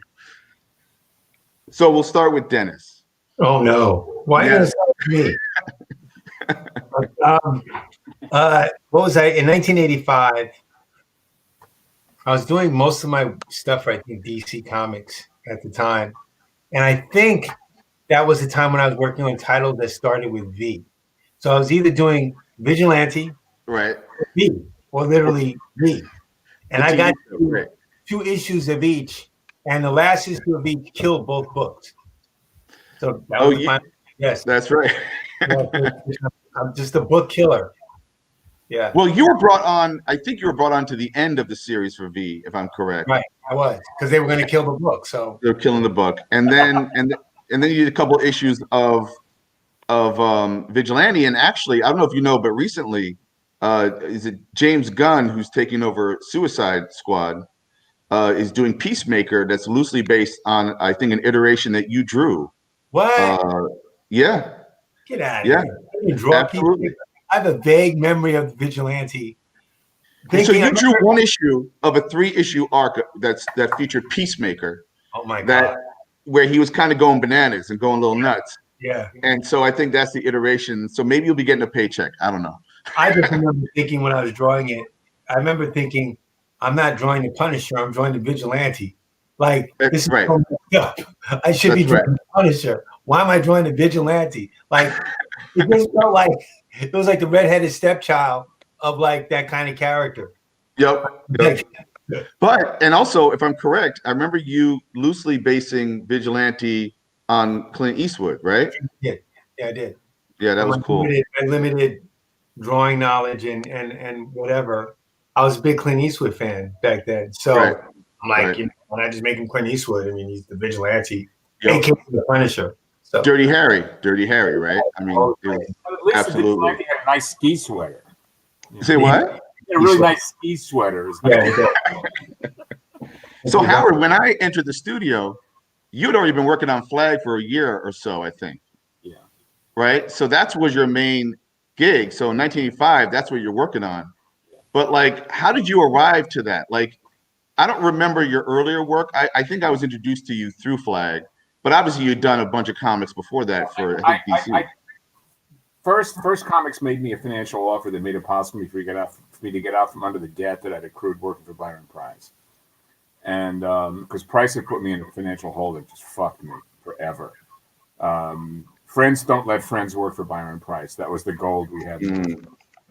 And first made me this offer. And I have no idea why they had confidence in me that it was worth their while. They also went to other talent for whom I have no respect, so that I'm sort of lumped in with that crowd. But you know, they did it, and I had spent a couple of years away from comics after a spirited disagreement with the editor in chief at Marvel, and where we're best friends now. Ah, fucking and I did the book, and it seemed, and it achieved. It was a success to stem, but not really of any real commercial consequence. It never really achieved a commercial land base. Well, you were being paid a paycheck regardless of sales, right? Yes, is that the idea? I did okay, and I also owned the material. So and you own the material. That's right. The material reverted back to me because of a clause in the contract, and that was a blessing. It really was. It hasn't paid off in any real way. But it demonstrated that I had value. That's really the real function of the flag book, was to put me on the map as a guy who would finally develop the cattle to go with the hat. And you know, I was an awful person and a big mouth, but I finally managed to create a body of work that justified my obnoxiousness, and that really was a life-saving experience. It really was. Right. And that was your first foray into creator-owned comics, basically, right? I mean, you've done Starbucks. No, I mean, we, you know, all of us had done material we'd owned for various places. I mean, Friedrich's book, and you know, and some stuff for heavy metal. You know, right? All of us, and you know, Epic was there. There was all sorts of things. I mean, there were a lot. I mean, the '80s was a real buzzy time. I mean, it really was. I mean, Dennis and Bill come along. I mean, these guys came from the blind side. I mean, I told this to Sienkiewicz. He's heard me say this, but I think Dennis as well. That what really happened was Dennis and Bill and Frank, to a certain extent, although John was our age, he was sort of in that crew as well, came along and bent superhero comics to their will, which none of my generation believed was possible. And that's really the key to what ultimately happened in the mid '80s. A new way of thinking about that sort of mainstream character comes along, you know. And also editors, I think, trusted the talent. And that's all Bill and Dennis and Frank. Right. Because John is like it's like a great traditionalist coming in. Sienkiewicz comes in, he's doing all this incredibly fucked up shit. Yep. And reinventing the way a page looks. Yep. Frank is synergizing Ditko, Eisner, and Kane. Right. And it's just no one, and it coincided with the fact of Stan losing interest in running the game and just basically being the presence as opposed to the creative presence. You look at what Electro Assassin. You look at Moon Knight. You look at what Dennis was doing, even on stuff like V, and then you look at and then Milestone comes along. Right. These guys bent the material to their will in a way that none of my generation could have considered doing. Well, I mean, if we could talk to Bill for a second. I remember entering the studio, and at the time, my buddy Larry O'Neill, Denny O'Neill's son, was working for you, Howard, as an assistant. And then he told me that Bill down the hall was starting to look for an assistant, and I was like, I raised my hand and came running.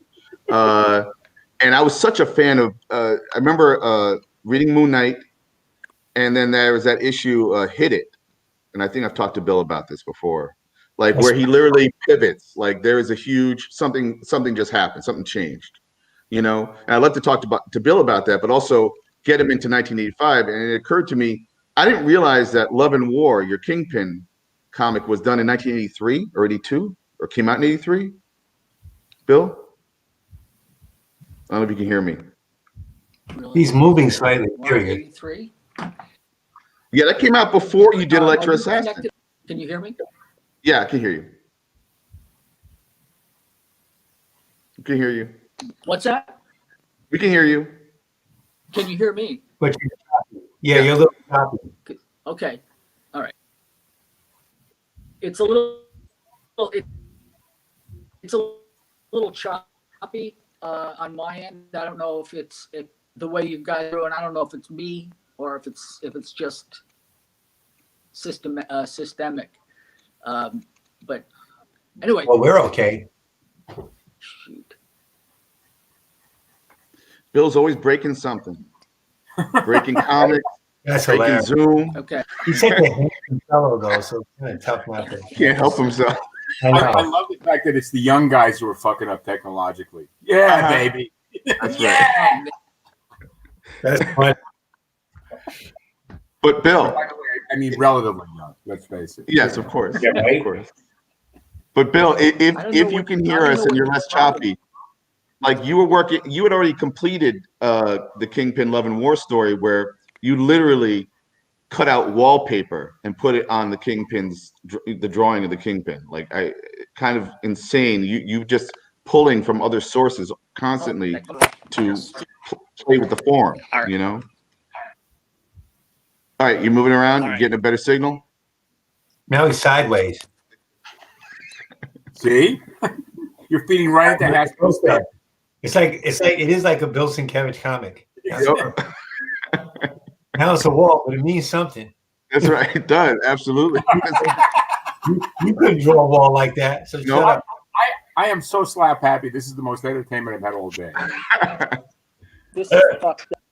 I think he's gonna try to hop back in or something. All right. And where's Walter? Damn it! Did he ever show up? No, he's not. He's trying to get in. Centrist is saying he's talking to Walter. Oh, he is. Okay. Well, all right. So yes, Bill. Let me. I'm trying to. Oh man.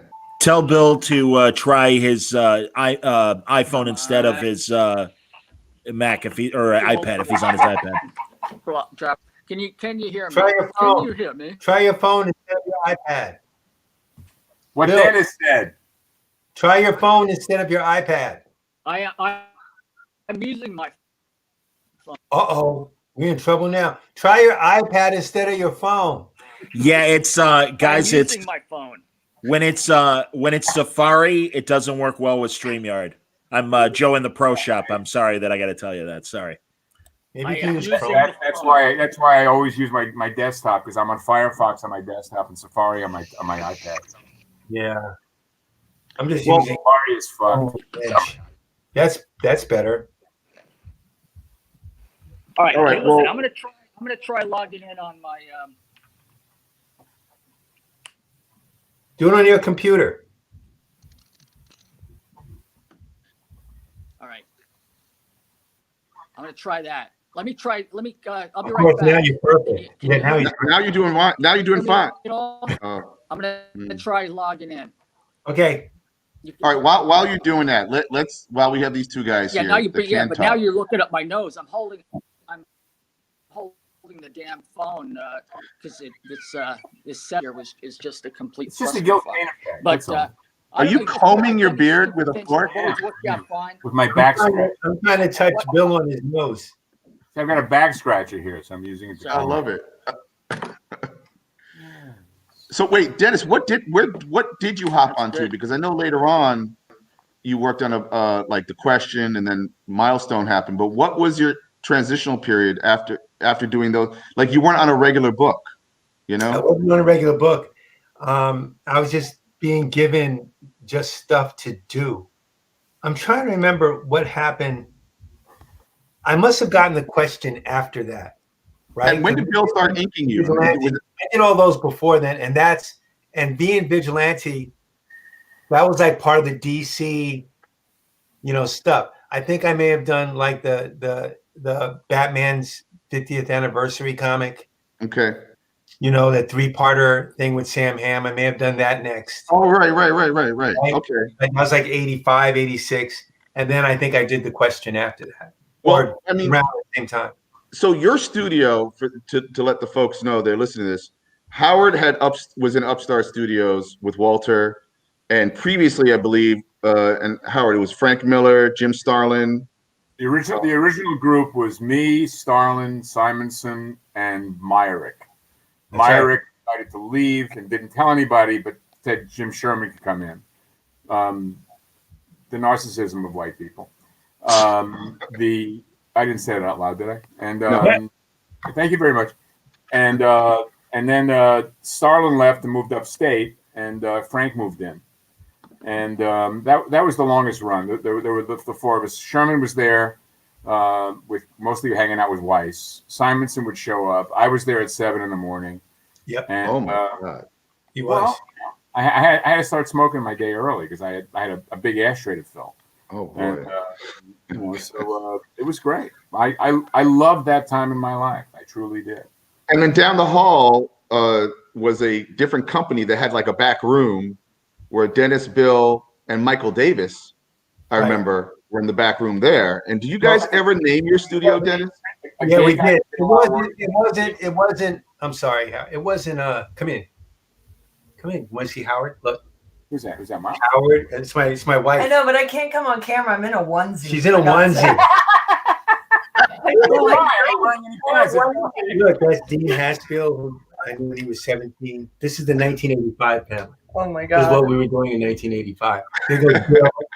Who's frozen? Bill's frozen, but he's smiling. Hi, Bill. And there goes handsome Howard Taken. Hi, Howard. Howard's only getting better looking, huh? As he gets old. What's up? No. No, I just wanted to Hey. Hey, Bill? No, he says Hi, Bill.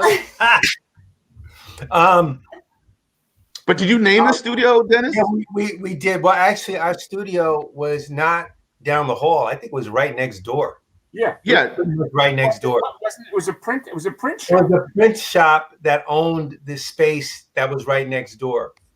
Very nice guy who rented to us crazy people. It was me, Bill, and Michael. Bill was always the most serious among us. He was more like Howard, and like he would get there early and get to work, and actually work. I would kind of half-ass work. I don't know what Michael was doing, but I remember what Michael was doing. He was working on an alien comic or a space comic, and I think it was like 8 pages for Epic, and I don't think he ever finished it. I don't know what it was.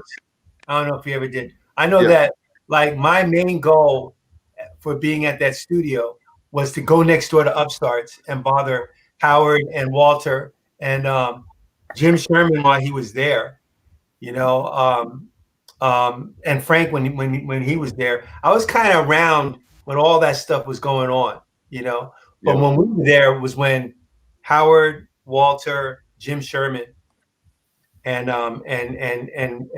Frank were there. That was one of the questions I wanted to ask. Unless Bill can answer the 1980, what he was working on in 1985. Are you able to talk, Bill? Bill, can you talk yet? Can you guys hear me at all? Intermittently. Yeah. Yeah, I can hear you. Yeah, I can. I am. Are you hearing me? Yes. Yeah. We can hear you. We can hear you. I think I was working on. Oh, okay. All right. Well, I'm trying to log into the site on my laptop here. Did you get an email connection thing? I thought I was working on New Mutants, finishing up the run. You were on New Mutants and then started working on Electra Assassin, because that's what I helped you on. Yeah, he was finishing New Mutants and on to Electra Assassin. You're right. And Right. I finished up.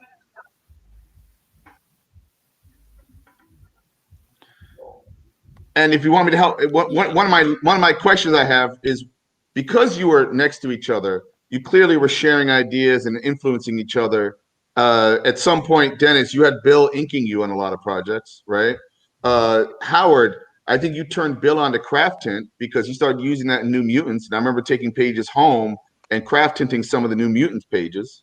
Is that true? I think so. I mean, Bill, I got introduced to it by Roy Crane stuff, right?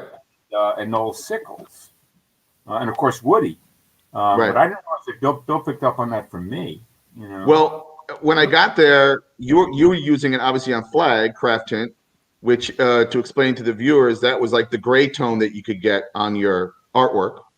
It was a certain kind of paper that could develop with a liquid, and you would get two different versions of it, like one that was do a tint or do a shade. Right. And then when Bill started working on after the Bear story, and it was doing the Legion story, you decided to kind of depart and do something a little bit different because you're going to get a little more psychedelic, I believe, and kind of this fractured mind. And he started using craft tint on a lot of that artwork that I helped apply. And then at some point, Bill wasn't coming in as much because I think he lived in Connecticut or something. Right. And I was coming and hanging out with like Dennis and Michael, and then doing the same thing, hanging out down the hall with Howard and Walter and Jim Sherman. Right. And then I think Howard took pity on me and decided to get a second assistant. Oh, there's Bill. It's Kevich. Bill. It's Bill Sinkowitz.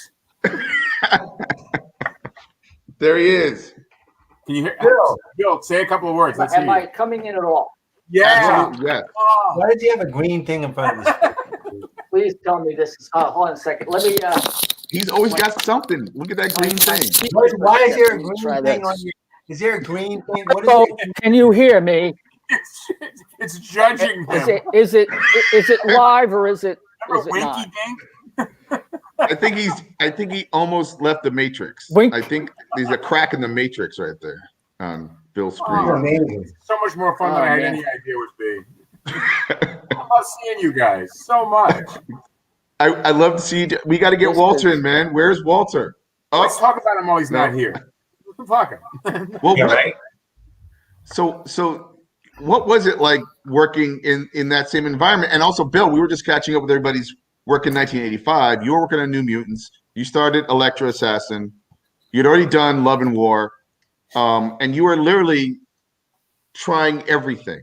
As I mentioned in my introduction, I don't know if you heard it, I watched you take a used tea bag and like start to ink a panel with it or do something. Oh yeah, it makes great beige tones and flesh tones. It actually really does. It was incredible to watch. Yeah, because just watching you just experiment and just reach and pull something from the side and just do something on your page was incredible. Even recently, when we hung out in Baltimore a few years ago at the museum, the art museum, I believe, with the Locust Moon guys, just watching just play with ink and it was like your art to me is intimidating to look at and figure out how you do it, but to watch you play it makes me want to play. You know, it's less intimidating. It's kind of a really? Well, that's great. That's actually an interesting really paradox. Yeah, I mean, the only thing that I can do to explain that is that I make mistakes every, nanosecond, and then I'm trying to fix it. So it's fucking up, fix it, fuck it up, and so it's like a snowball. It's just whatever leaves the mark and seems to draw whatever I'm trying to translate. If it looks right, then I leave it alone. And then, of course, until I don't, and then it shits the bed, But so in a weird way, there's a chaos factor to your art, whereas I feel like with Howard, there was such structure and such a skeleton and bones to his. Did you guys? How'd you influence each other in 1985? You walking into each other's rooms, and can you talk about that? Well, Howard's work. I mean, I'd known Howard's work since I think he was doing Fafford and Mauser, and I was really. I think I pretty much went through a whole period where I was. Walter. Shut up. Jesus. Yes, the Prince of Sunshine is with us. I'm pretty cranky right now, pal. Don't fuck with me. But we were talking shit about you. There must have been. He's got I can that. read again if you want to go back to it. No, stay. Cranky. That's that. I've been effing with technology, kind of cranky. I was exactly right. Yep. I know that look. We won't go into it. Well, I'm threatening the hamster on the wheel right now. Just to catch you up, Walter, we've been basically talking shit about Sienkiewicz because he couldn't get on worth a shit. Now he's on, and now you're here. So it's like, right.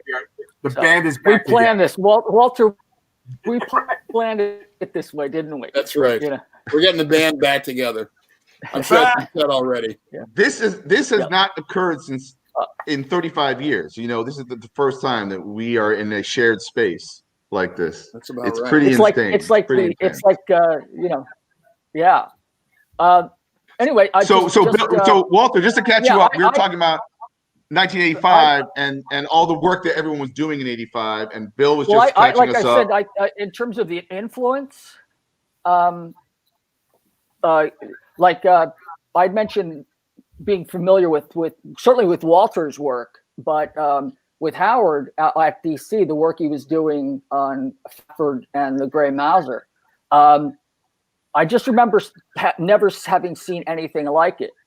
And then when there was a certain design. Oh, come on. I was going to ask him. Technology wins again. I'm sure Bill will be back. But he'll be back not knowing we haven't heard him. We'll just continue speaking. That's right. You're back. No, you're back. I'm putting a gun to my own head. And we only have 25 minutes left before they kick us off. So, well, I'll fix it right after that. Okay. That's right. You know how it goes. It's like finding the reference you need after you're done turning in the panel. That's right. Here's my best story about that. I did Metal Men. I had to draw Stonehenge. This is like 75? No internet, no web. I didn't have a lot of books back then. Trying to find Stonehenge pictures. I had a dictionary, had a picture of Stonehenge. It was like that big. But it was big, less than an inch high. But it was clear. I was worked out fine. 2 weeks later, I'm in the Strand bookstore. I find a whole shelf of Time Life books of the Neolithic age, early man, Neolithic, Paleo, all that stuff. And one of them is about Britain, Stone Age in Britain.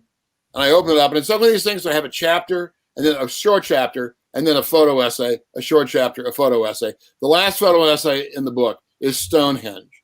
Stonehenge in the rain. Stonehenge in the dawn. Stonehenge in fog. Stonehenge from below. Stonehenge above. Stonehenge in every. And I said, all right. So I bought the book. I've never had to draw Stonehenge again. Oh. My God, if I do, I am all set. That's amazing. That was one of the things we had to do for Howard, was to clip out reference and put in a file cabinet. Now you have the internet. I would have a lot fewer books if I had started my career now. Yep. Well, I know that being in Westport, the Westport Library had Robert Fawcett, Albert Dorn, a slew of illustrators are like clip files in their private. They had a separate room set up. That's cool. For illustrators.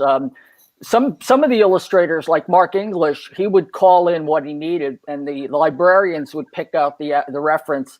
He'd pull up in his car. The librarians would hand him the envelope, and he'd drive off. Nice. Well, where was that when I needed this stuff? Yeah. But let me, if I could, I'd like to go back to one of the earlier questions, because I'd like to make some kind of fucking contribution here instead of just. Yes, please. Yeah. Go, Bill. Howard's work that he did with Byron, the Stars My Destiny, the flowers, the flowers about heaven and shadow, whatever. I forget what it was. There were a number of different ones that he did, and I remember thinking, it was a real huge influence on me. So it showed that that painted stuff was possible. Although my goal was to try to get subvert the comics themselves, because as opposed to a graphic novel like what Howard was doing with Byron, or with even with Marvel, with Love and War, I was trying to get into the actual comics and even take the superhero stuff and try to bring an illustrative quality to it. Yeah, that's what I was talking about bending the material to your will as opposed to being bent by it. You know. Yep. But how did you know to have the balls to do that? Like, honestly, like unless there was a free for all, maybe in the 1980s, editors gave you a lot more latitude than they do today. There was a subversive aspect to the editors. If I had tried to come into comics with the style I developed that I sort of pushed towards the New Mutants, I wouldn't have been hired. I actually had to Neil Adams Trojan horse my way in. And then it was like, I felt like, some kind of weird Edward Snowden meets Hunter Thompson. Once I was in there, it was like, oh, I have the keys to the executive washroom. Let me go in there and just play. Because and I don't know if anybody else has felt this way when they come to some kind of crossroads, but I had certainly with myself with the clone thing. I was in love with comics and also art, but comics were my thing. And I felt like I was either going to do all the kind of comics I wanted to do, or I was going to get out. I mean, Howard mentioned earlier that he had gotten out of the medium and came back to sort of establish, his own real voice. I mean, like, I think like with Flag, I think you really like made it like not only your own, but with a vengeance. I felt like you kind of came back and really grabbed. I know Walt was doing that on Thor, and I think Dennis was you were pushing it to the question at that time, right? Well, that was a little bit after he got into the. That was before the question, but what I can say is that there's 3 guys on the panel who totally influenced everything I did after. So between Howard and Walter and Bill, it's like kind of formed my life, my life in a way, in a very profound way. I'm looking at that and I'm freaking out a little bit. Howard was the one. Howard and Walter both taught me like hard lessons. At one time each or twice each, they sat me down and literally taught me what to do and what not to do and what to look for, what not to look for. I didn't need a lot of lessons, but the ones I got, well, I probably did need a lot, but the ones I got, they were generous enough to give me, meant so much.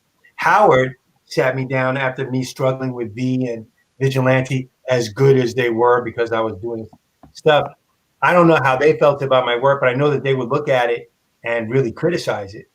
And not in a mean way, but in a great way. So Howard looked at it and said, basically, looked at my page, took out a piece of trace paper and said, you're doing it all wrong. And I'm like, well, what do you mean I'm doing it all wrong? And he explained to me that comics were about shapes and patterns. And until I started thinking that way, I wasn't going to ever really successfully compose a page. So he taught me what that was, with circles and squares, and literally putting shapes on top of shapes and how that worked, what to look for.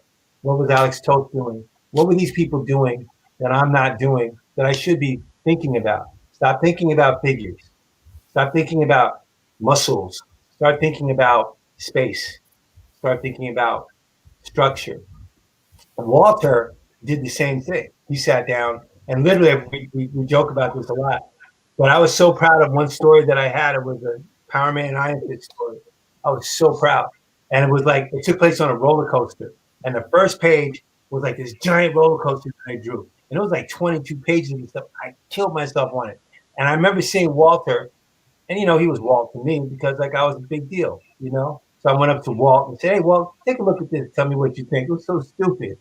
So Walt actually told me what he thought. It was like, oh, you want to know what I think? Yeah, I want to know what you think. So right in the halls of Marvel, he broke down every panel that was wrong on every page. Oh, as looking through it in the halls of Marvel. And I'm thinking, I'm dying here. Because I have to turn this thing in. And it's all wrong.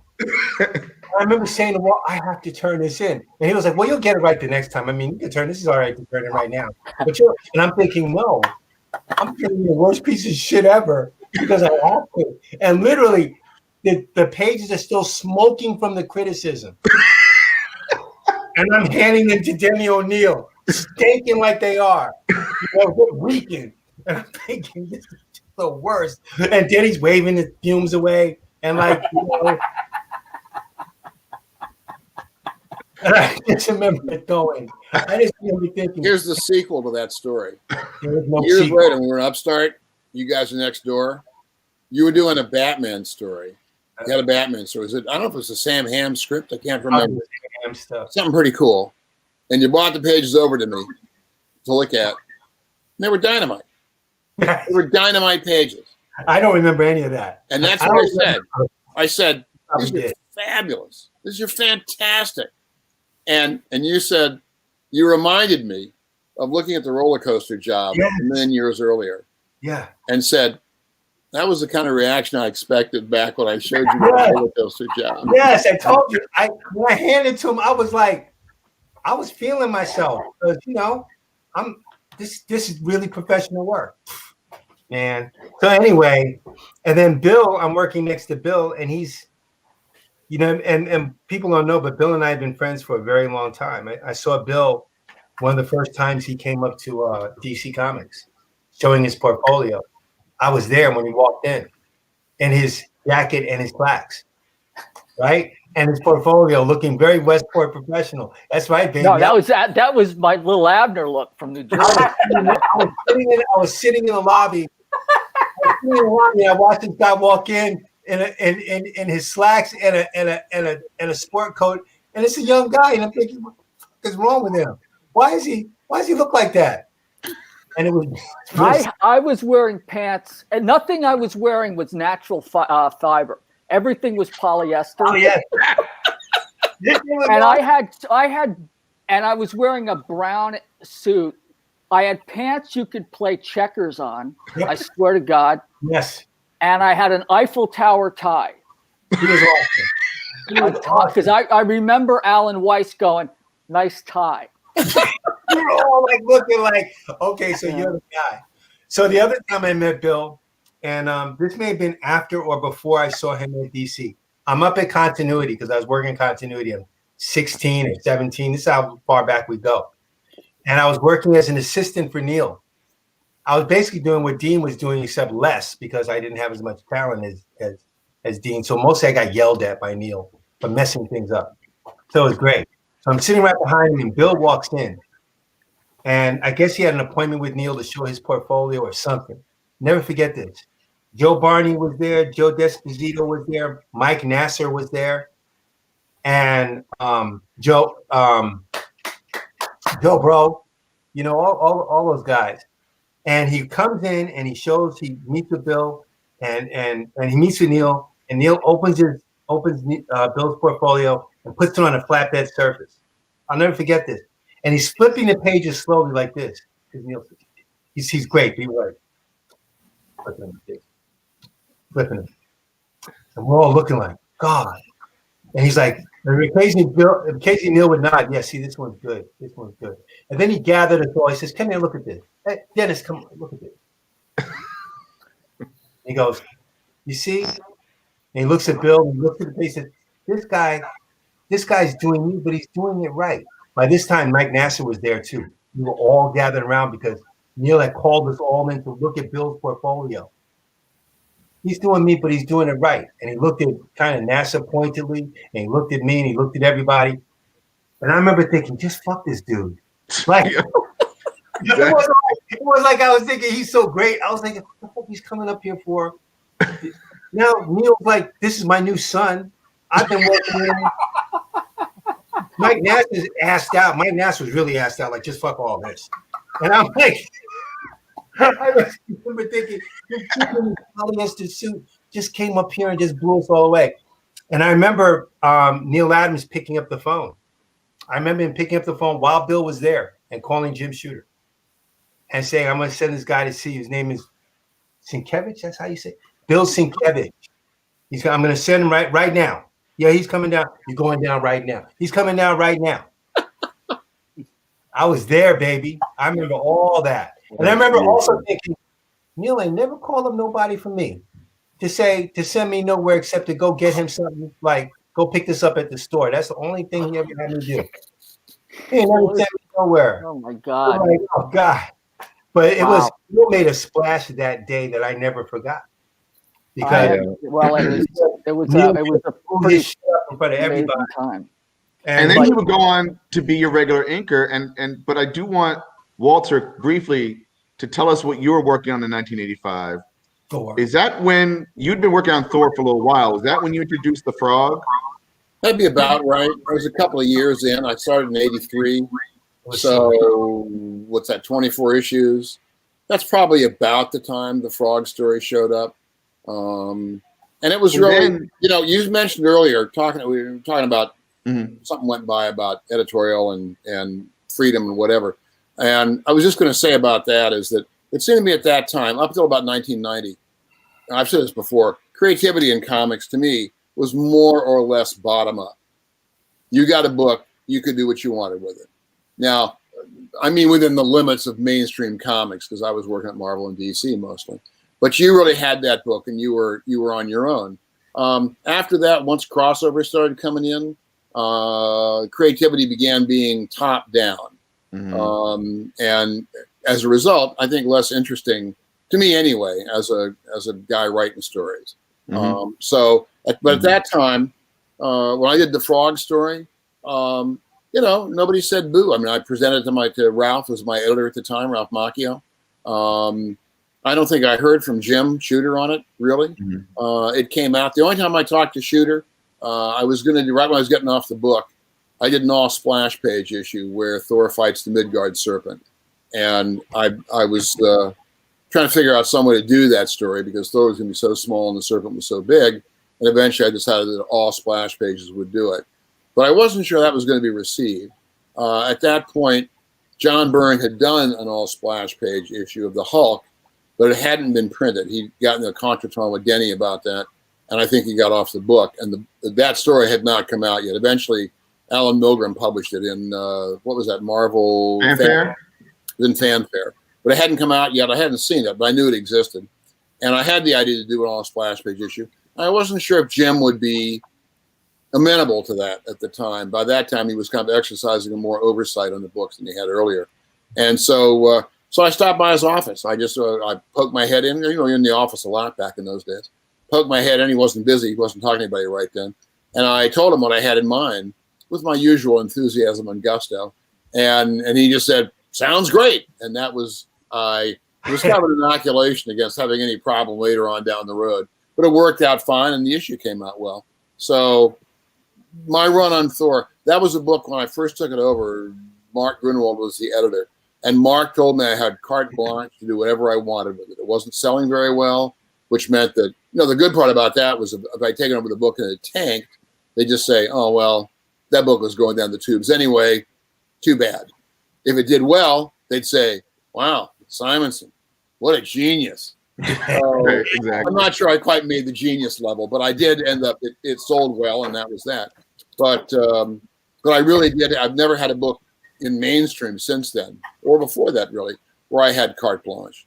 I mean, what about Orion? What about Hunter and Archie? But Archie was the editor. So what about Orion? I thought that was such a great. More or less. I mean, I did have to do a Joker crossover in the middle of it, right? Because they were doing crossovers, and it was like, okay, this month you're doing a Joker crossover. Okay. And I came up with a story I really liked, so I did 2 issues on it. Right. Said, screw it. I'll just do 2 issues on this. And I used a lot of Kirby stuff, but that one, I had a lot of freedom on that. But that was also, nobody cared about Orion at DC. I mean, it was, DC. The new gods have never done very well there, the Fourth World stuff.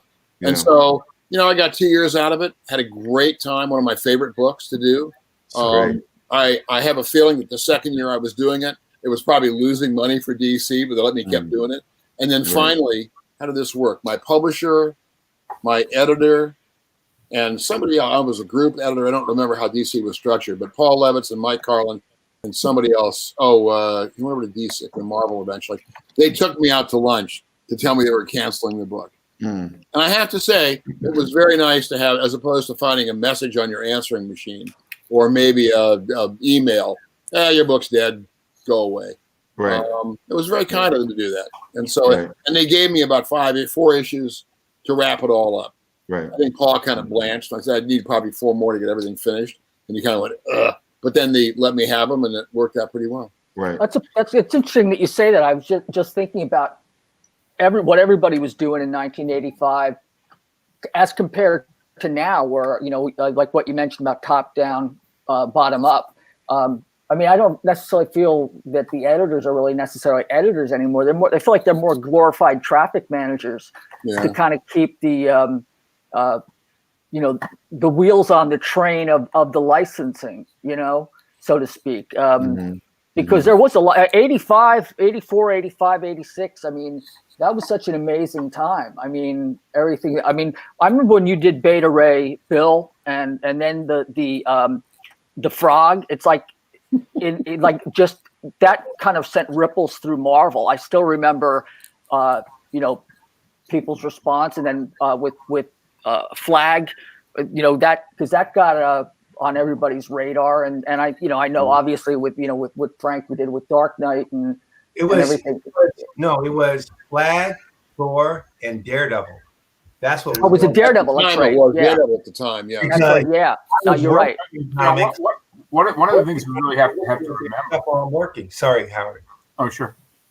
Finish that. Go ahead. No, I was saying I was just working in comics, but I remember being influenced by that stuff while I was working in comics. So. Oh yeah. Well, I totally agree. Yeah. One of the things that has to be confirmed. Everybody. Is that we were all living in the same place. We saw each other all the time. Every day. It was the last time that was the case because Federal Express began to change the way, you know, well before the internet. People were no longer required to live in the city. Sure. And we were very much a real community, you know. Yeah. Everybody knew everybody. Everybody has stories. Everybody had experiences. We ate together. We drank together. We partied together. We messed up. It was distinctly community together. Hey, what? They said we messed up together. We got mad at each other together. Up, really, you know, did. All of it. It was an affordable life. You know. I mean, part of it also, one of the things I really miss about those days is that it was great to go to the office. You had to take your pages in because you weren't scanning stuff yet. Right. You took your pages in, which means you bumped into Dennis or Howard or Bill or 85 other guys, and they all had work with them. Mm-hmm. And you could see the original art these guys were doing. The one instance that blew me away was when I was first in comics. I came into the DC coffee room. Bernie was there, and Bernie's one of the guys. Bernie Howard, Mike Kaluta, and probably Dan Green were the first 4 guys I met on the first day I walked into DC. I think Weiss was there too. Looking for work. Might have been Bernie Wrightson, yeah. Might have been Weiss was there as well. What's that? Weiss was there as well. Okay, maybe it was Alan then. And but shortly thereafter, you'd go into the coffee room, you talk to your contemporaries, you see work, and Bernie was doing Swamp Thing, and he pulled out Swamp Thing 4, I think it was, and there's an interior splash of a werewolf in there with a guy's head down, but really the guy'd be standing in the basement because it was way low for the perspective. But it worked. It was Bernie. It worked great, and there was this great full figure of a werewolf with his back legs and that kind of Z shape, a lot of zipatone on it, and it looked fantastic. And it was really, I think Howard said elsewhere that Bernie really set the bar pretty much for the rest of us. And it was just, you'd look at it and you go, oh crap, now I got to go home and work harder. So we never caught him, but it was just amazing to be able to walk into the office and see that kind of stuff. And it was very encouraging. It was intimidating. And it really made you want to go back to your studio and work harder. Would you say that when we're talking here, Frank was doing Daredevil, Howard was doing American Flag, and I was doing Thor all at the same time at Upstart in that one room, which was pretty cool. And Bill was on New Mutants and doing Electro Assassin. I mean, again, the proximity, I think, is what we're talking about, created a certain kind of healthy competition, I would almost say, that made you guys work harder and stronger. Would you say? I certainly was the case for me. I mean, I remember when Howard and I think we've mellowed a bit. I mean, I think during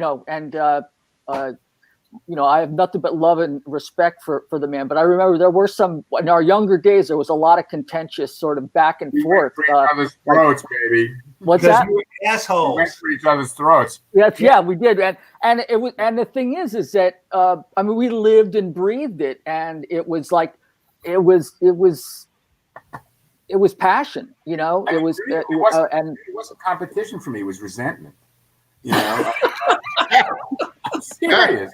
I'm not kidding. Okay. I mean, I felt that. I mean, like Walter said, Wrightson set this bar that was none of us were able to attend. You couldn't compete with that. And there were guys that, I mean, like Bill and I did a thing last year, or sometime in the dim past before the shit hit the fan, at Cal Arts, called Vulgar Shenanigans. Yeah, that was a lot of fun. And we just had a gas. It was fantastic. Yeah. It's really amazing when you kind of get a little bit more maturity under the belt, and you kind of realize it's like a lot of the stuff that seemed important so much longer, so much a while ago is kind of like literally water under the bridge. But but there are still people I would rather see dead. So just be aware. No. I think we can all name at least one or two. But yeah, that is true. I mean, we were all we would see each other. Now it's like, even with social media and people posting stuff all the time, it's sort of the public, square in a way, but it's not quite the same as holding the stuff in your hands and walking seeing down it. Third Avenue wearing a Velcro snap red Superman cape with Frank Miller walking 3 feet behind me, so no one would know that he was with me. You can't get that on social media, man. Also, I remember my first year or two. The first year, I think, when DC was still over at 909 Third Avenue, 909 Lexington, wherever it was, from the Blarney Rose. And I remember that, and there was also there were still Wienerwalds back in the city back in those days, which was a restaurant, chicken and German food, maybe, I don't remember. But we used to go there every so often, so that you not only got to look at the pages people were doing and could be excited about them, but you'd bump into your friends. Continuity was like a boys' club. For just thinking about continuity, because from DC you walk over to continuity. Yep, and Marvel the same way. You could walk to continuity, and so then you'd go out at night. Neil taught me the beauties of a bacon cheeseburger, which I never eat anymore. There used to be a restaurant called the Channel 4 Restaurant down 48th Street, but it was really the communal aspect of it. It was partly professional. It was partly family, and that was it was. We often talk about that, not often, but occasionally talk about the fact we feel we came through comics at an absolutely fabulous time to be in comics. Yeah, which will not be replicated. Going to lunch at Kenby's with Jack Abel when what's her name from the Facts of Life would come in and work the room. Jack calling the waitress George Washington. Just brutal. It was just brutal. Harry and Ralph, Paul Kirshner, all these guys, we were all of the same age. We were incredibly vital, to a certain extent, hostile, and it was the equivalent of what stand-up comics go through, trying to literally one-up. And I think it's with stand-up comedy, it's they shit talk each other brutally.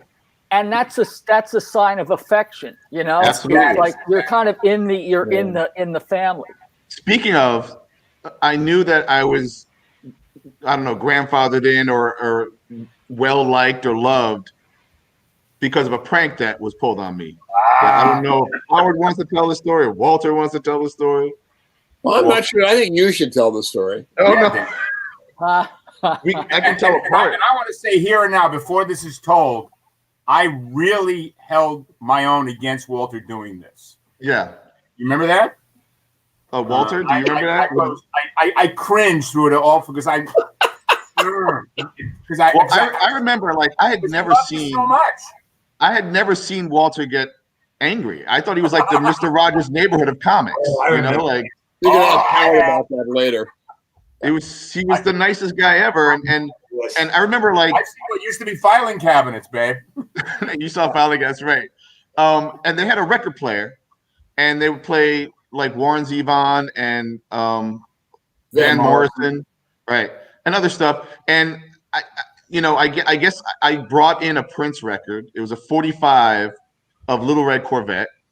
And once in a while, they'd be like, Dean, you could put your song on, So I was like, thank you. It's really sweet. And then there was one day where, like, I don't know if it was Walter or Howard just kept suggesting I put that song on again. Just go ahead. You should play it. You should play it. And I was like, why? Like, you guys don't like Prince or whatever. You're always making fun of me. And then I decided, okay, I put on the 45. It's playing Little Red Corvette. I go back. I'm working on backgrounds on Flag. And I start to hear like sniffling or something. And I look to my right and I see like Larry and Howard both have their like faces against the boards, kind of just laughing, kind of like to themselves. I'm like, what's so funny? And then I hear like this, like a chair pull back and a stomping sound. And it's Walter getting really physical and, abrasive and loud. And he starts screaming how he fucking hates this song. Why are you playing this garbage song? Like, and I don't know what to do because it's just a Prince song. What did I do? And I was told to put it on, and he goes over to the record player, and I'll never forget this sound. I mean, you see it in the movies, right? It was a scratch, just destroying my record. Like, and then he takes the record out, and how do you describe it? A widow? No. I folded in quarters or whatever. He folded the record into quarters. And it was like watching, like he was hulking out, It was like Bruce Banner emerging into a Hulk. And I didn't know what to do. And again, I'm looking at Larry and Howard kind of, are they laughing? What are they doing? Like, I don't understand what's happening.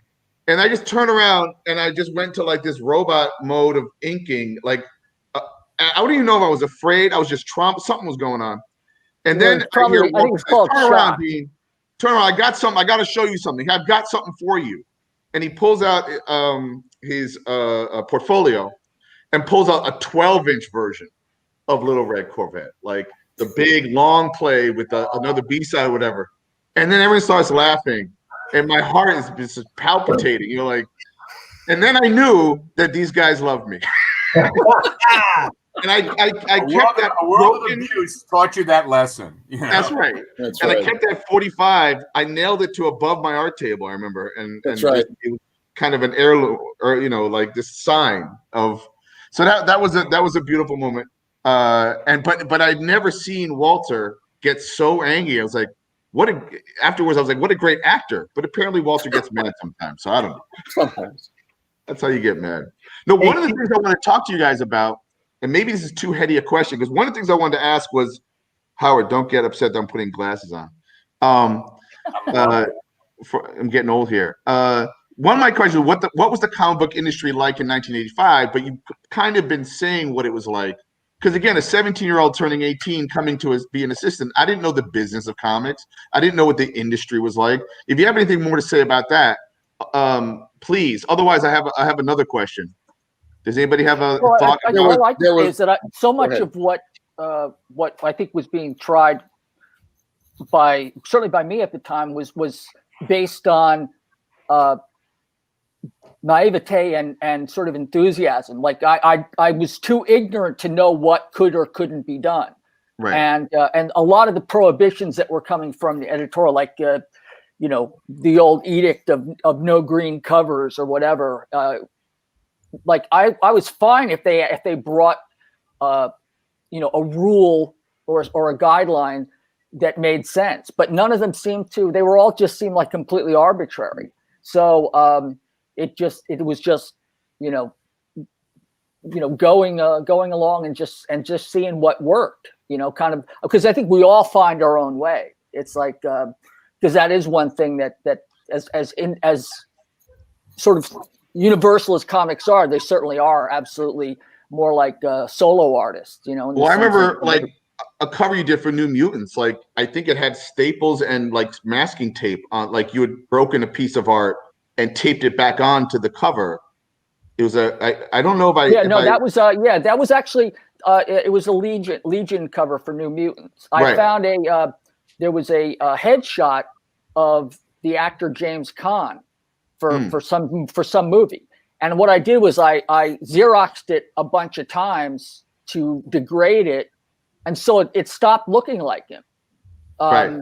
And then I manipulated it, and then I pasted that down on the art and just taped and stapled and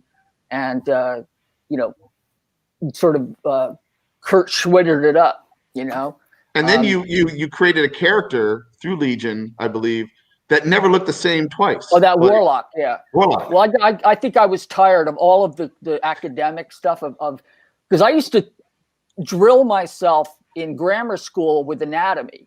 I was reading like anatomy, like of course there was Bridgman, but there was another artist named Victor Perard where all of the muscles would attach and everything else.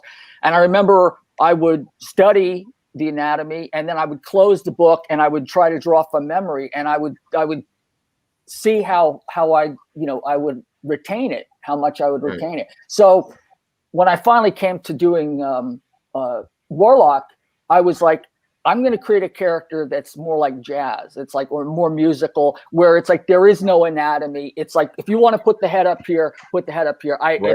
It's like it was really about more like cartooning in a sense. Right. So and in a way, I feel like the characters become more of a Rorschach test for artists than Rorschach, the character Rorschach, because the way I draw it is different than the way any of these other gentlemen would draw it, or the way Arthur Adams or yourself. I was gonna say, I think I've seen artists draw Warlock where they've tried to make sense of him and it doesn't look right. Like it needs to be so skewed, almost like you dip your elbow in ink and smear the paper and then add some chaos to it, but also what was interesting is coming to that room and like Walter and Howard are writing their comics, and we all know in comics drawing, image is text, so you're actually, as an artist, you are also a writer, of sorts, right? Because you're conveying story through image.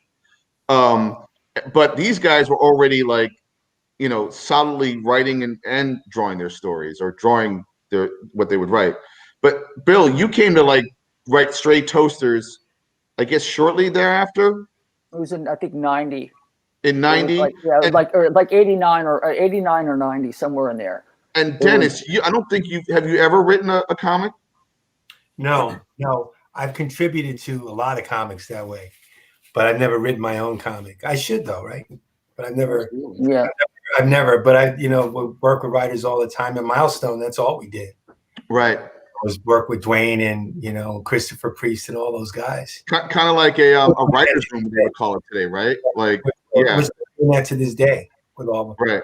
Working with the writers and stuff. So one of the things I want to ask you, Dennis, was I wasn't always privy to conversation in the room with you, Bill, and Michael Davis, but were you ever talking to Michael about more Black representation in comics or anything like that?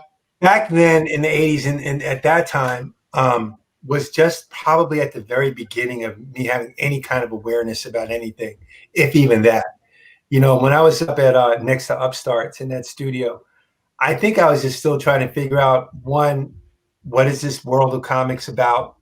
I had been in it at that time since I was 14. I was like 24 then. I'd already been doing it for 10 years, but I was still trying to really figure out what it was about and didn't know myself at all. It wasn't until so I didn't talk to Michael about any of that stuff, passing, on the most superficial level. Sure. And I'm not even sure, even at that age, how aware I was of the systemic, stuff that was going on, even in comics. And in the world, I had no real grasp, but when I did, everything changed profoundly for me. Yeah. Well, I know that when I think there were times when you were out, Dennis, like when it was Michael and I working at the studio, and he and I would just talk back and forth, really about art and comics. And then when you were there, it was like the subject really of the sort of representation that really you did with Milestone. That really didn't come up at the time until we were all just working stiffs, trying to like find our way. Right. And the other thing I was going to point out was that Howard's doing Flag and Walter's doing Thor, and you're doing New Mutants and I'm doing V or whatever. But it wasn't like this was and Frank's doing Daredevil, but it wasn't like anyone thought we're doing extraordinary stuff that we're not going to be doing later. Mm-hmm. It was art. It was what we were doing at the time. Doesn't mean we weren't passionate about it, but it was always going to be like, this is what we did. You know, it was just things of what we did. It wasn't like, we know this is a special time and it'll never be replicated again. Right. That's not back then. So anything I was thinking back then was all transactional, young, stupid, energetic, you know, boneheaded stuff. But it certainly wasn't any kind of awareness about. I think that's exactly right. I mean, we were all guys, I think, who were really lucky to. I think we shared the idea that we were lucky to have a job that was basically making a vocation of our avocation. Yep. That we were hobbyists making a living from our hobby, basically. Yep. And there's a lot of look. You know, we were the luckiest sons of bitches walking. You know. Yeah. You know, I mean. Yeah, we were being paid to learn. I mean, that's how I viewed it for a while. You know, to take chances. We were also among the last generation of artists who, like you were, Dean, who had assistants, who were assistants, you know, to different artists. Like that whole thing is gone, you know. But we had that way over time. We had a lot of. I worked for Woody. I worked for Gil. You know, and I worked for Greg. I worked for Gil. I worked for Rich. You know, I did a lot of different stuff, and all that helped. All that was preparing you to be a professional, and even then, you still couldn't really do it until you were doing it for years. You know. Yeah. I was going to say one thing. You're talking about 1985. One of the major differences then than say in the 70s. Where, I mean, the distribution aside, because that was a major thing for comics when the direct market got underway. But I think one of the things by 85, that was about 3 years into royalties. Yes. And before that, you were being paid piecework per page, whether it was lettering or coloring or writing or drawing. And when royalties came in 82, that my income went up by a third. It's gone back down again now. So just, you know, it didn't, but it did. I ended up, I was on the X-Men Teen Titans crossover at the time the decision was made to start royalties. In fact, I'd had a discussion, Chris and Terry and I had talked to Jim Shooter because we knew that the book was going to sell really well. You know, trained monkeys could have drawn that book. It would have been fine. We would have sold a lot of copies. And we asked about getting royalties in the book. Having royalties would be a good plan. And it was explained to us that, well, there just wasn't really enough money in comics for royalties to be given out to freelancers. That the business would go under, and that would be the end of it. So we should be grateful for what we had, more or less. I don't remember his exact words, but that was the idea, that there wasn't enough money for royalties. And then somewhere in there, DC instituted a royalty plan. That was probably Paul Levitz and maybe Jeanette, perhaps, and maybe Orlando. They were kind of the triumvirate for a while. And within 3 or 4 days, Shooter and Mike Hobson had instituted a similar royalty plan at DC. And the result was it went in before we'd finished the X-Men Teen Titans. So we got really nice checks. And strangely enough, the industry did not collapse after we were paid that money. But I think it made a difference. In some ways, it may have made freelancers a bit more cutthroat. Because before I was going to say that it did change the whole paradigm. I think everybody started to vie for the higher profile stuff, and I think, I don't know if it was the royalties, but I think Marvel had some kind of plan in place before that, which I think they called it the incentives. The incentive program. Yeah, which is where, like, if you stayed on for 10 issues or something like that, you got a certain amount. Yeah, bonus system. Yeah, the bonus system or whatever.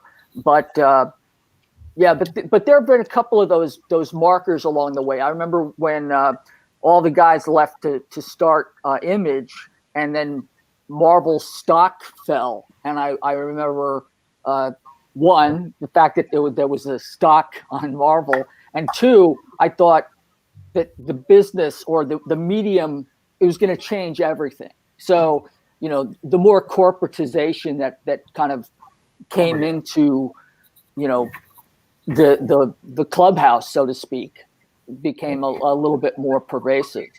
And also, in the 70s, comics was kind of small business. So there wasn't that much money floating around anyway. And that changed over time. I don't know how it is so much for mainstream because there's so many more comics now. But they certainly generated, thanks to movies, billions of dollars. It's a very different industry than it was back when we were all kids doing the work.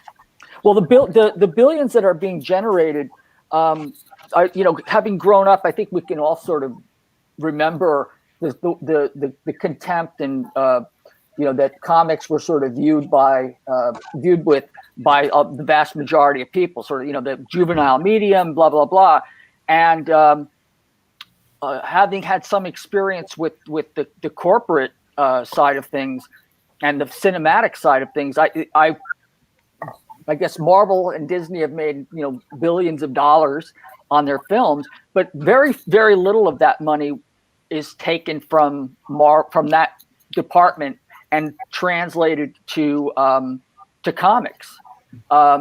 There is a segmentation and a bifurcation of the sort of corporate structure, and I think, it's speculative on my part, but I do feel that a lot of the powers that be on the cinematic side sort of view the comics side of things, one, as research and development, and also with a certain level of the same kind of, askance look that we kind of grew up with. It's like the crazy kids over there, but we're the grown-ups. Let us take it. We know what to do with it. Hollywood is basically made up of the guys who used to beat the shit out of us for reading comic books in grammar school, now making money off the fucking stuff. That's really what it is. Well, with this in mind, I wrote a question that kind of discusses this a little bit. So again, put on your 1985 hat. Well, I'm going to have to put on my have to go to dinner hat pretty soon. So okay, couple minutes. Where did you imagine the comic book industry would wind up, and what actually happened to your career 35 years later? What? In other words, in 1985, where did you think the comics industry was going to go, and what was going to be like? And then course corrected with what actually happened. In 1985, I literally thought things were always going to be like this, like forever. Like, this perfect world where I was going to have a studio next to Howard's studio, and I was going to have a studio with Bill, and Michael and I are going to be pals, and hopefully I would get a regular book, and that was probably as far as I took it. Right.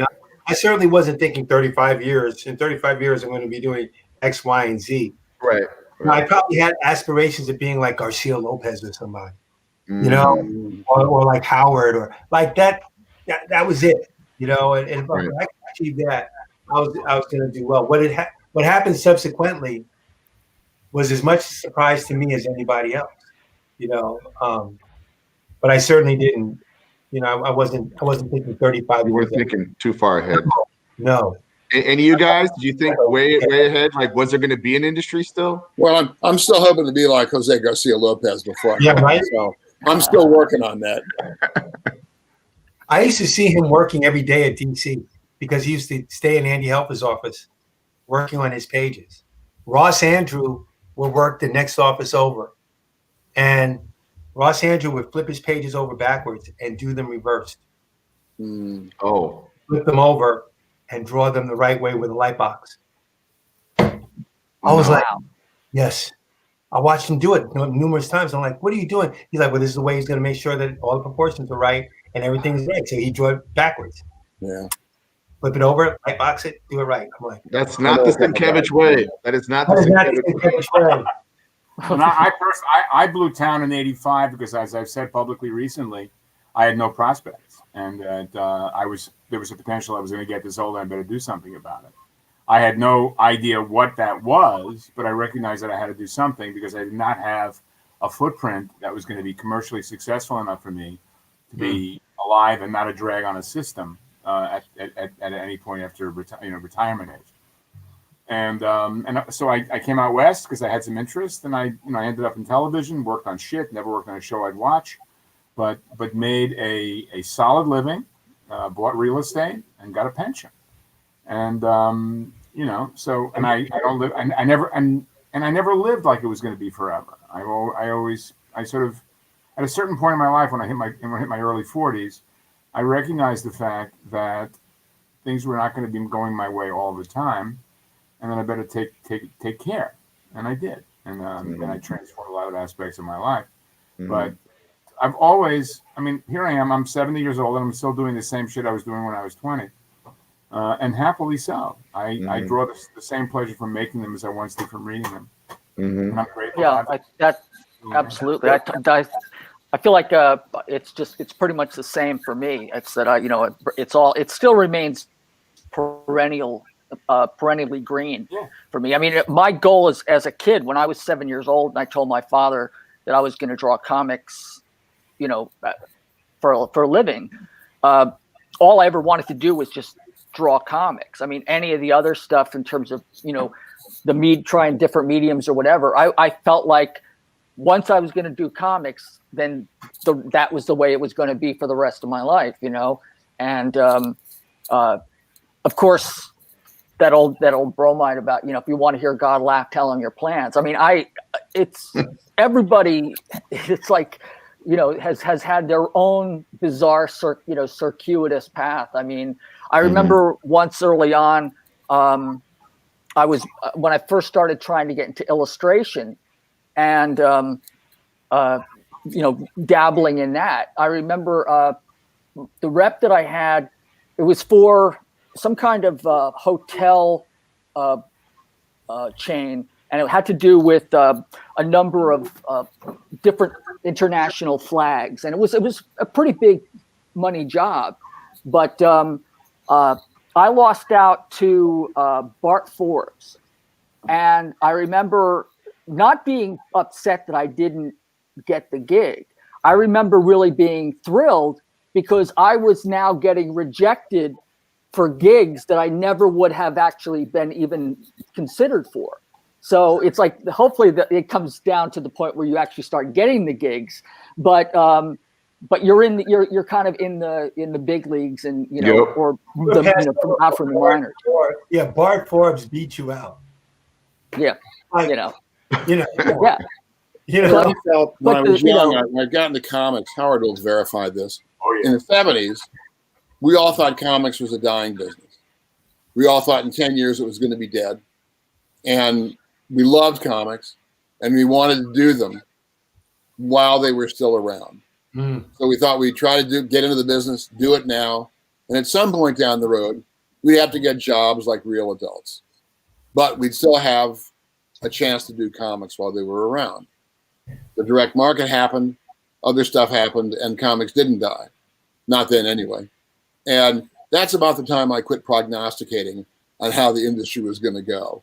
I said, okay, I really have no idea. So, but I like doing comics. In some ways, I like working alone. I love being in a studio with other guys working on their stuff around me. I could see what was going on, and you could feed off each other's energy. But I really like having my drawing board right here in front of me, my reference, stuff like that. And I've been lucky enough to get work for longer than I would ever have thought possible. And I still get some. So I'm happy to keep doing it. I would like to do it as long as I can. One of the stories I've heard, I don't know if this is true or not, I haven't bothered to look it up, is that Maxfield Parrish died at about the age of 96, I believe. And he quit painting at about the age of 90, because at that age, he was a little shaky. And so he couldn't paint the way he saw the paintings. So he retired. And I would like to retire, or not, when I'm no longer able to do the kind of work that I do. It doesn't meet whatever standards. On the other hand, oh man, I always forget who it is. Is it Matisse? They did the giant abstract. That was Matisse. That Matisse? The water lilies. Well, but he also did, at the end of his life, he was doing big abstracts. They were cut paper. He would color the paper, and then he would cut them out, and he'd paste them all together in these, almost like these giant banners. And in the books, they don't look so impressive because they're like this big. But there was a Matisse show in New York millions of years ago, and these things are hanging from the ceiling. They're gigantic, and they're just phenomenal. And apparently when he was doing those as an old man and an old ill man, he would lie in bed as he was ill, and he had a maul stick, and he would have his assistant paint the paper the way he wanted it painted, and then cut it, direct how it should be cut. And then he would push the piece of paper with the maul stick around the bottom sheet until he got it where he wanted it, and have the guy glue it down. And this is really on essentially, I gather, on his deathbed. I mean, just at his final illnesses. And I thought, no, I'd be kicking and screaming on the way out. I will not be so cool as to be able to do that. But I thought, well, that was just incredibly cool. And an artist who found a way to do the work he loved as all the way through. And that would be nice. I had my druthers. That's what I would do. The business would change around me. It's changed around me a ton so far. Still have work, still happy to do it, but I don't prognosticate how this is all going to work out in the end. I would accept that I know that a lot of the stuff I've done, even this crappy newsprint from Manhunter from 1973, that is going to outlast me. Some of those issues are still living around yellow when I'm long gone. Don't mention Star Wars to Howard, though. Look, I've already written my New York Times obit. Cartoonist Howard Chaykin dies. Fucked up Star Wars comics. There you go. Howard Chaykin known for his Star Wars. I miss having my assistants in the house. I mean, my office, my studio down here. I like the idea of having two guys to yell at and be yelled at by. Laurel is convinced I play my music to annoy my assistants. She's entitled to believe this. And I truly do miss having Calvin and Ramon around. I worked for years alone when I first moved to California, and then I had a studio with Vosberg and Don Cameron and Sean McManus, which is a really febrile enterprise. And I live up in Walter's been to my place, Dennis been to my place. I live in a beach town. I'm the luckiest motherfucker walking. It's swell. It's just. And my office, my studio is dynamite. It's great, but I miss having my boys. Well, that was going to be a question I had for you guys: is do you miss the studio environment? And for those of you who still use assistants, what is the difference from 1985 and 2020 besides Photoshop? But it's mostly Photoshop. It's mostly yeah. Well, I had I've been really fortunate in terms of batting 2 out of 3. I mean, you and Amanda Connor were, it's really gratifying and to see, assistants go on to, just crush it, and just blow everybody out of the water, and certainly, but I did have one assistant who shall remain nameless, who it was a little bit of kind of an All About Eve scenario where it was like, the Robert Ford movie. It's like, I can't tell if you want to be like me or if you want to be me, and so that kind of I wanted to be you, Bill. Yeah, you wanted to be you. And I want you to just spell the name. Nobody will know. Yeah, he just I will refrain from mentioning the name because I actually had to he left a vicious stalker-esque voicemail back when there were tape machines, and I ended up having to call the police based on it. So it was I'm gonna just let that slide because I don't need a bunny boiler, Email us later. Yeah, sorry, but it's not worth the time. But when I moved out here, it's like I've been used to being by myself, but having bought the house and it, like in the slow process of moving in, it's actually, of course, this is before COVID. But I mean, one of the ideas of getting a larger place is actually to be able to have artists come in and work in a very cool environment and to bring back some of that communal aspect. I mean, when I was in Westport, I had a studio at home, but I also had a studio where I worked with Stan Drake, Johnny Prentice, Leonard Starr, and Frank Boll Jr. was there as well. And, and comic artists would go out to lunch. I mean, Gil Fox would talk about his days knowing Jack, how he'd go to Jack Cole's house and Cole would have all of the windows shuttered because all of the heroin fucked up his eyes, those kinds of stories. So it was like a comic strip Babylon,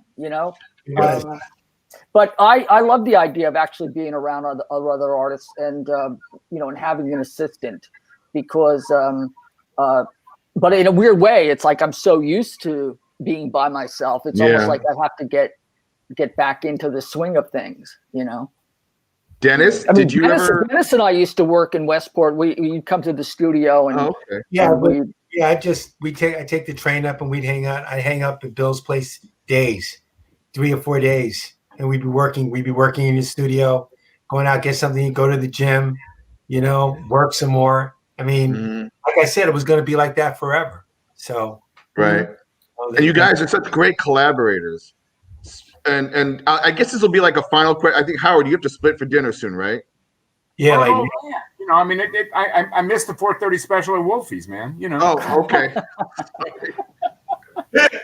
I mean, my wife just we're having takeout tonight. We're having a time. Well, going back to 1985. I don't know how many people know this, but you, Howard, and Walter were asked to pitch to do Superman, and you both had, I think, very different takes. And if you don't mind telling the folks about your Superman ideas, and while you're doing that, to invite Dennis and Bill to just kind of make up what they would do with Superman would be kind of cool too. So, well, I'm going to go first because I'm going to get out of here after. Okay. But I came in and I was, I was full of piss and vinegar, and my pitch basically consisted of a 3 or 4 page sequence of Metropolis waking up. And everybody's just getting ready to go and busy and doing their shit and everything else. And we follow Clark Kent, and we see him getting out of bed. But then we see a double page spread of everybody reacting. The sound of, and this is it, a tone deaf version of "You've Got the Cool, Clear Eyes of a Seeker of Wisdom and Truth." That's like a sonic boom across the city. And it turns out in that splash is we see Superman wearing a Walkman, like the old days of Walkman, singing to the Frank Lesser soundtrack of How to Succeed in Business Without Really Trying. And he's flying across the city. He gets to the Daily Planet, gets to the storage room, changes into his Clark Kent outfit, and we realize very rapidly that everybody in Metropolis knows that Clark Kent is Superman. But they are so glad to have him, they're willing to allow him to believe that they don't know. That's so great. That's great. Needless to say, powers that be DC Comics looked like a Munch painting. That's beautiful. Exactly. I could just hear you gleefully pitching it too. Oh, I had a good time. It's just all in it. Well, gentlemen, I was booked till 6, so it's 6:30. I got to go. My beautiful wife is standing here. Hello, beautiful. Hey, let's see you. Hey, sugar. How you doing, Valerie? Hello. Good to see you. The woman who owns my ass. That's And to work. All right, I'm out. Okay, all right. bye. Great to see you. Great to see you, Howard. Love you all. Thank you. Love you. Gentlemen, this has been the best hour and a half I've spent in weeks. And I was regretting the fact that I had no second wind and hoping I wouldn't. This is giving me a second wind, so it's going to be keeping me up all night. Fuck that. Awesome. Get going. Be well, man. Love to Hopefully we'll all. see. Hopefully we'll see you, soon, like in real time, real life. Yeah, I'm not optimistic, but I'll go along with cockeyed optimism. I'm with you. Okay, man. why not? Be All right, have a safe, great all. evening. Later, guys. Take care. Thank you. Peace out. Can I go too?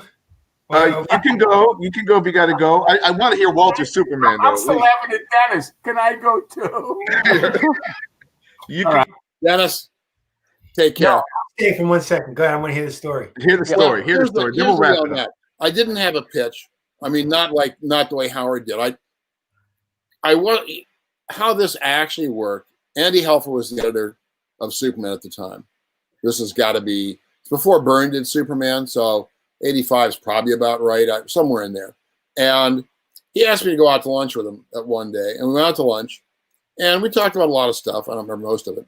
Superman came up, and in the course of talking about Superman, my memory of it is not that Andy offered me the project, the book, or offered me or wanted a pitch.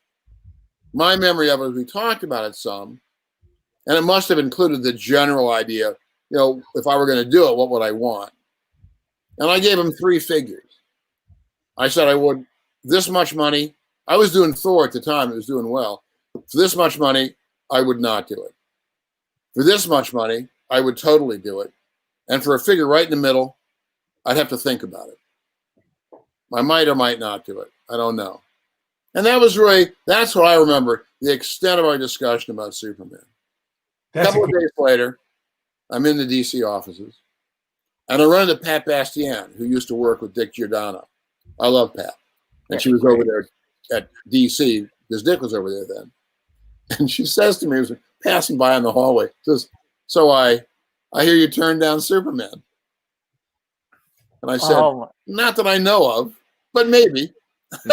And that was, I will, I don't know if I want to tell that story or not. Yeah, maybe I won't tell that story. I was recruited by Jeanette, but I didn't jump on that one. I didn't decide to do it. So, and once again, it was kind of the way DC at that time, at least for me, DC, like this lunch with Andy, you wouldn't know what the score was. Like, I'm not a bright guy. So if you're going to offer me work, you kind of have to say, hey, Walt, we'd like to offer you work, as opposed to saying, and then trail off in the distance. Right. Because it's just going to go like that. So that was kind of how the recruiting day evening went down as well. Weezy was with me. It was a dinner. Weezy was with me. We understood what it was about, really. I mean, it was totally clear what was going on. But there was no actual offer made. Like, if you come work for us, this will happen. And, I was doing okay elsewhere. And, that's kind of, I wasn't really pie in the sky, I don't suppose. But it was indirect enough and indistinct enough that it was not a tempting offer. Right. But it made for a great evening. I will tell you guys about some of the time we weren't online. But you did have an idea. Do you remember the idea? I did. I thought about it some, and the idea I had, and I don't have. All I have is the basic idea. I did not have any idea where I was going to go with it. I don't know if I had more of it or not. All I remember now is that one of the days we were going to wake up, kind of like Howard's idea, except that the other side, the other way around. We were going to discover that Superman, all the stuff you knew about him, well, the readers knew about him. Presumably, people didn't know about it. But the little rocket ship, the escape from Krypton, the destruction of Krypton, the growing up with the Kents, coming to Metropolis, all that stuff, none of it was true. Wow. Yeah. That's how issue 1 would end. That kind of stuff has been done a million times since then. Right. Superman, maybe it was Superman by now, I don't know. Right. So it was more of I think, an original idea at that time. Whether I would have had the balls to really, in the end of the first year or two, made it stick, I don't know. But also because Superman is such a licensed character, there were a lot of other aspects of it in the licensing that I presume would have prevented that sort of thing. Sure. Or you do it for a year. You do it for a year, and then do it for a year. Yeah. But that was my idea for where the story would start. Right.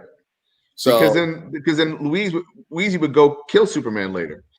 Well, she did. But I will say, and that was like in '92 or so, that when that happened, originally what was going to happen was that the Superman, we had a team of people doing Superman. Right. Dan Jurgens, John Bogdanov, artists and writers. There were 4 books a month. I think Mike Carlin was probably the only editor on God's green earth who could have driven those disparate teams in the same direction and got stories out of them. So every issue those guys did was like a chapter in an ongoing series. They would get together once a year or twice a year and have a big meeting, everybody, including, I think, the colorists and letterers, and they would sit down for a couple of days and work out the next year's worth of stories. They put a big whiteboard up on the wall, and they gridded out all the issues and then started adding in all the stuff that was going to be happening and work out a whole year's worth of stories. And they worked out an entire year's worth of stories in which Superman finally married Lois Lane. And once they got that all worked out, Jeanette came in to see what was going on, and she got a look at it and said, "Can't be doing this." So what do you mean? We got a TV show coming up. It was The Adventures of Lois and Clark, isn't that what it was? Yeah. And that's going to come up. They're not married in the show, and we don't want people to be confused about having them married in the comic, but not married in the It's so confused. show. So you can't do it. So after 2 or 3 days of work, all that stuff went out the window. And everybody's sitting around going, okay, what do we do now? And apparently when you reach these kind of impasses, Jerry Ordway would usually say, casually leaning up against the wall, he'd say, well, why don't we kill him? And that had gone by before, but this time somebody else said, yeah, why don't we kill him? Yeah, that's the ticket. Yeah, let's kill this guy. Let's do this. And they worked in fury, worked out this whole storyline. I don't know how that one got past Jeanette. I don't know if she actually saw what they were going to do. You know, it had to be done quick. And what happened basically was the storyline was already getting ready to, already running. Really, it was really the train had left the station, and the story I heard was that word began to leak out, and I guess it's the CEO of Warner Brothers, whoever that was at the time, was at a party. Now, I don't know if this is really true. This is a story I heard. Was at a party, and somebody came up to him and said, so I hear you guys are killing Superman. And he went, so they got back to DC in a hurry. Yeah. And by that time, it was too late.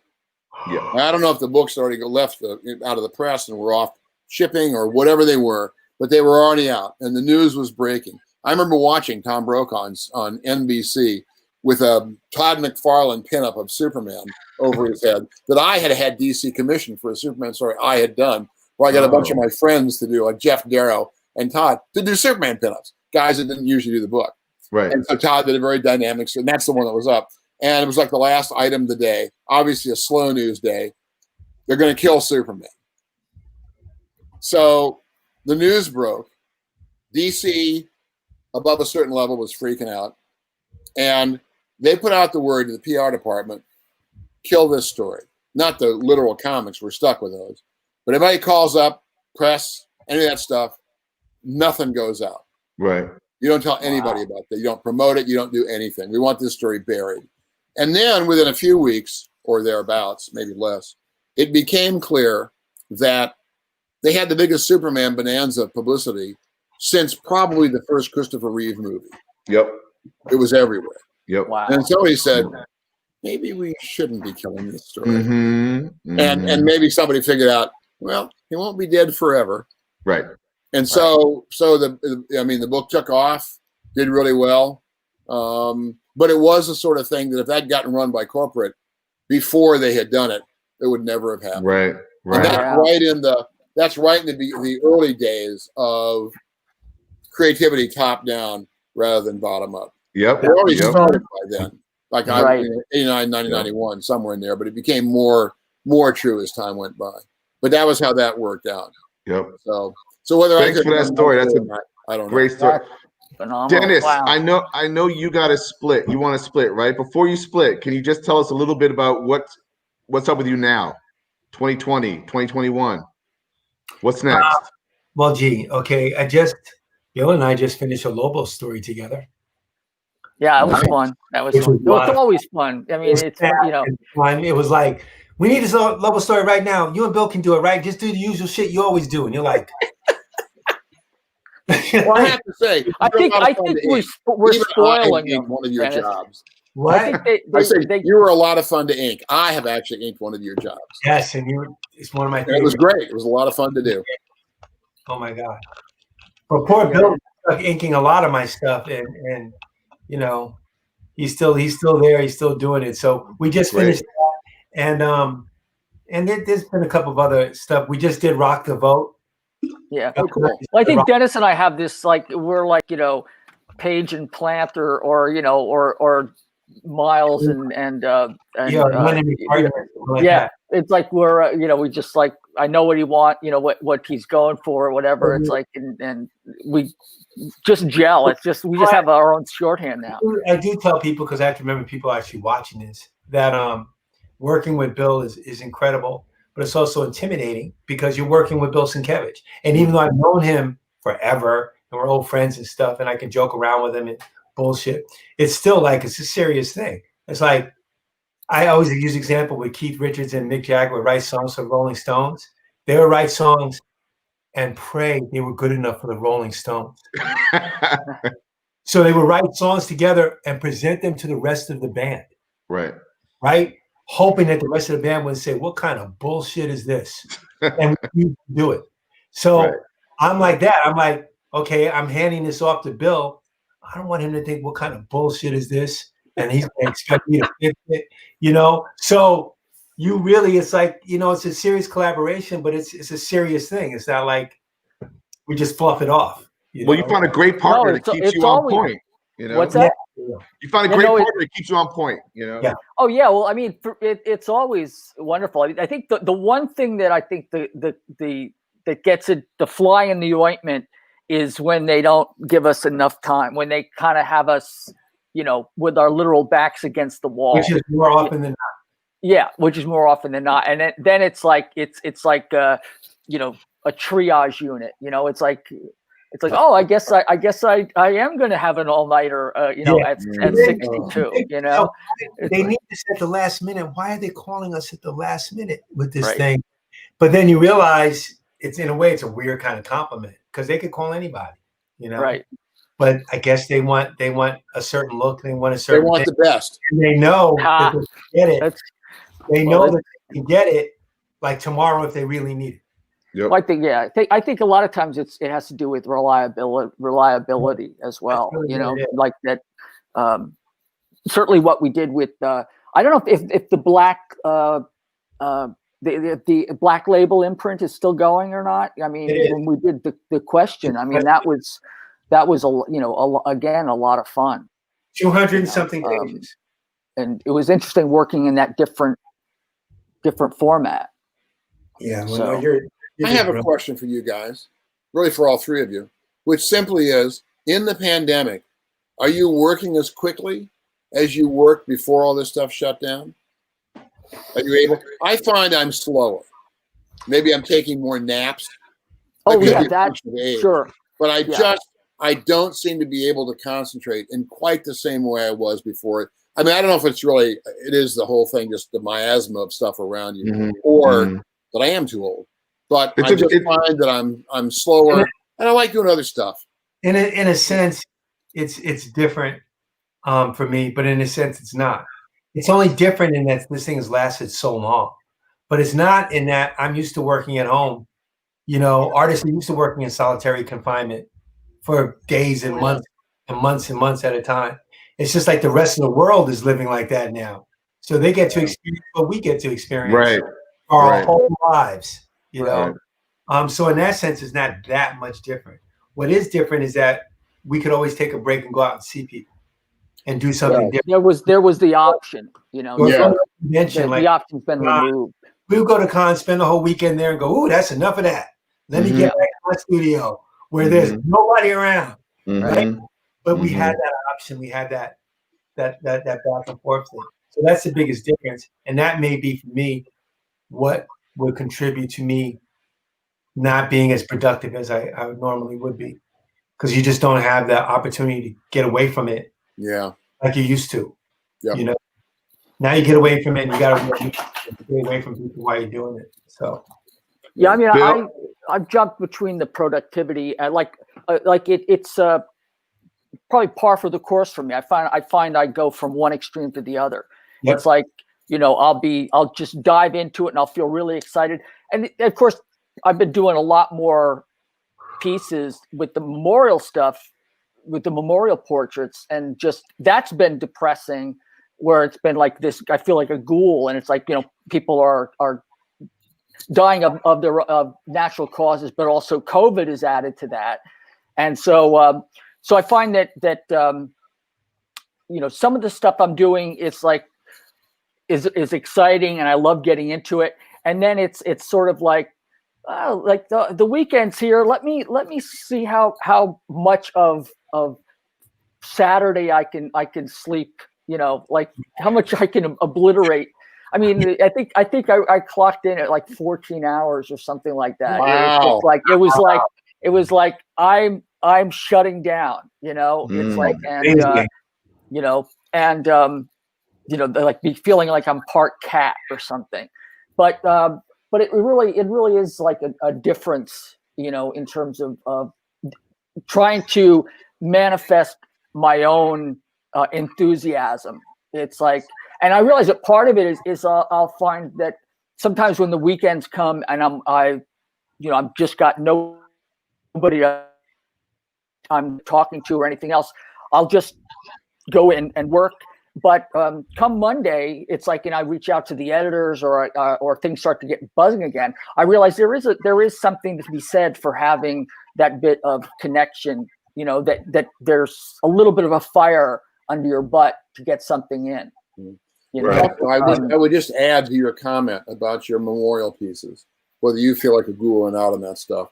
The thing about that for me is that they are both sad because they're all people we wish we had not lost, but they're also celebratory. Oh, they thank really, you. They are. That's how I see them. Yep. It's a celebration of these people that we've lost. We have lost them, but the fact that they were around and did the kind of work they did, or I related to them in the way that I did. And I'm reminded of that when I see your drawings. Yeah. Oh, that's very kind of you, man. That means the world to me. I'm delighted by them in that way. Not that I'm delighting these guys checked out. No. But I am reminded of the good I'm things. so of their lives. honored, man, and touched that. And I can't stress just what that means to me to hear that from you, Walt. So thank you. Well, I mean, I'm sure I'm not the only one. He's not. You're not. Well, I think I do think that there is an aspect of healing that part of the reason I do them is to try to like do my little bit of trying to honor whoever passed away, so there is a communal aspect to it that I think is there, so. But some of the ones were really, really hard. Like, when I heard about Chadwick Boseman, it was like my mouth just stayed open. I couldn't believe it. And like when RBG passed, it was like, just fuck. For all numbers of reasons, not the least of which. For many reasons. And they all have borne out. Every single year that we had. Everything you thought would happen. It really happened. Like exactly like we thought it would. Yep. To the worst parts of it, and you're like, son of a bitch. So guys, we have like a minute left. Okay, this has been awesome. Thank you. Walter and Bill, tell us about what you're doing right now in 2021, what you're working on? Well, I'm writing the 4th round of Ragnarok. Thor goes to Jotunheim. I just figured out what I think is going to be the ending, at least in an unpolished form, a couple of days ago. And so I've written copious notes. Now all I have to do is hammer them all together and make some sense out of them. And I'm finishing up a bunch of commissions. I never take commissions. And because comics shut down for a while, I've taken on some commissions, mostly just full figures, which are interesting. I'd kind of rather be doing stories.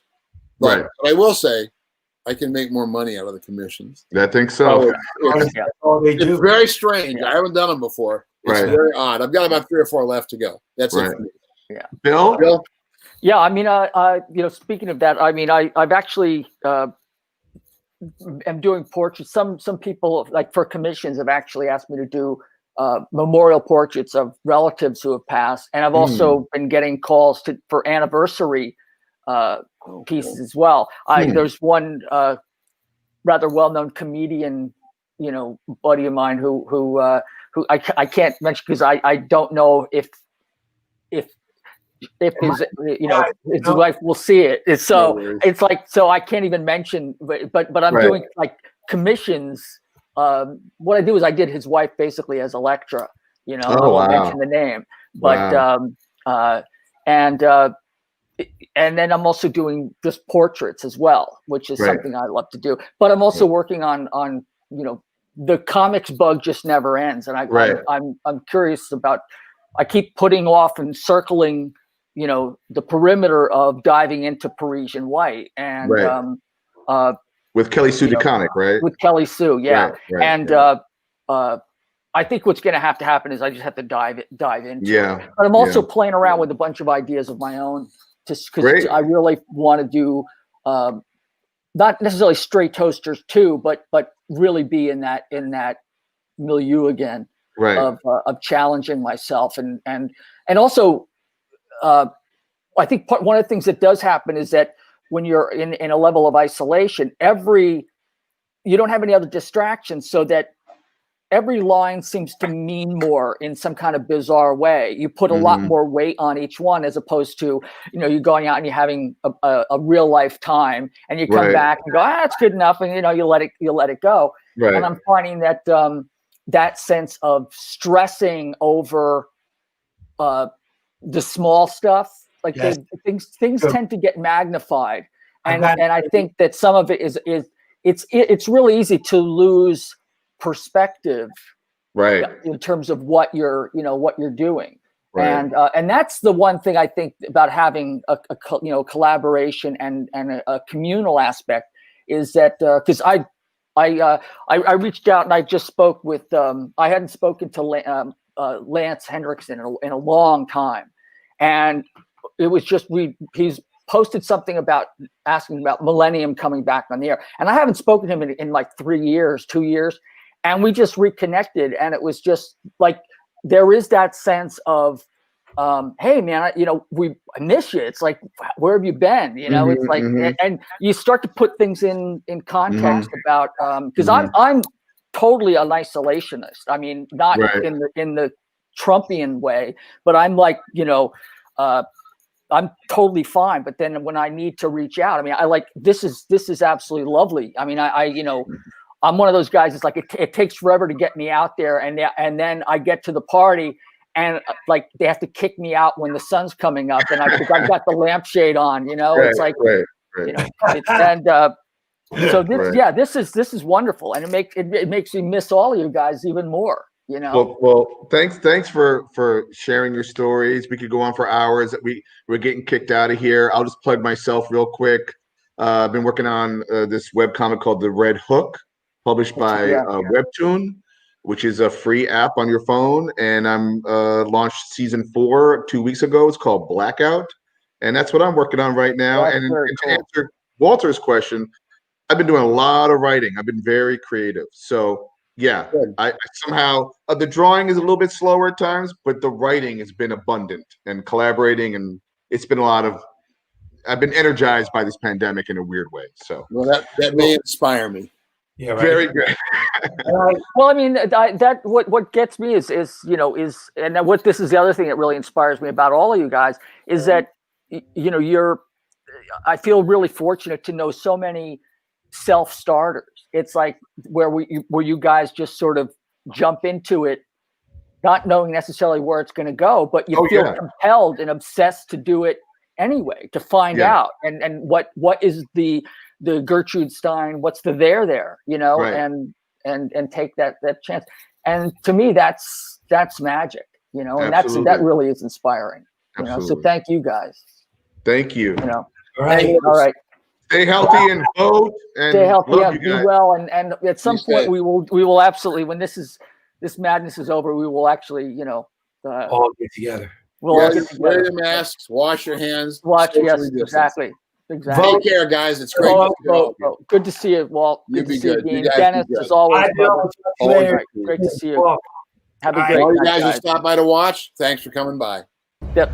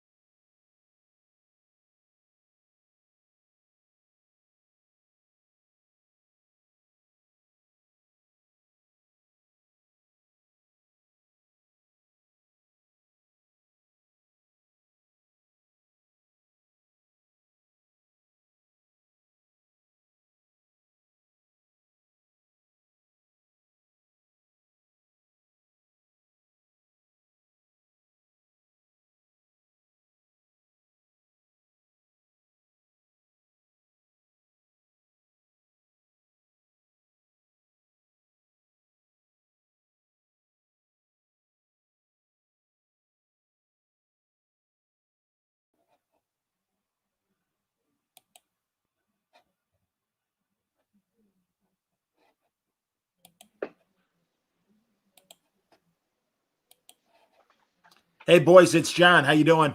Good. How are you, man? Hey, John. Good. I'm just backstage. Sal's going to be driving. Just wanted to say hello. Good to see you. Alec is also producing. But yeah, I'm really glad you guys are all doing this. So that's great. Hey, Mitch. Yeah. I wanted to get your old-fashioned thing on video, and you never responded. Don't. I completely blanked. Yeah. That's all right. We're covered. I was saying it for Miller's Pub tomorrow, but it's fine. How much time we got? What time is it? 4 minutes. We got 4 minutes. Yeah, we got 4 minutes. All right, I'll bail soon. Any questions? I got a question. Do I have to push any buttons, or do I just sit here? No. Yeah. Alec, and I don't know how long Chuck will be here, but Alec is producing. Alec, you can jump in if you want. Just let the boys know. But who's got the crying baby? I bet that's Shane. I was gonna say. No. Say no. Oh, it's Mitch. It's Mitch. Yeah. Way to go, Mitch. Way to go, Mitch. I'm kidding. Yeah. Surprised you can hear that. But yeah, no worries, man. Chuck, I'm just giving them the lowdown and letting them know stuff. It's all good. I'll bolt shortly, but I just in case anybody had questions or anything. Pretty sure people can hear us right now. That's all right. That's all right. I hope you guys are enjoying this. Yeah, that's fine. Nobody's swearing. Oh man, it's been a great show, guys. Absolutely amazing show so far. Yeah, and really, if people are watching right now and hearing us, that's fine. And thank you very much. We've been getting great questions. We're waiting for Tom. We'll start in a few minutes. And yeah, everything's been going smooth. So I'll shut up now. Sal Crivelli, correct? That is correct. Yes. Cool. I'll pop on and then I'll bring you on and then I'm out. Excellent. Cool. I'll be here. Everybody mute themselves. It's the fun of it, man. I don't know if you guys are watching the drink and draw over in the other room, but it's freaking hilarious.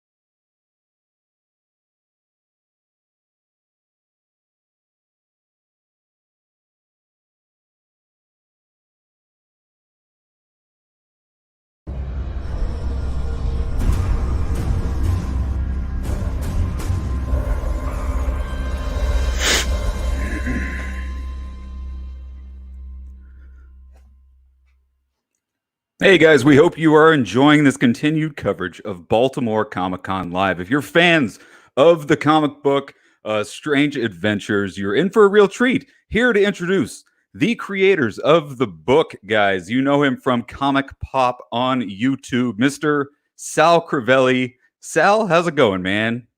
Man, how about I got you? you unmuted now. I'm doing great, man. I know you're excited to talk to these guys. We got Doc Shaner, Mitch Gerard, Tom King's going to be joining us as well. Before I jump out, I want to remind you guys we have some amazing prints, signed comic books, all kinds of amazing stuff from all of these creators in the meet and greet section here at BaltimoreComicConLive.com. So check it out.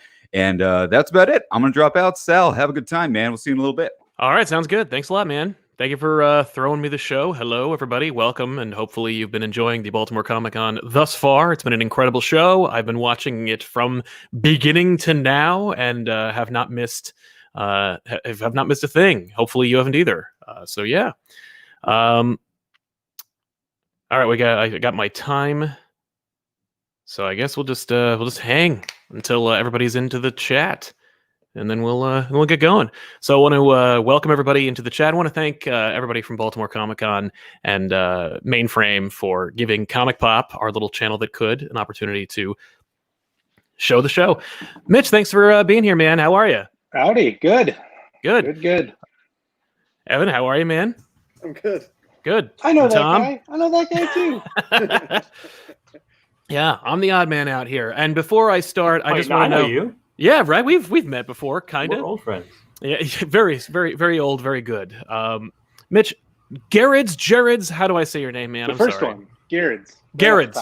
All right. Now I can do the smooth intro. Hey, everybody, welcome to the Strange Adventures panel with Mitch Gerrits, Tom King, and of course, Evan Doc Shaner. Thank you so much for being here, gentlemen. What a pleasure. Thank you. Happy to. Absolutely my pleasure. Hey, I didn't coordinate this, so don't thank me. But I am so thankful to be here and for having you gentlemen My hat here. is always not straight. It might be the camera. You don't I know. will fudge with my hat the entire time. Yeah, we'll all put on hats and put them askew to look I like hit it. part of the video. There you go. Perfect. Nailed it. I think that's how the kids are wearing them these days. So I think you're There you definitely go. on point. Guys, so This is the all hat humor panel. I know that's what you guys turned in for. This is what we're here for, really. This is the jokes, folks. Hey, fellow youngsters. How you do, fellow kids?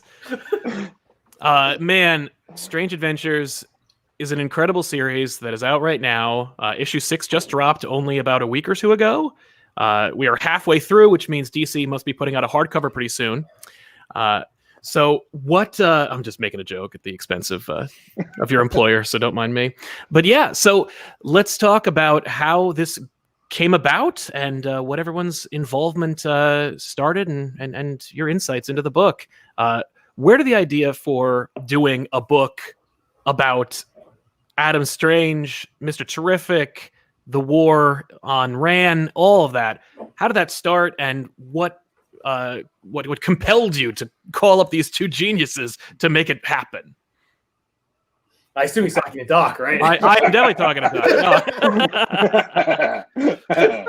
I mean, I knew I was one of them. But I had to write. I had to be the other guy. So Yeah. I'm like process of elimination here, Right? Well, we were like, we looked in a list of most popular DC characters, and and we're like, we love to sell comics because it feeds our family. We love our family, and we know the more popular a character is, the more comics we sold. So then we looked on that list and we picked the person at the very bottom of the list.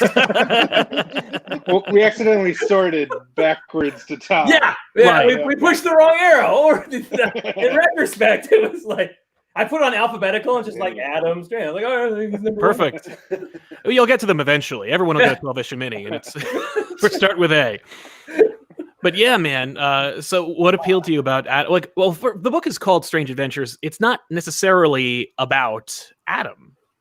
It is it's not an Adam. Adam is one of the three main characters. It's about Adam, Alana, and Mr. Terrific. And even the narrative, as you see, the even issues are Mr. Terrific issues and the odd issues are Adam issues. So he doesn't even get, he only gets half of the narrative structure. Except for Doc. Doc has to draw all Adam because we put him in a little box. It's just so pretty. So how did it begin? I'm sorry, we've told this origin story so many times, so we always a little feel like people might get bored of it. That's fair. So I feel bad saying it, but I mean, no, but it's new to someone, and it was revelatory to me. We were in the midst of Mr. Miracle, and we were looking for sort of the next project. And since we're creative, out of the box thinkers, we thought, let's just do Mr. Miracle again, but with a different character. And and Mitch is like, is there anyone else who like, is there another white guy who can be sad? And I was like, this universe has like a ton of white guys who can make sad. Oh my God. Yeah. Let's look into this. And so, no, we were discussing sort of what to do next. And I had like just a bunch of ideas sort of floating in my head. I wanted to do something that was more about villainy and bad guy stuff, and less. Mr. Miracle was so hopeful and heroic. I wanted to do something that was a little more acid. And then I was at Mitch's house for the baptism of his. I was going to say your youngest child. It's still. Congratulations.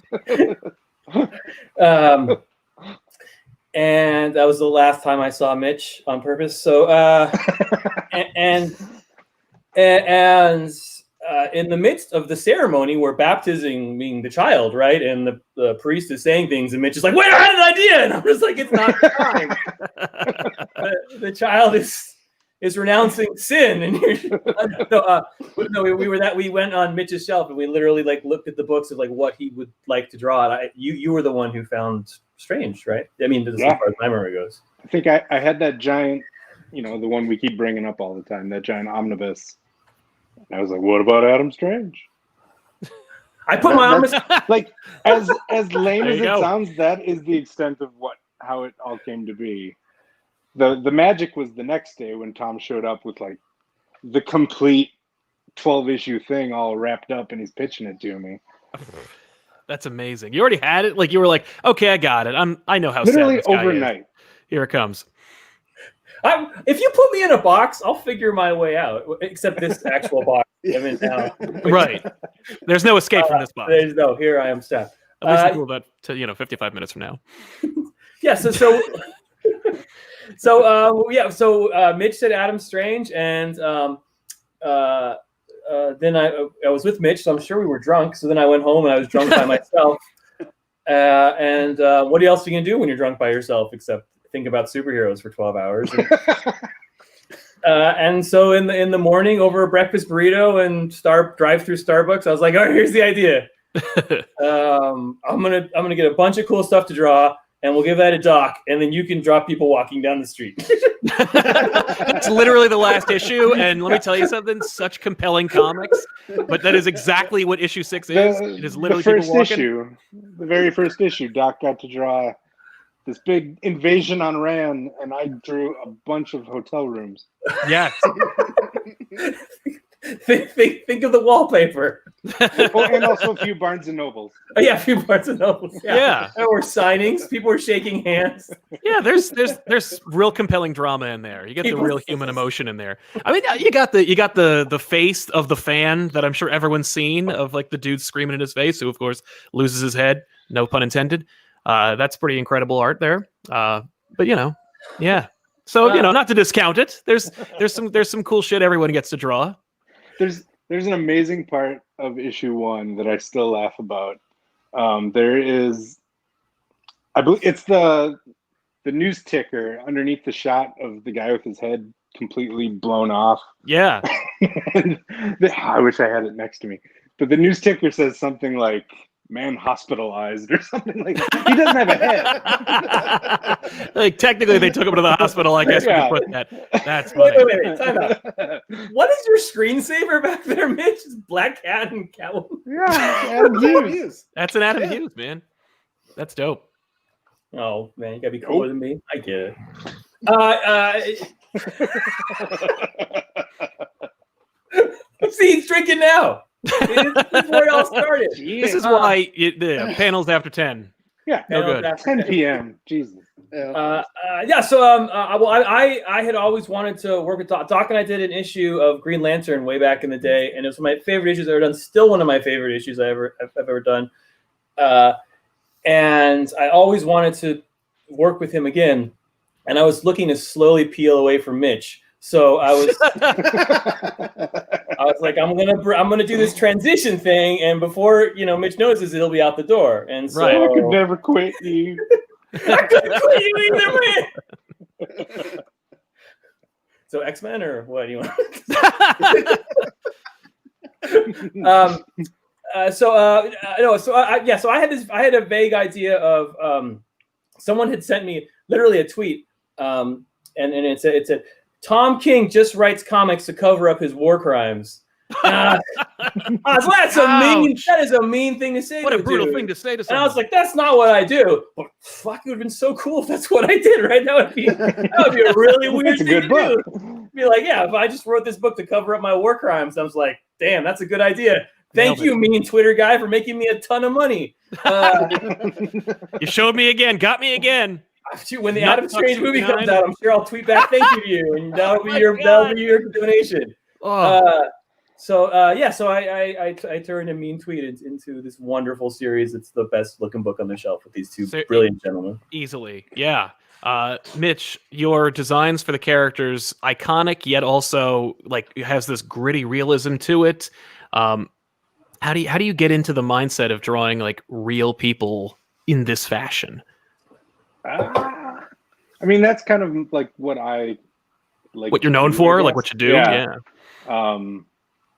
There's just something like that I love about superheroes, but it makes it cooler when they feel real and they don't feel like cartoons on paper. So that's the only thing I have in my head, I guess, when I come up with my style. Right on. You don't want to lose those cats. That's keeping people here. Trust me. I didn't want the distracting zippity doo dah in the background. Sure. I don't think it's pretty dynamic.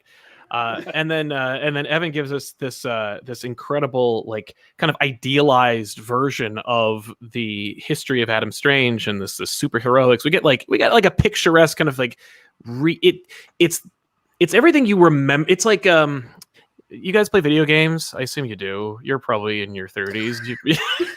Definitely in my 30s. So I just got done playing a huge game of Number Munchers. No, I'm saying like because if you grew up in the 80s, 70s, you definitely played video games at some point. But like I'm thinking about the updated version of the Ocarina of Time and how like when they put that out, it's like, oh, that's how I remember the game. But if you dust off your N64 and pop in the Ocarina of Time, you're like, oh, this is kind of shitty looking. But it's like when you watch any cartoon from your childhood and you're like, ooh, like, boy. literally, you're like watching Yikes. Thundercats. You're like, that intro's fire, and then you're like, oh no. That's right. So, but Shaner, man, it's like you remember the heroes, but in today's like kind of like expectations, it's just this beautiful, like idealized. Who better to do an idealized version of what really happened in the Picton Ranian War than somebody who can give you an idealized version of like, your superheroes, and it's just dope, man. Well, thanks, man. But is that the idea? I'm sorry. That turned into kind of like that turned into me just kind of jerking you off, and I didn't mean to do that. And I'm sorry. I really meant to just be going. like, yeah. Which is like, yeah, you asked me why I draw real people, but you fucking, yeah. I'm sorry. 40 minutes left, and I want more. Yeah. My question is simply, what is that your kind of approach? Is just kind of like Zelda? Yeah, Zelda, right? Is giving you the real Ocarina. Oh, behind the scenes. Oh no. Oh, look at that. Sits on my Nice. desk all the time. Yeah. What a nerd.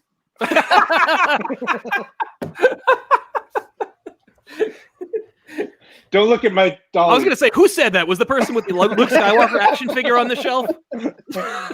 It's old Luke, so it's ironic. Yeah. It's ironic.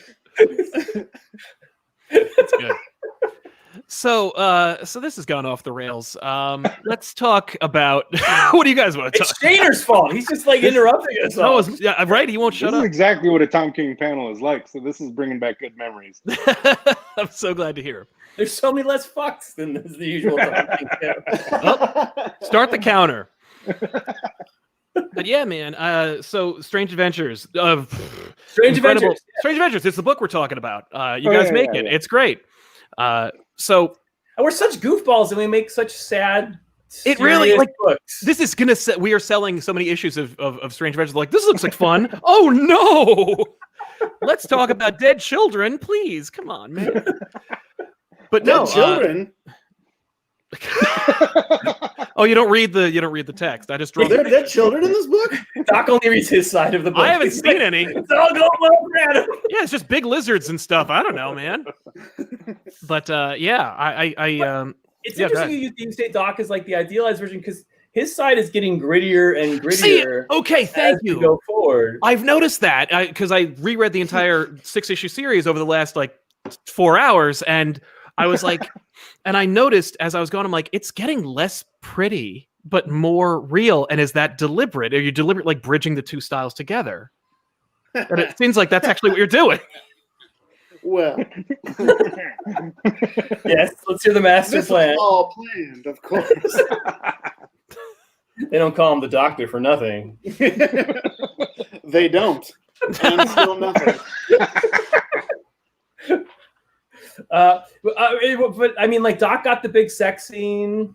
Doc is got the big war scenes. Mitch got the first sex scene though. Oh yeah, there's multiple sex contractually.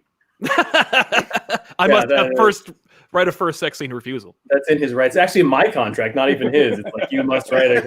What? This has nothing to do with me. And they're like, it's in the... No, you got to do it, man. And for Clay, it's like 6 sex scenes. So Cat 1 is. So Doc's side is, it starts out as a little ideal, but it starts to drift in to show sort of what happened to Adam, sort of as he went from the start of this war to the end of the war, which is where Mitch's stuff picks up. Because the big transition, who Adam is, happens in the Doc in the Doc pages. Right. Well, because I've been getting this impression that the Doc part is the book and the Mitch part is the real. Is that fair to say, or are we kind of getting some kind of like bridge between the two? I don't know if I'm trying to spoil the book here or not. I hope I'm not. I'm just kind of getting some insight, but I really don't want to ruin it because you got to go read this book if you haven't already. Of course you are. It's a critical darling. It's like one of the top Black Label books out there. Come on. But that being said, goddamn Murphyverse. They keep putting out these Black Label books, which by the way are all excellent, and you should pick it up. But yeah. I think the idea started that way, but I think we kind of evolved it as we went along. Yes, because this book is very much trying to be. I mean, I have all my highfalutin ideas that I always had artsy fartsy bullshit, but I really just when I get the art for this book, I realize that this is just an opportunity to show off what the two masters can do at the top of their game. Right. And so if I was to say to Doc, like, let's just do this sort of idealized, classic stuff, I think we'd be putting him in a box that wouldn't be fair. Like, he has so many more gears than that in terms of his design and his ability to approach emotions and to be sexy and to be cool and to be bloody and all that shit. So like, my job here is to show you how incredible Shaner and Gerardus are, and I'm doing my best. So you take him out of the box, you put me in 9 boxes. That's right. It's so hard to write a conversation in 3 boxes. I still have. I get out Darwin's stuff, and I was like, "How did he do that? Where someone has a conversation in 3 boxes?" It still confuses me. It's hard to get any back and forth when you're just like, except to do like Bendis does, where you do stacked panels. But then the dialogue is so fast, it starts to read like that old 40s,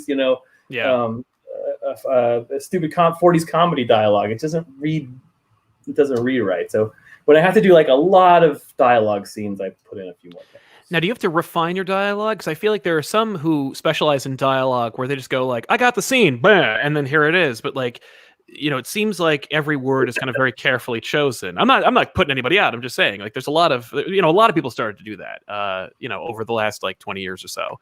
But there's a lot of dialogue in actually all the books now I think about it. But it seems like, I don't know, I guess does it take you a long time to kind of like ratchet out exactly what they're saying? Because I feel like this is a very deliberate book. Every stroke of the pen, every click of the typewriter or keyboard, so to speak, is very deliberate and very precise. Is that your assessment as well? Or is it kind of like, no, I wrote this scene like as it's supposed to be, and it takes a little unknown fact is that Tom does all his narrating audibly to a Teddy Ruxpin. They only do it like transcribes it. Yeah, I feel bad for that intern. Now that I have the children at home and they never fucking leave, they come into my room at all hours, and when I do dialogue, I read it out loud in stupid voices. Do you really? So, yeah, I'll be there and I'll be like, "Oh, Adam, You know, and they're like, what the fuck is that doing at the computer? So, you know, if I do gruff voice, you know, I'll do like all these stupid, what my children will laugh at me in the background, be like, this is what you do for a living. Mom's lawyer. I don't really get it. Show up, Pat. Just show up. All right. To me, I have two gears of dialogue, and I'm trying to lose one of them. Okay. I can, for the project Mitch and I have done, starting with Sheriff, it's a much more naturalistic dialogue. It's a much more, you know, things can wander. People say things that don't actually make sense. It's not sort of this sort of reflective dialogue. When I do high superhero stuff, and I don't do this, I can switch into that sort of Gilmore Girls, Sorkin, Bendis, like where every sentence reflects the sentence before it, and it's kind of clever, you know? Sure.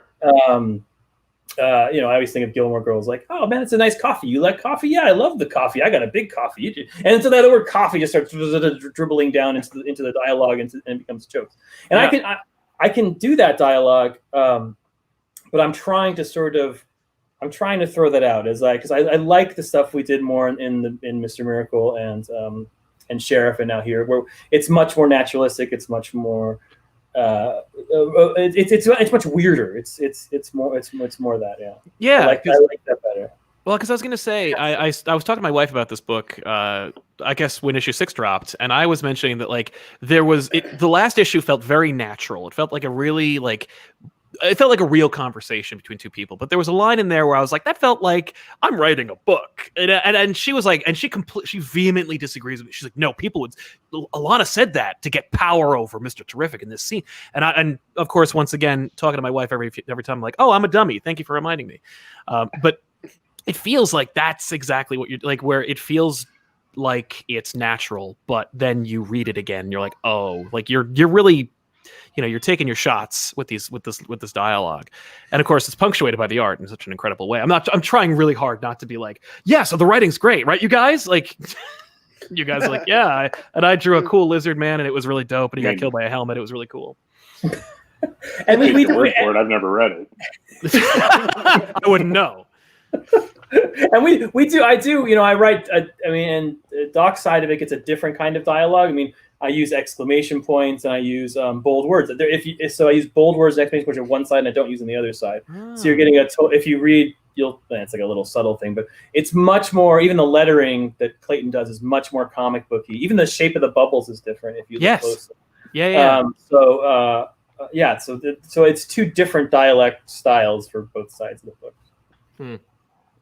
I love Mitch, your design for Mr. Terrific. It like reminds me of what I know Mr. Terrific to be, but it's just like for some reason there's some subtle differences that you've kind of infused into there. Particularly his jacket is one of my favorite things about Mr. Terrific's design. It's cool. When he shows up in my side of the book, it's gonna be even better though. I mean, if really the only thing I've been redesigning on this book is putting them in normal clothes. Yeah. The costumes, I don't think.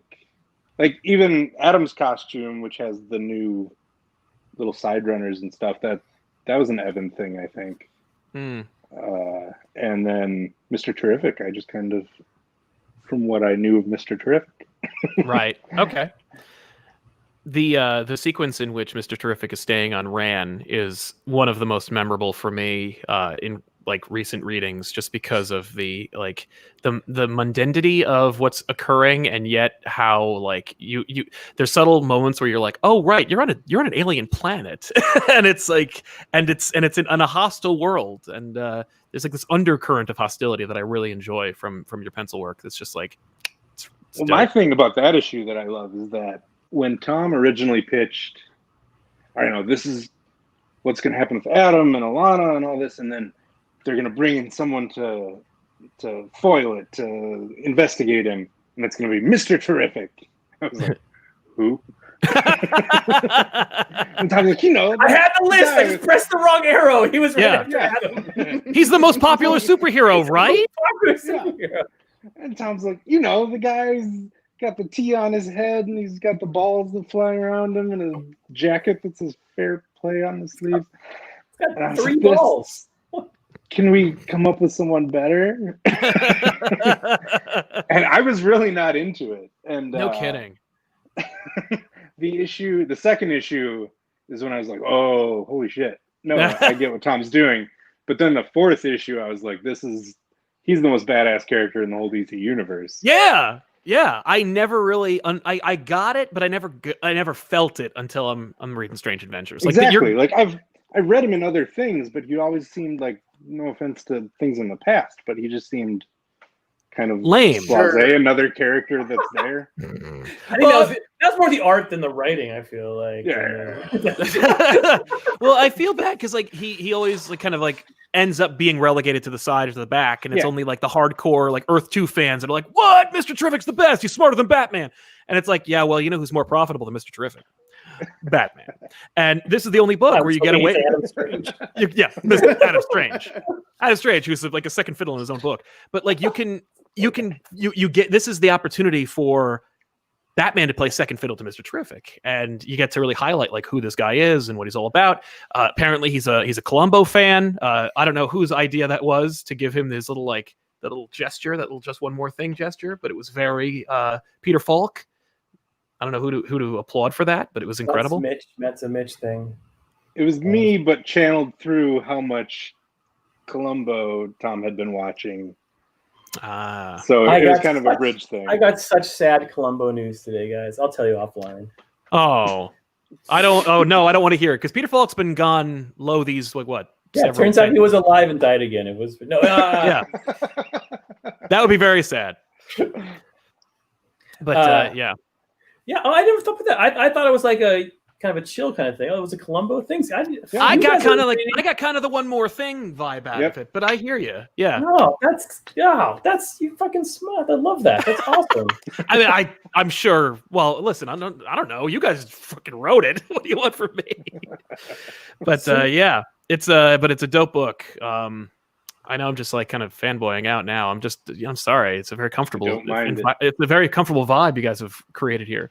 I love this book. It's done. I've written the whole thing. Okay. All 12 issues it is done. All right. It is done. It's in the can. I know how it ends.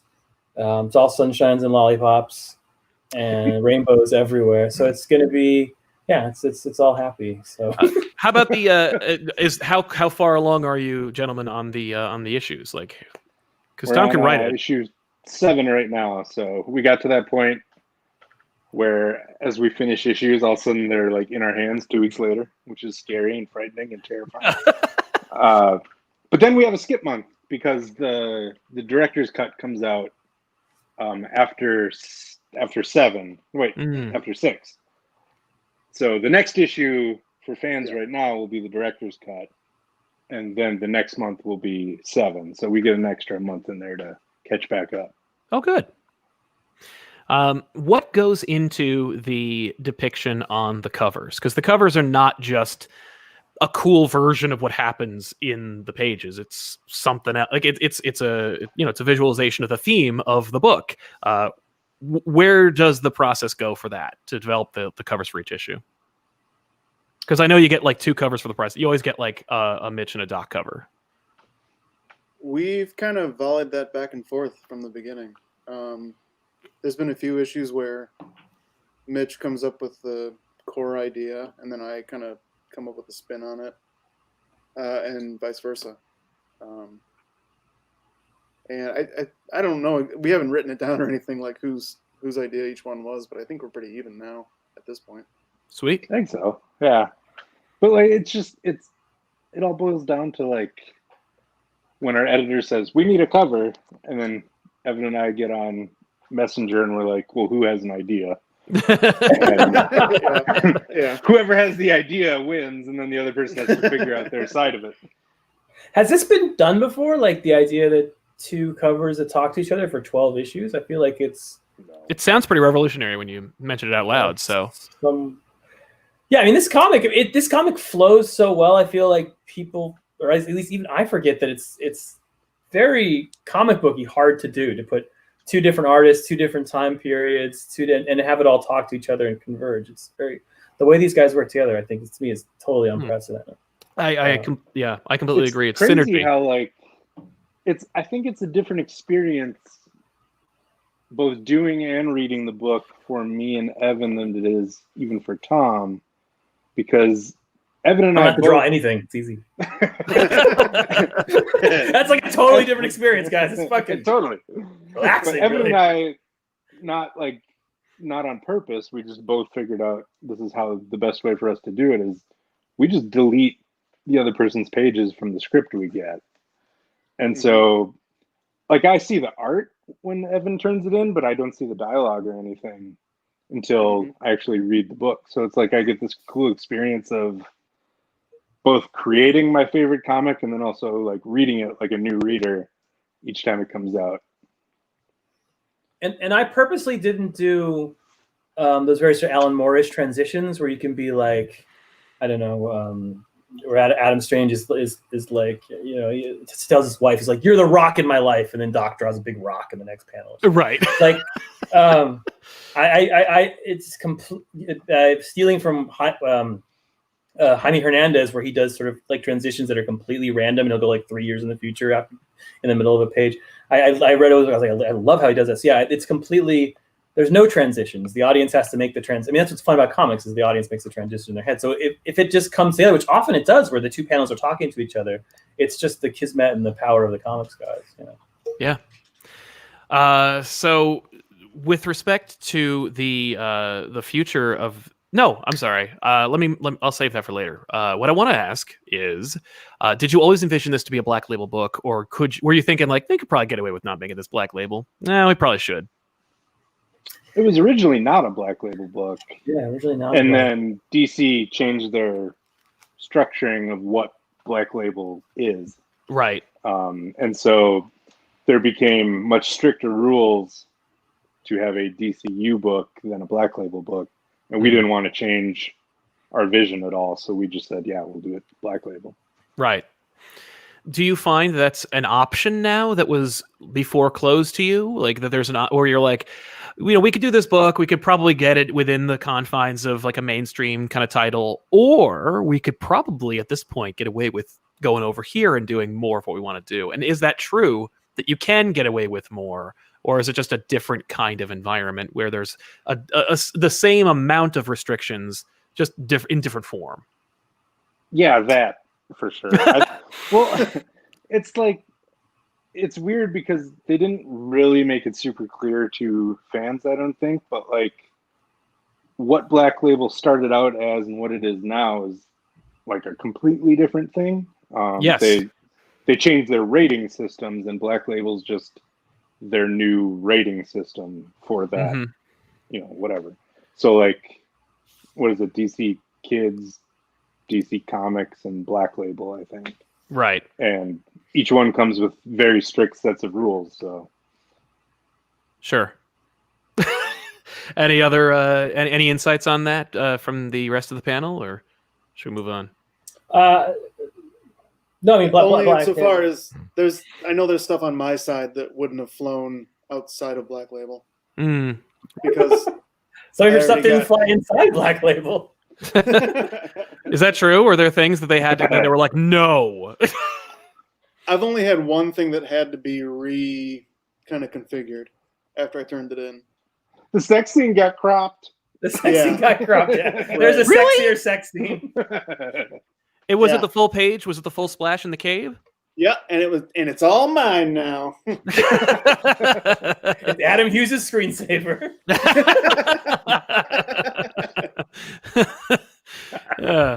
I don't know. I think that's anyway. Moving on. So I was gonna say, well, it doesn't seem like there's much to crop. It's the two bodies. Like, what are you gonna? What else is there? Butts. Butts. There you go. Specifically, less Adam butt, because our editor said we used our butt quota on my Mr. Terrific shot. Thanks, man. We ran over our amount of butts. So it's one.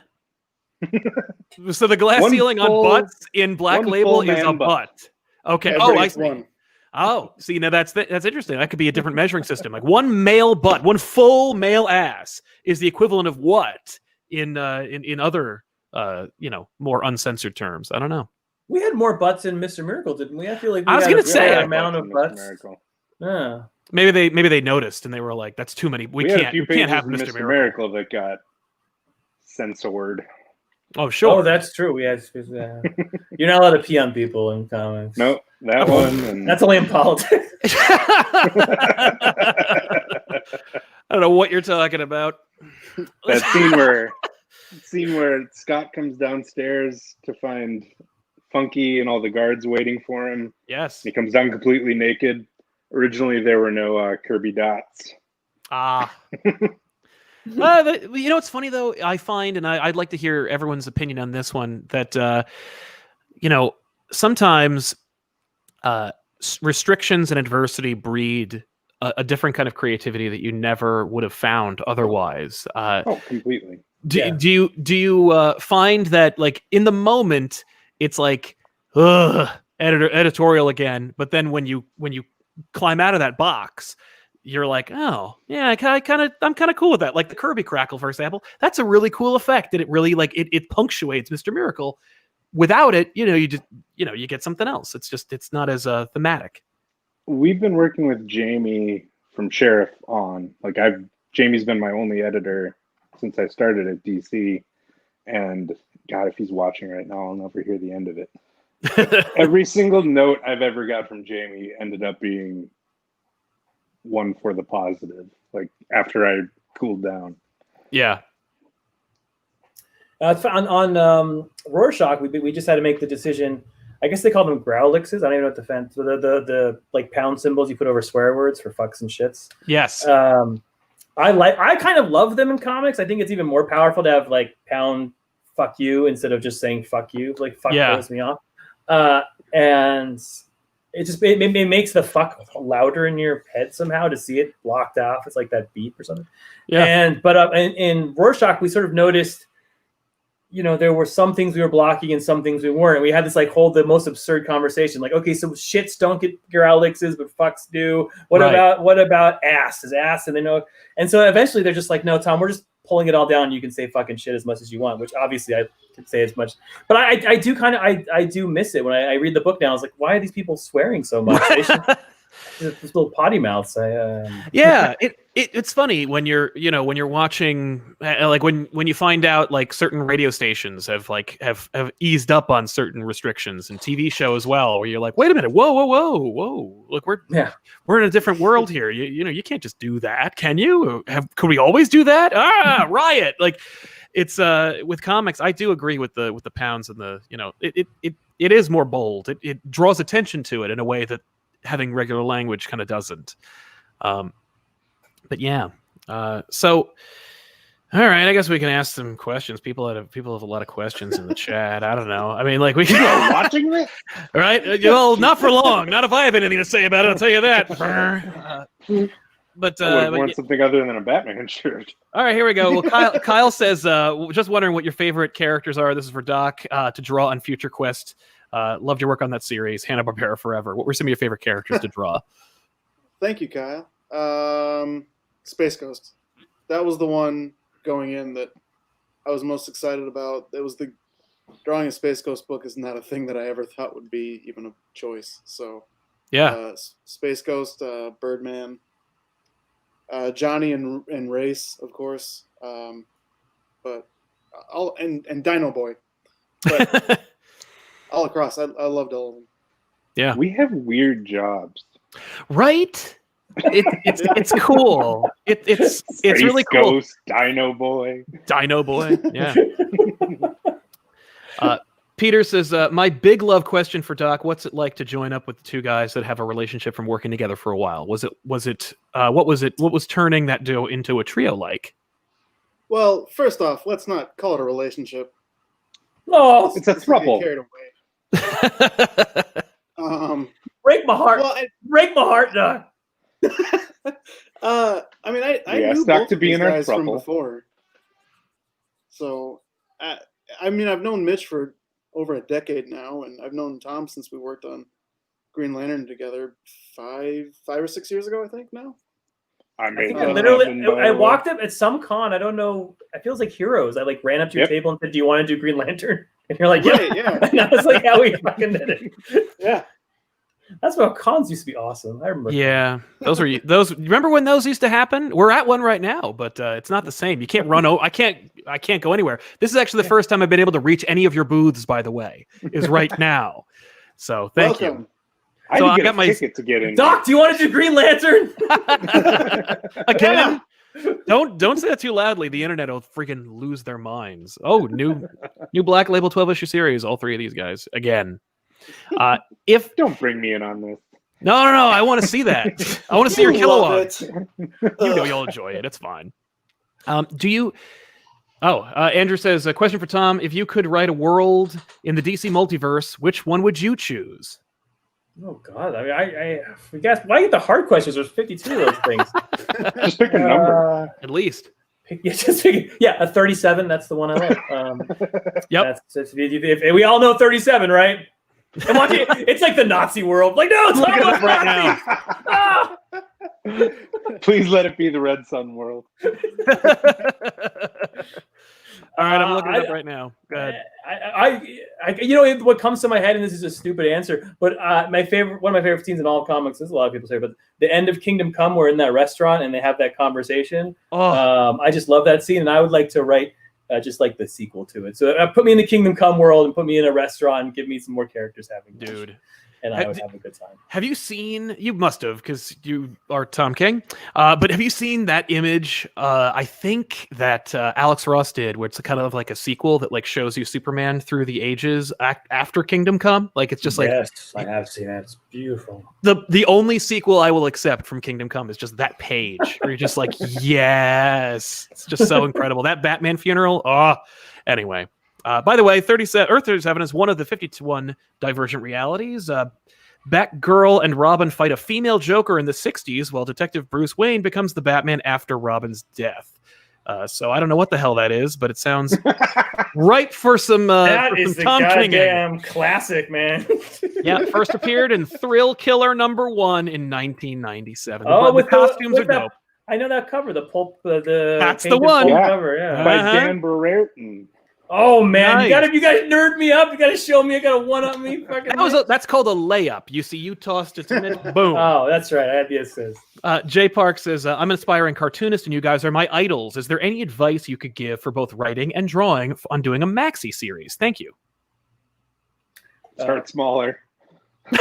Yeah, why maxi? Why not? A 8-pager. 8-page. What's the key to a maxi series? I feel like I do these things all the time. Right? Maxi series are they're easier, I think, than as someone who did 85 issues of Batman. To me, they're easier because they have a beginning and a middle and the end. So when you come up with the pitch and the original idea, you actually know where you're going and you can just aim your plot in that direction. As for advice on how to do it, pick your favorite movie, you love it, and then imagine it with superheroes and see if it works. Oh, that's actually not bad. It's a good place to start. And that's that's old. Like when I first started, I got like John Gardner's book on how to write. It's like the most famous book on how to write. And he wrote Grendel, right? So it's like he's like, if you can't think of anything else to write, steal from someone else. I stole Grendel from Ancient and I just modernized it. So like that's another thing. Like go back and find something that really appealed to you when you were young and see what that structure and see if you can apply that structure in a modern way. That's fair. I think that's a nickel's worth of free advice, gentlemen. As far as Evan and Mitch, what advice would you give to aspiring artists on who want to start and work on a series? I think the thing, like, my favorite thing to tell like new young artists is get really good at backgrounds because nobody else is doing. Everybody wants to draw Spider-Man doing a kick flip, some big splash blade. But like, if you can draw Peter Parker sitting in a kitchen, you're way more likely to get that job than you are the other way. Yeah. Yep. Tagging off what Mitch said, just people sitting. People sitting. Well, you'd be surprised how many of these artists know how to draw some kind of splashy pinup type thing, but have no idea how to draw, one, a chair, two, someone sitting in that chair. Yeah. I don't know how to do it. But I have drawn a ton of sitting in the series. Right. So, well, the all it's sitting pretty issue is good. next. It's gonna be great. What's the hardest thing to draw now? Because I've heard some of the hardest things to draw: horses, cars. But what are some things that challenge you both to draw today? Where you're like, oh Christ, you put this in the book. Here we go, and then you have to challenge yourself. I want to know the answer. My thing is a lot of characters in one. Oh, just like fill the room. Yeah. Yeah. Just because I'm so obsessed with like Norman Rockwell, and to me each character to be doing something and have a reason for how they're standing and what they're doing, and when I have to do that to 20 different characters, I don't know how to do it. Right. That sounds like a self-imposed restriction as opposed to a generic issue. Yeah, that's true. I mean, but that's fair. Get paid. Oh sure. Oh yeah. Doc. I mean, again, going off what Mitch said, that issue 6 was tough. Drawing all the war scenes on Ran. It was fun. It was really rewarding, but it was tough. It was a grind.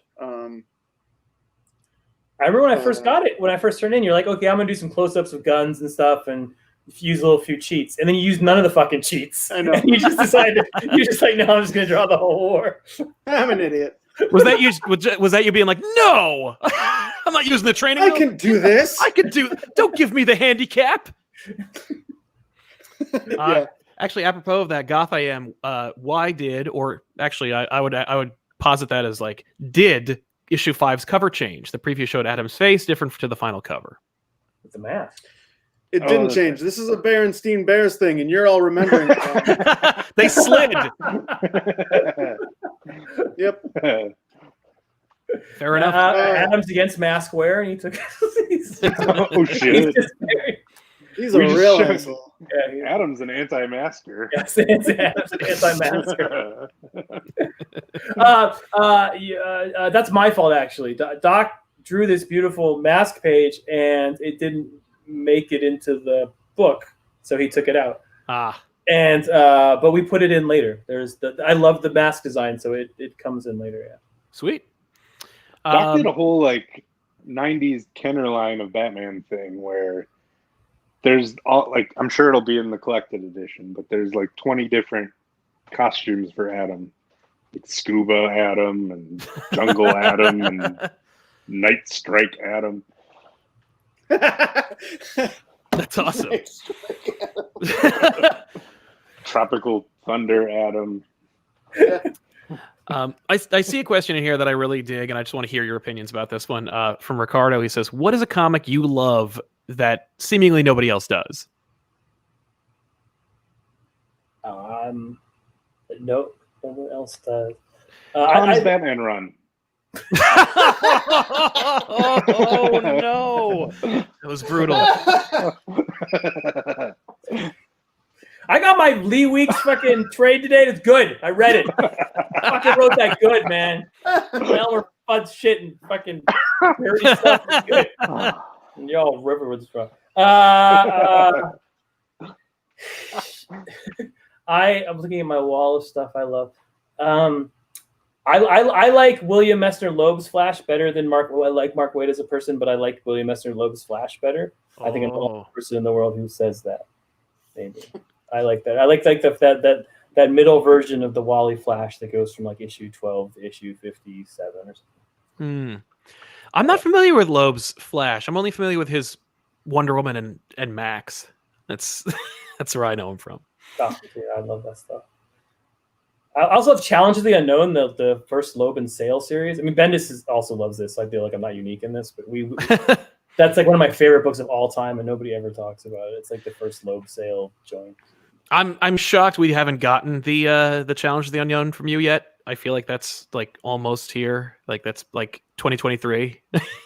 I have trouble doing books where someone's already done it perfectly. I don't, so it's like I feel like they did that book. They did that same with Legion of Superheroes. Like if I did Legion of Superheroes, it would just be Keith Giffen's Legion of Superheroes. He already did Keith. Yeah.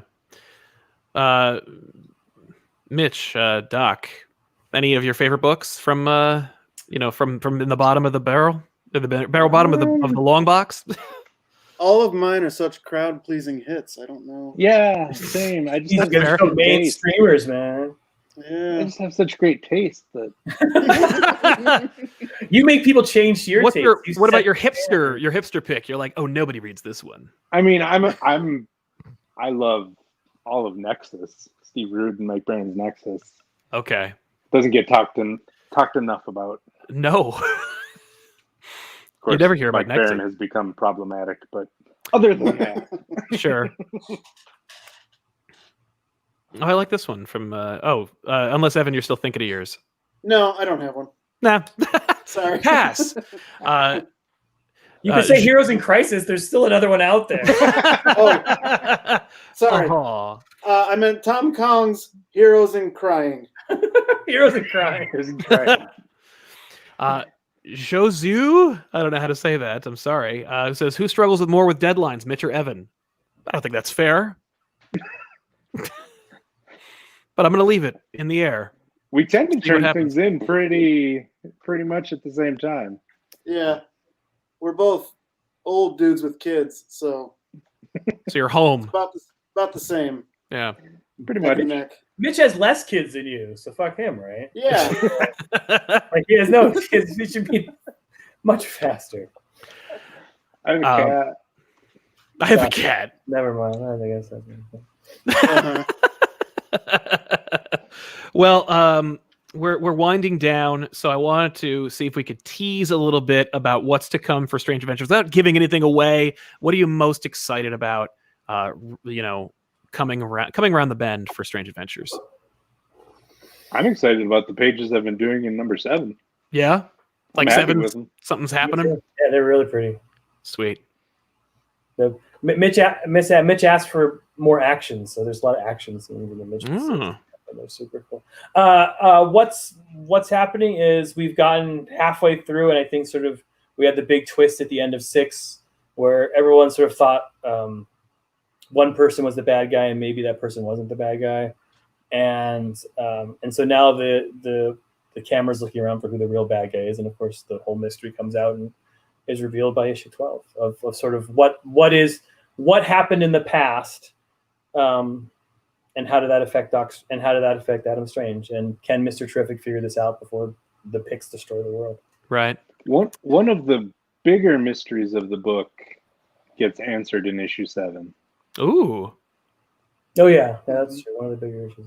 Yeah, each issue after each issue 7, 8, 9, 10, 11, they all have big reveals in them. Each one is like, whoa, oh, holy crap. Okay, so we're sort of elevating as we go forward. Yeah. Nice. That's exciting. Keeping up the momentum and getting people excited, because like there's nothing like thinking, oh geez, we're halfway through, we got another it's gonna have the same build as the last 6, and then it's like 7, 8, 9, you're like, oh shit, it's happening, so that you're just ramped up. Of course we're taking a month, so I guess issue 7 drops what, in December?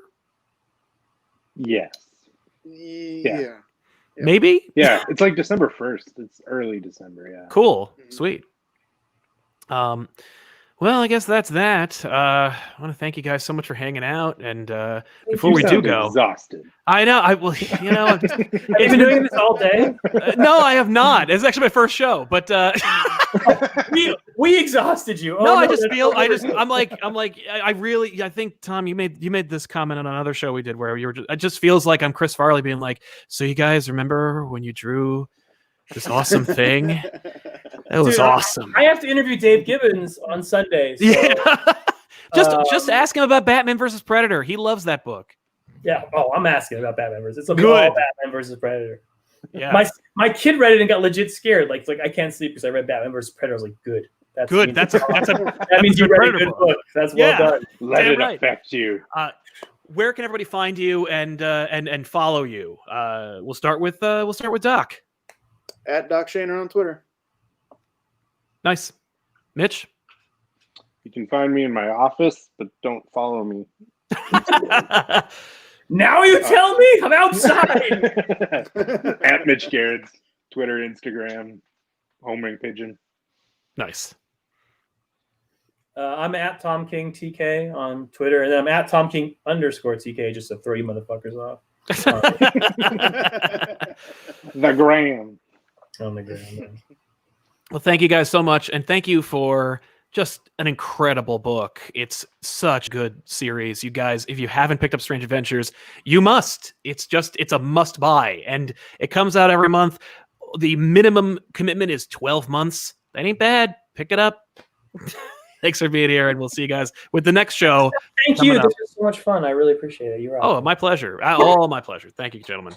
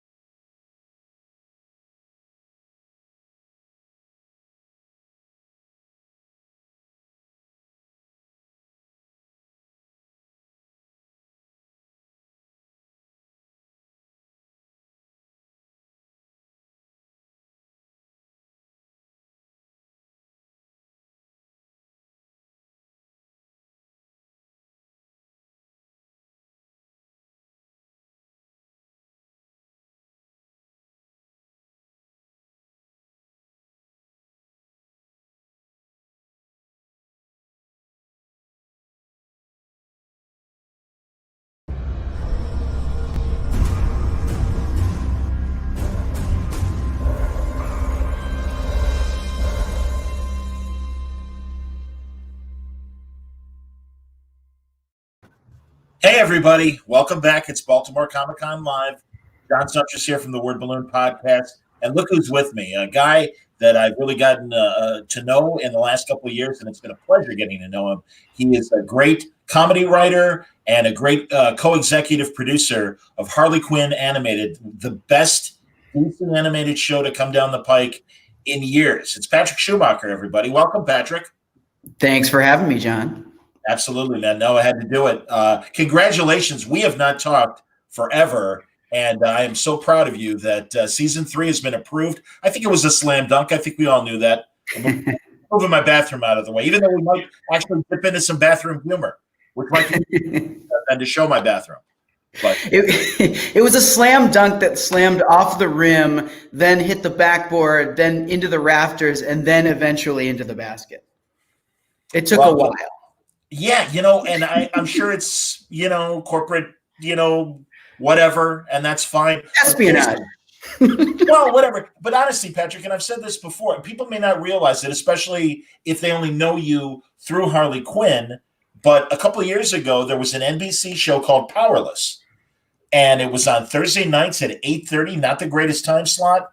And Vanessa Hudgens of High School Musical led the cast. Alan Tudyk on there. If people don't remember, it was basically like a liability company for collateral damage for superhero stuff and then supervillain stuff. And it was in another city. But Alan Tudyk played a ne'er-do-well Wayne cousin. I don't remember what his name was. Van Wayne, based on an obscure character from, I believe it was Detective Comics. I mean, he was a distant relative of Bruce's, Vanderveer Wayne, and he was a ne'er-do-well in the comics, and we kind of turned him into a middle manager at this corporation. It really had the seeds of potential. First seasons could be a struggle, and also. It was handed to you and your partner Justin Halpern. That's correct. Yeah, we started out as consulting producers on it, and then eventually we're asked to take over the show. And then it went through kind of a pretty large creative overhaul because we had spent, I don't know, it was like 20 weeks of pre-production, kind of banging our heads against the wall, and we sort of, with the help of Jeff Johns and DC, we sort of, reconfigured things and turned it in. It was an insurance company, and then it became a company that sort of specialized in making consumer products to help people, the common person, deal with the fallout of superhero battles. So it became kind of like a Better Off Ted meets the DC universe. So, and then it was canceled very quickly. Man, and you got Adam West to come on and be a different corporate guy. He wasn't a Wayne per se, but he was definitely part of the Wayne Foundation. And I'm really glad that the powers that be allowed you guys to show it on YouTube after the show had been canceled. But by the same token, it's a shame because that was probably one of the strongest episodes you guys had. Yeah, I feel like the reins kind of came off around halfway through the first season, possibly because the network just cut bait on the show. We're like, yeah, do whatever you want. We're canceling this in April. But when I think we got to embrace more of just the absurd, and that episode is certainly I'm completely blanking on the word that I'm looking for. It's no exception, is what I meant to say. No worries, man. We had portals to different dimensions and warlord references. Yeah, that's right. Made some warlord references. Yeah. And Danny Pudi, I'm sorry, shame on me. Forgot to mention him. Excellent cast member. No, man, that's the thing. You definitely had the ingredients. It's just like every other than the CW. I think it's a crapshoot of these shows surviving on the original 3. And all you have to do is look at that Supergirl was on that first season of CBS, and they didn't know what to do with it. And CW's like, we'll take care of that, no problem. Yeah. And here we are. So yeah, I think it is interesting because obviously we've seen the shift in animation, but also in movies. And it does seem that other than CW and a little bit of Fox, it seems like the classic 3 are still struggling, I think, with genre fiction. Yeah. I mean, we had we've struggled with genre kind of outside of Harley. Honestly, we had a pilot in the CW that we shot a few years back. Now, based on this YA novel called "It's the End of the World as We Know It," and we. I think honestly, for us, the sort of nexus of like comedy and genre has been a really tough sell. I think Harley, we finally kind of found the sweet spot. It's those sort of calibrations of like, is it a drama? Is it a comedy? With the CW thing, it was, hands down, it started as a half-hour pitch. Once we decided to take it to CW, it necessitated an hour long because that's the only kind of programming that they were doing at the time, at least. Sure. And that sort of meant that we were in the domain of the Warner Brothers drama department. They saw the show a certain way. We saw the show a certain way. We ended up pairing up with Rob Thomas of iZombie and Veronica Mars. We knew Rob from having worked with him on iZombie for one season. And, at the end of the day, I think it became kind of a different show than we had intended. And I think everybody kind of felt that. And, it didn't end up moving forward. But we had a great cast.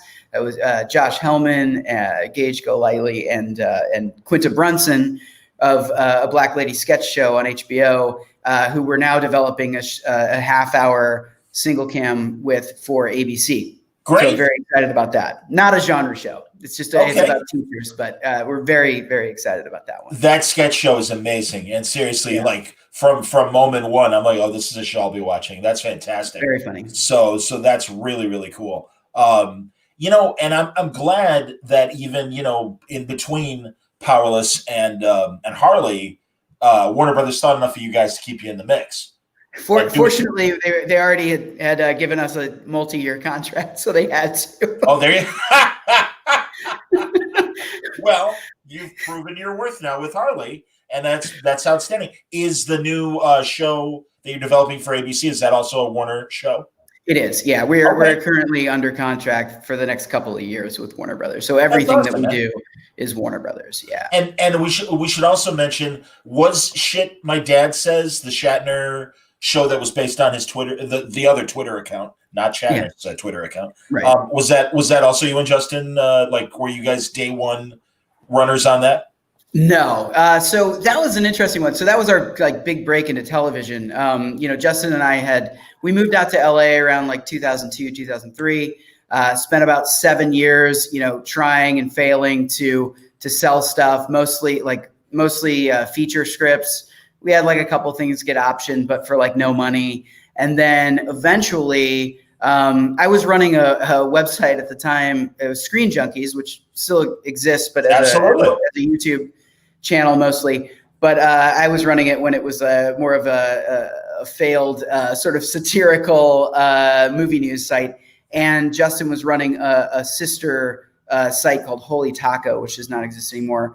And it was kind of just a comedy site. And so those were our day jobs, kind of working under the same roof, but in different offices. And all the while, just writing stuff together. And then he started this Twitter account, Shit My Dad Says, which was because he had moved to San Diego, back down from LA to San Diego. This is 2009 now. Yeah. And had moved back down to San Diego to be with his then girlfriend, now wife. At the time, she broke up with him. He moved in with his parents just out of quick necessity. He had a job, but he ended up just writing down stuff that his dad was saying to him as a 30-year-old son at that point. It was all true. He probably paraphrased every once in a while to fit it into Twitter, but he didn't even he was so at the time anti-social media. We had friends who were just you should absolutely put this on Twitter. And he was like, what's Twitter? Who cares? And then, lo and behold, good thing that he did. He got a book deal out of it, and with HarperCollins. And then, all of these book publishers are parts of a conglomerate. And so the movie studios and TV studios were catching wind of this book that was being written. And so they sent excerpts around, or HarperCollins sent excerpts around, Justin's book agent sent excerpts around to these various studios. And then all of a sudden, he was getting courted to adapt it. And he was he and I were well, anything TV or movie related, we're going to do together. So we both got very lucky. I got very lucky that I had been longtime writing partners with him. And we actually were able to break in that way in this weird kind of role reversal, because the studios were courting really the property. And so we got an agent out of it, who we still have to this day at ICM. yeah, we ended up, that was where we started our relationship with Warner Brothers over 10 years ago, which has been kind of off and on, but mostly on. We've been on a deal there since 2014 after our Fox show Surviving Jack with Chris Maloney, which was sort of a single cam version of Shit My Dad Says, based on the exact same character, but kind of done in a way that we felt was how we originally envisioned the show, which was a much younger version of Justin and his, 40-something dad. Whereas Shit My Dad Says with Shatner, at the time, I think Shatner was like 79 and was working on 4 shows at the same time as a 79-year-old man, which was insane. And he was the first person to get there in the morning, like the last person to leave. I'd walk up to set and and he was there and he had this like gold like Jaguar or something. And he was just like reclined like all the way back with like a newspaper. And he was just there at like the crack of dawn. And he was off book at every run through, prided himself on being off book. And it's like dude's almost 80 at the time. And it was like, oh my God, his brain was like a steel trap. So yeah. That was our Shit My Dad Says was our big break, and we were not the showrunners. We got co-creator credit with Max Muchnick and David Cohan of Will and Grace fame. They created Will and Grace. Yeah, so it's funny because like we took that pitch to them, and we're like, we walked into the pitch and we're like, this is going to be like an HBO show, right? Because I was like cursing and like, it feels like a single cam. And then like walked out of that meeting and it's like, okay, it's going to be a multicam on CBS. And then sure enough, and that was just like wishful thinking on everyone's part. But sure enough, it ended up as a multicam on CBS. And so, yeah, it was our first time. We were green. We were like, very, deferential and, I came into that with like a massive like fraud complex and was just like, you guys know best. Whatever you say goes. And it lasted about 18 episodes or so. It did very well out of the gate. I mean, at the time, like the ratings were like Big Bang Theory ratings, like at the beginning, but then it was like this precipitous decline within the first season. And the show kind of went off the rails a bit. By like episode 16, we had like Shatner in like an eagle costume fighting Lee Majors in a panda costume. Oh Jesus! And it was like, all right, this has gotten like pretty broad. But somebody's gonna break a hip in that situation. That's a lot of danger there, man. These are young. These are not young men. Fortunately, those costumes allowed for stunt doubles inside of them. But yeah. So anyways, that was our kind of big break. And flash forward to 2016, under contract at Warner Brothers and about to join Powerless as consulting producers. And Susan Rovner, the then head of scripted development at the studio, now the head of programming at NBC Universal recently, called us up and was like, hey, what do you guys think about an R-rated animated Harley Quinn, like serialized Harley Quinn show? And it was such a no-brainer for me and Justin, really. I mean, I'm sort of the two of us. I'm like the resident comic nerd, but it was such a no-brainer for us. It was Suicide Squad had, I think, just come out, or maybe was just about to come out.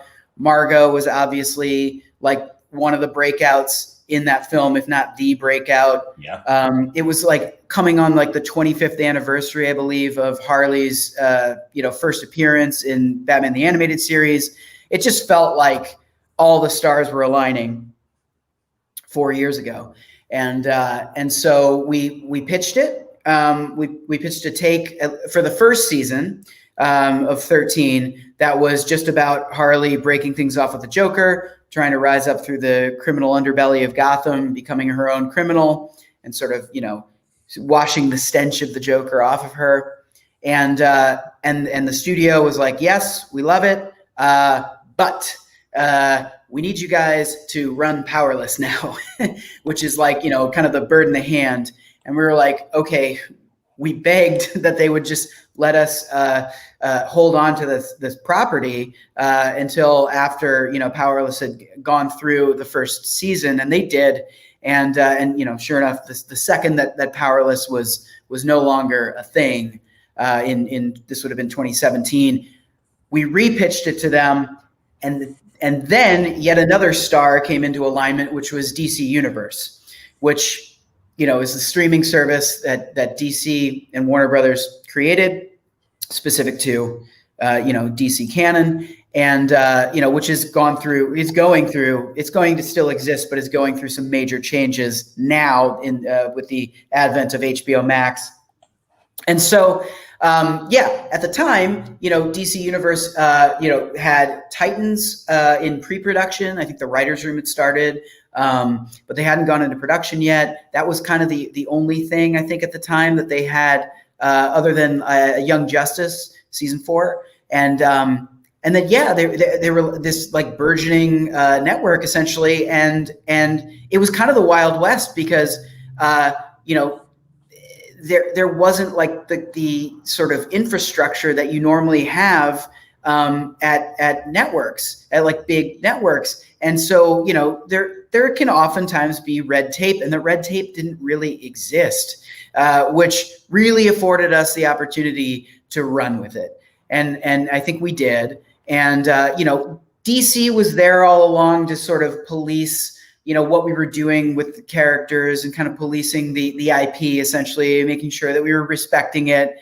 And, to their credit, though, anytime they gave us kind of pushback on certain things, and I can get into those stories, anytime they gave us pushback on that, they really trusted us to say, okay, we understand where you're coming from. We really want to just try it. Just try it. Let us write it. Let us get to like the animatic phase, which is sort of, is one of the steps before going into actual full-on production on an animated show. And let's test. Let's do focus groups and test a couple of these episodes in the early first season episodes, episodes that were potentially problematic with where we were going, like potentially bastardizing characters, like Commissioner Gordon, let's say, which we really, took some liberties with, to say the least. To say the least. And sure enough, the testing came back. It was very highly rated. They made sure that they kind of had a spectrum of fans, right? So they had sort of casual fans, and then like the sort of self-styled like diehard fans, DC fans, who were coming in and watching this thing because they wanted to be as DC Universe. It's a network designed for DC fans, and so they wanted to make sure that they weren't biting the hand that feeds. And so, but we tested these things. Sure enough, Bane, Commissioner Gordon, Clayface, they like tested through the roof, and I think people they understood that we got the source material, and we're sort of making fun of it with the maximum amount of love involved. I mean, my therapist tells me that's how I love, through sarcasm. So that's, I guess that came off during the testing. But but yeah, once that happened, and I think everybody understood that, like, okay, the fans get what's going on here, and nobody's offended. They're laughing. We're all laughing with each other, essentially. They really it was kind of like carte blanche to do whatever we wanted. Very few conversations where they were like, absolutely not. I mean, yeah, I could count on 2 fingers the amount of times that we were told like, absolutely not. And they were for like lines of dialogue, or like Aquaman was an example of like, oh, the approach that we originally took was this kind of broed out sort of hyperbolic version of Momoa. And he just kind of came off as too, I think, dense. And then we were like, okay, let's try something where he's kind of like a regal, like he's like Gaston from like Beauty and the Beast. He's just, he's like this pompous prince. And, they were cool with that version. I still think he's dense, but It was less of an egregious interpretation, let's say, of Aquaman. Truly, man, the voice casting for all these characters were amazing. People are obviously praising Bane, and yeah, and we could talk about Bane for a second, but I'm looking through IMDb on the show's page for various images. It has every single person on IMDb in it. That's how amazing. big our cast is. I understand. It is indeed. So again, remind us who played Bane, because really, I think taking that weird Tom Hardy choice of a accent and then just covered by the mask has really provided a lot of people with comedy, including yourselves. So yeah, tell us about Bane. Yeah. So the actor who voices Bane is James Adomian, amazing comedic actor, voice actor. He's such a chameleon. But you've probably seen him at some point he does this incredible Bernie Sanders, like to the point where like they've gotten him in a room with Bernie Sanders, like meeting Bernie Sanders dressed as Bernie. It's like, you can't tell them apart. Incredible. And James came in, the mandate was to do like a version of Tom Hardy. And, James kind of put his own slight spin on what Tom did. I mean, I think at the time, especially that we were doing it, it was so hard to separate Bane from that Tom Hardy voice. I don't even know what you would call it, but Tom Hardy for that performance from Dark Knight Rises is going to be, it's immortal. It's immortal, yes. Whether you love it or hate it, or anywhere in between. It is a piece of cinema history and meme history, of course. And credit to, I think it was Jonah Nolan and Christopher Nolan who collaborated on that script. I'm probably getting it wrong, but the screenwriters, the dialogue that they came up for Bane in that film is incredible and poetic and very flowery. And then when you put it into a ridiculous context like our show, like in an office, coffee clutch setting, where he's talking about caffeine is my reckoning, and and that sort of like operatic quality of Bane, but in these very mundane settings. I think that's just a classic comedic juxtaposition that was too good to pass up. But we just loved the idea initially that Bane, for as powerful as he is, was kind of the butt of the joke of all of the other supervillains, the Legion of Doom in our show, and that, he could crush any of them at like a moment's notice, but he doesn't want to. He's kind of gentle, and he kind of just, lets it simmer. And then every once in a while, somebody sets him off, like Todd at the Jamba Juice, getting his name wrong, where he writes bang on his Razzie Zazzy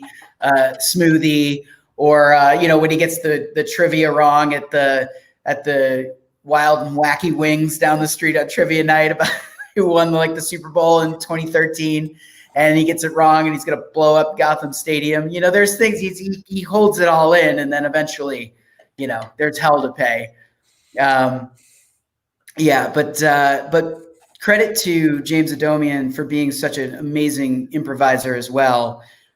Because half that stuff, especially in like later episodes when we like took the reins off of him, like this season 2, when it's the episode Batman's Backman, which had Bane teaming up with Two-Face to, as sort of the two last remaining heavies in Gotham, and Bane wanting to pair up and Two-Face not being interested at all because he thinks Bane is ridiculous. And then of course, Two-Face kind of gets his ass kicked by Batman and then has to come crawling back to Bane and says they're gonna partner up. But he, like, in all the sort of marketing that he's putting out there in the city, like Bane is clearly second fiddle, if anything. And like that, there's a whole run that he goes on where Two-Face has actually come up with a billboard, and he's decided to call their collaboration the Two Faces. But the S is tiny, and Bane is like completely in shadow in the background of the poster. And then Bane goes on this tangent of like, oh, I want to make it like the Twins poster where it says Bane, but it's you, and then it's me, but it says Two-Face. And like that whole thing about like the Twins poster was just James like riffing the Twins film with Arnold Schwarzenegger and Danny DeVito, for those that don't know.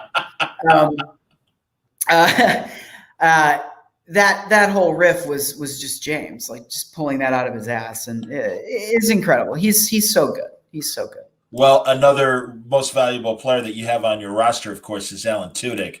And oops, not that one. Hold on. Let's get it right here. Got to get it up here.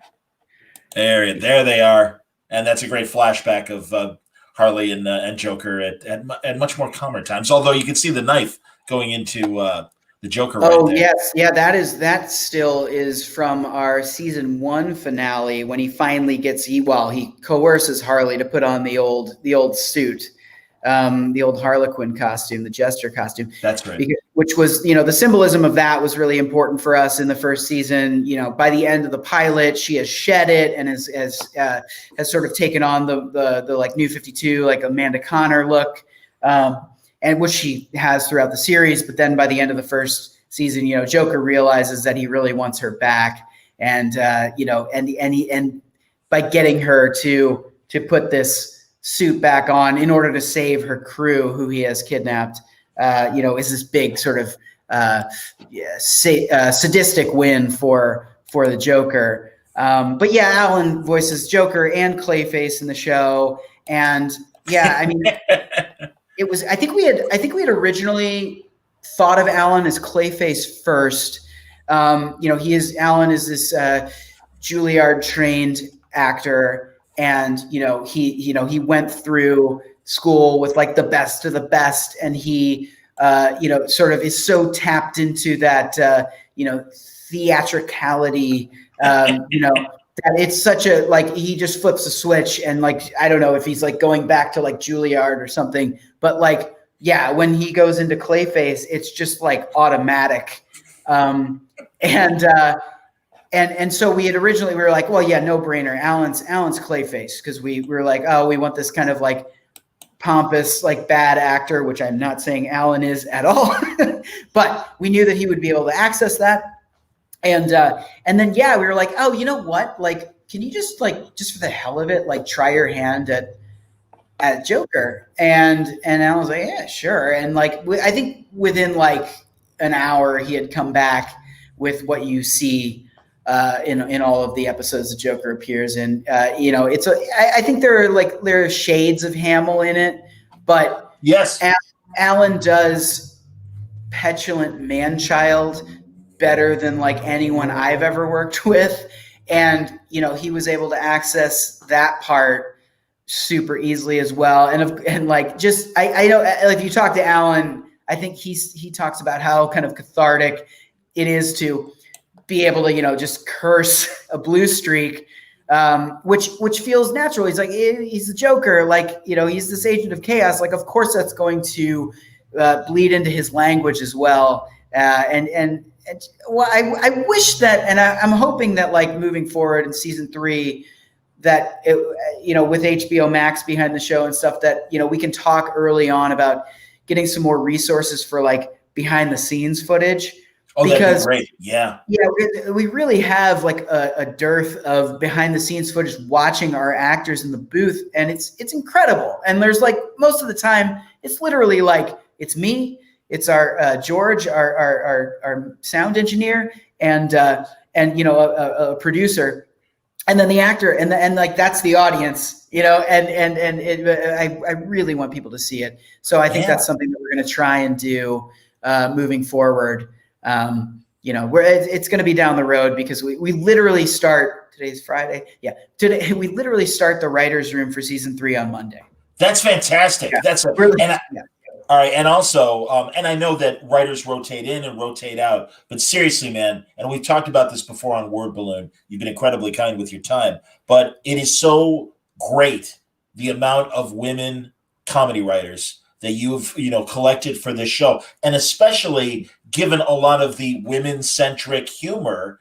And yeah, man, I mean, that's great. Well, and I mean, again, the fact that Warner Brothers and the DC people were cool about it being as raunchy as it got, and also that writer's room that is like, give me the ball and let me run, coach. I'm ready. And really, these women came to play and they delivered.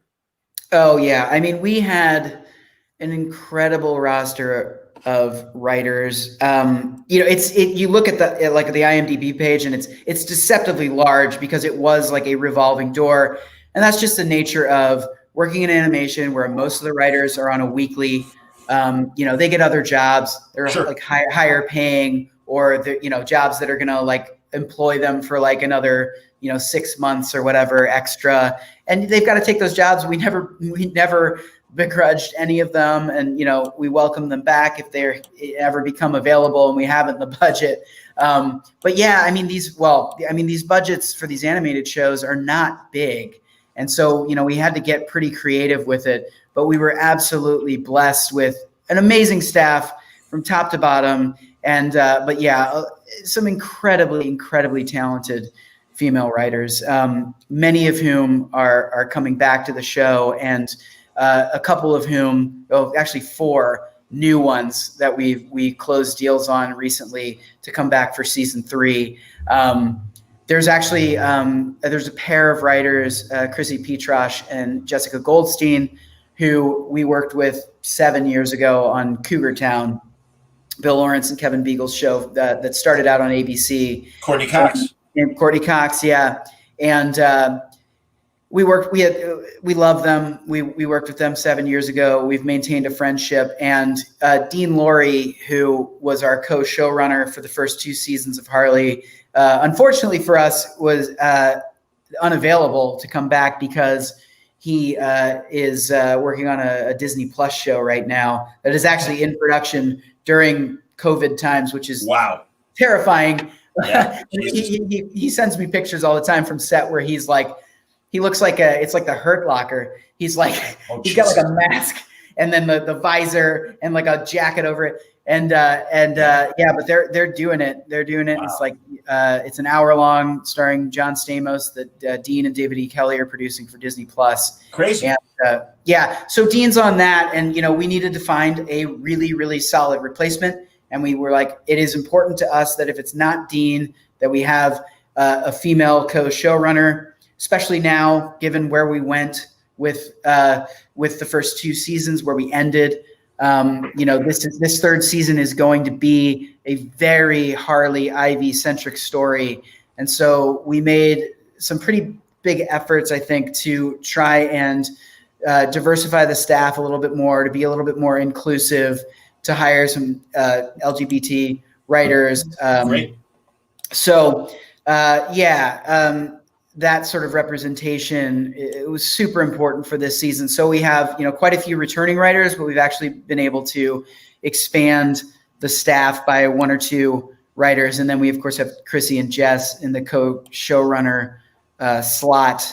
So, super excited. Really, really talented comedy writers. And thank God you got great actors that can, again, take it to the hole where it's necessary. And truly, Kaylee and Lake Bell's chemistry is undeniable and really does give these wonderful characters that we've enjoyed in print and wanted this relationship to happen. And you guys made it happen. And again, they made it happen. Yeah, they made it happen. It's incredible because like the pilot was literally the pilot is the only episode that we ever had 2 actors in the booth at the same time. And that includes Kaylee and Lake. So all of, these Harley and Ivy scenes that you're watching beyond the pilot are, fully credited to the actors and our editors, piecing these things together. So I thought it came out like so many people are surprised to find out that they were not in the room at the same time. And it's just, so Charlie Adler directs like all of Kaylee's performances. Okay. So huge credit to him as well for that side of things. Kaylee and Lake, I think they know each other a little bit in real life. That's amazing. Go on. Yeah. They just I don't know. They just seem to get each other And anytime you see them, like the rare occurrences that we do, press or whatever, where we're all able to be together, like we did DC Fandom, they just they seem like they've been longtime friends, but I don't think they know each other super duper well. Yeah. And same thing with a lot of our cast members. In the pilot, we had, at one point, it was Diedrich Bader, Jim Rash, Alan Tudyk, and Chris Maloney all in the booth at the same time, which was like incredible. And to have all four of those guys in the booth playing off of each other, riffing off of each other. I think it was like really just for that opening boat scene in the pilot when we just had all of these like rich white bankers on a yacht, and they were doing like second or third voices as those guys. And Alan, of course, was the Joker in disguise as a sort of Thurston Howell III looking dude. Just getting, anytime you can get those guys together, it's incredible. But I think in the time we've talked about in moving forward, especially now because we're going to be doing a lot of this stuff presumably remotely, we talked about it being a little bit easier to potentially schedule actors to be there at the same time. So we're going to try some of that stuff. I mean, I think the show came out really well, even, directing actors kind of one-on-one, which Dean did a ton of, Charlie Adler, who I mentioned. I got to do a ton of it in season 2. And I think it really came out pretty well, but we're absolutely willing to try getting people in the booth together, separately, but together at the same time. Yeah, just to see what happens. Because they're all, like, everybody on the show is an amazing improviser. No, I understand, man. And again, you think of shows like The Simpsons where they do have table reads and everybody gets together, or did. I know. I see the value in that. Greg says a great thing. You're amazingly, though, for wanting the Harley Ivy relationship from the get-go. You guys did do a fantastic job of making me not want that for a good while with Kite Man. And someone else asked as well, we don't want you to spoil, but we certainly hope too, after 2 seasons, that's not the end of seeing Kite Man, because he is such a great addition to the cast. Yeah. Oh my God. Yeah. Matt Oberg voices Kite Man, did an incredible job. So first off, thank you for the comment, Greg. Not everyone shares your enthusiasm for Ivy and Kite Man. Sure. but yeah, absolutely. I mean, so the inception of that whole relationship, we knew in season 1 that Harley and Ivy weren't going to get together because we wanted season 1 to be, as far as Harley is concerned, to really focus on her vocation, her sort of rise through that, those sort of ranks of Gotham's Rogues Gallery and all that. But that left Ivy, open to potential romantic storylines. We had brought Kite Man to the table fully because of Tom King resurrecting him in The War of Jokes and Riddles, that interlude story. Yeah. Obviously, the hell yeah catchphrase comes from that. Again, we're doing our own spin. We wanted him to come into the storyline because we were like, okay, we need a villain who essentially has either really lame powers or no powers, but thinks that he has powers, just to show how misogynistic the crime world is. And that, Harley is struggling as a female supervillain to, have any sort of street cred, have any sort of pull with the sort of goon pool in Gotham. And, who better than to show that like sort of inequality than somebody like Kite Man, who's a guy with a big kite. And he bursts into Noonan's bar and he's like, hey, I'm thinking about like pulling a heist or something. I don't know. And he's like, he doesn't even have a plan. He doesn't have a plan. He's like Trump talking about healthcare. Exactly. And yet everybody's like, oh, hell yeah, we're going to, we'll join you. And then, Harley has just, delivered like a rousing speech on top of the bar at Noonan's, and no one's giving her the time of day. And so we wanted to use him as he started out as a prop, essentially, right? As a symbol.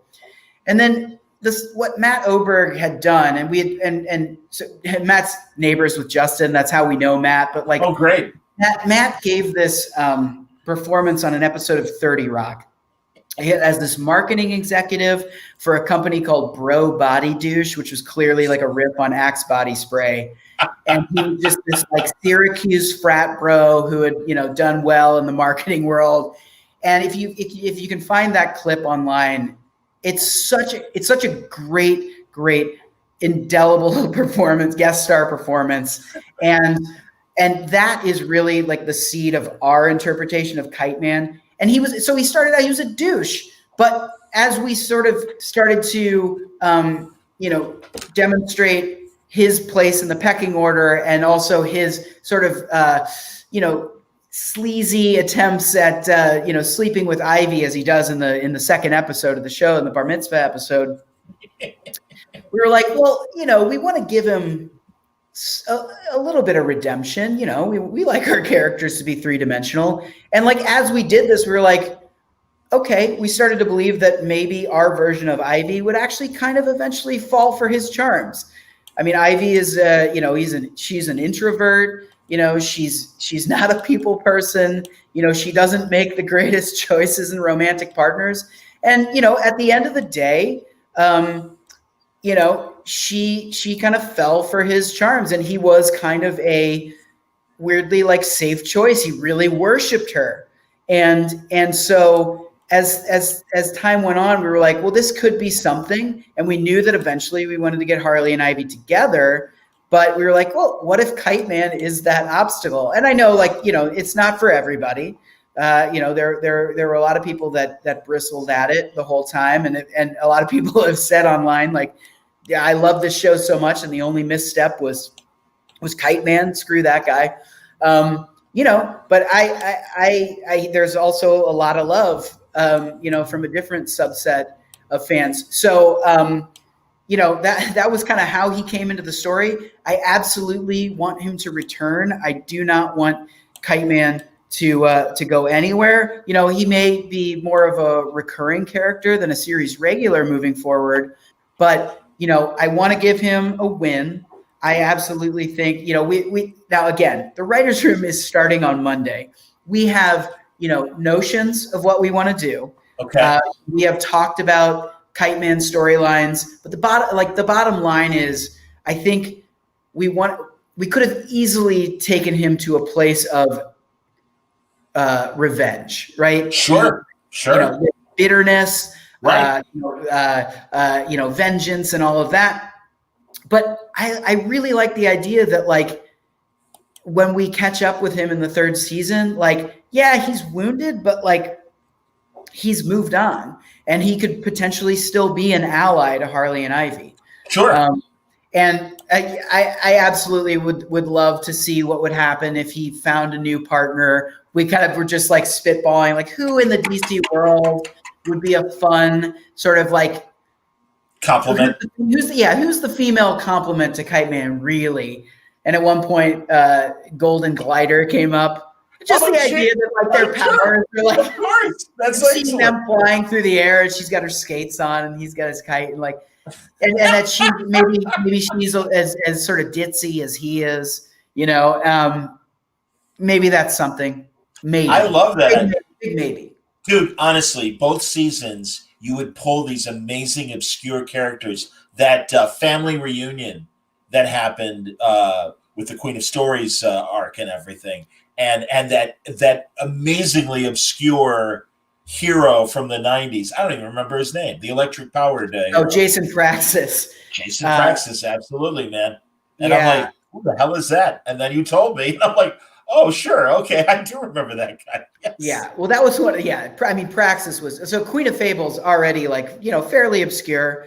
Yes. Obscure character, but we just thought it was so funny having like a supremely evil sorceress who basically has Gumby's powers. Like she can go into books. You're right. And then of course summon like any sort of like horrific monster from a storybook to do her bidding, her sadistic bidding. But Wanda Sykes, of course, voicing Queen of Fables. And that episode, also introduced and sent off Jason Praxis. Or Jason Praxis, Like, absolutely. I also was like, when we were writing that, I had a "who the hell is Jason Praxis" reaction, because I think like we had this big tome, which is probably sitting somewhere behind me, of like the encyclopedia of the DC universe. Sure. Because every once in a while you're just like, okay, we need a character who has these powers and this backstory, and because we're going to kill him off in like 2 seconds.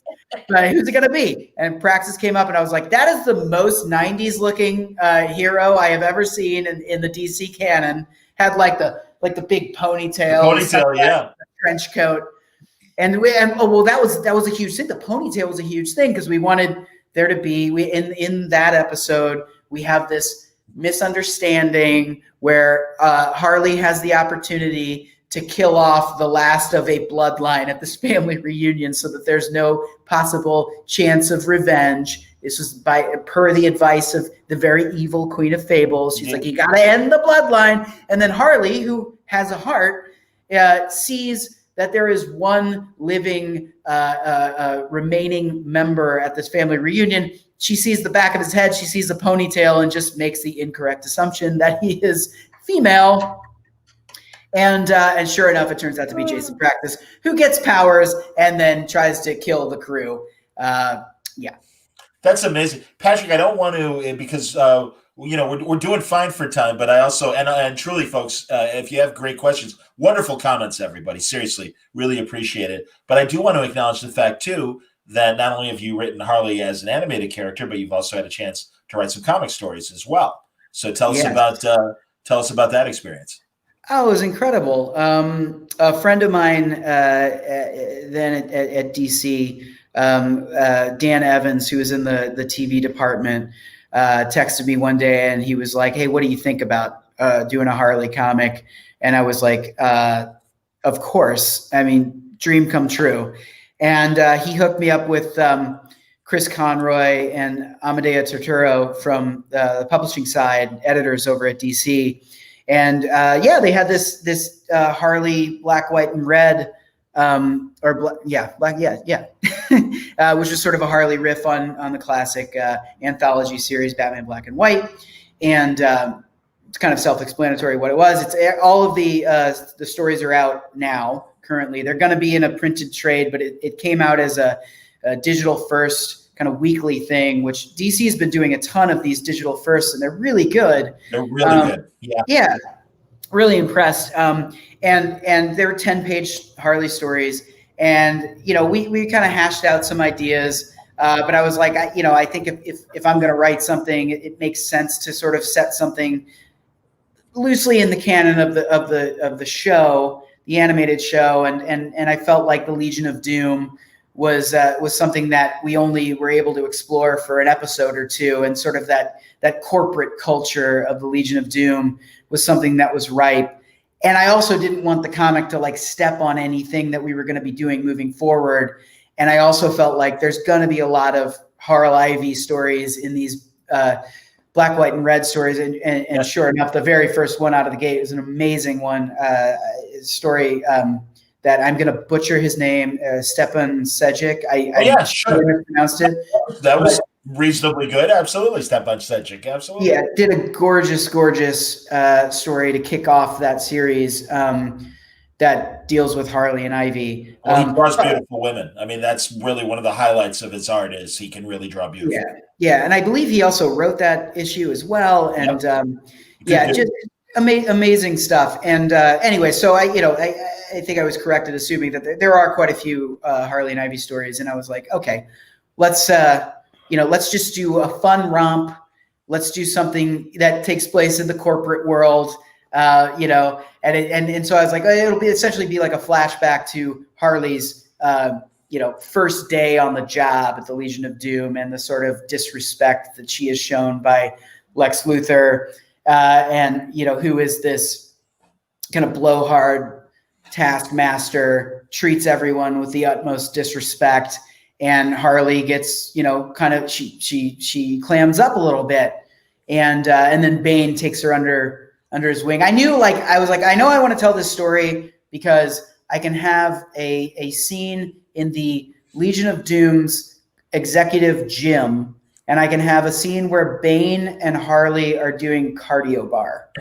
And I was like, because, you know, it's like I started writing the concepts. I showed it to a couple of people who had either written comics or been in comics before, and they're like, oh, you like committed the cardinal sin of like, you're writing a TV show. You're not writing for comics. You're like, it's too inactive. It's like dialogue heavy, right? And so, but like totally fair assessment. Okay. And it was, and now this is the only comic I have written to this point. Would love to do it again if given the opportunity. But it was such an amazing learning curve. I already had incredible respect for comics writers everywhere, but to actually go through it and see what a math problem it is. It is such a math problem, and figuring out the layouts and I'm probably saying like the most rudimentary things, but like until you do it, you have no idea just how I had read Bendis's Words for Pictures and, you know, scribbled down. I have notes in the, you know, in the alleys on the sides, but like, sure, you don't know until you do it. And, you know, I spent more time, I think, writing those 10 pages than I've spent writing like an episode of Harley, because that's probably maybe exaggerating a little bit. But I remember like at the time, my wife would like come out at like midnight and she'd be like, are you like going to go to bed? Or are you still working on that comic? It's like, it has to be perfect. Yeah, man. And of course, none of these were perfect, but they hooked me up with Eleonora Carlini, who was the artist on it. I thought she did a fantastic job. It's like, because it's tough having to, you know, do these comedic performances with these characters as well. And I thought she really, really did a nice job with it. Well, I mean, Patrick, I'll disagree with some of the advice you were getting. I do understand it's a comic. I understand there needs to be action. But that said, I kind of subscribe to Bendis's theory of we've seen a million fistfights. What we haven't seen a lot of are great character conversations. And I really think that the audience has shifted. There's a portion that still wants their meat and potatoes, but I can only speak for myself, especially being an older reader, that it's those quiet moments where character emerges and it really gets me incredibly excited, where a writer has the right handle on two people and in a room, and all of a sudden it's this amazing conversation.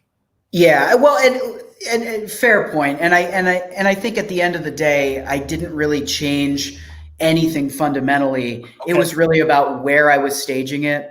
You know, like sure. The cardio bar thing. It's like, okay, this is going to be interesting for the artist to draw, at least the poses, you know, and making it as kinetic as possible. Even though Harley and Bane in the comic are having like a conversation about, like, Bane just finished reading like Bob Iger's memoir, and he's talking about applying like the tenets that Bob Iger, you know, has in the book to like his role on the board of the Legion of Doom.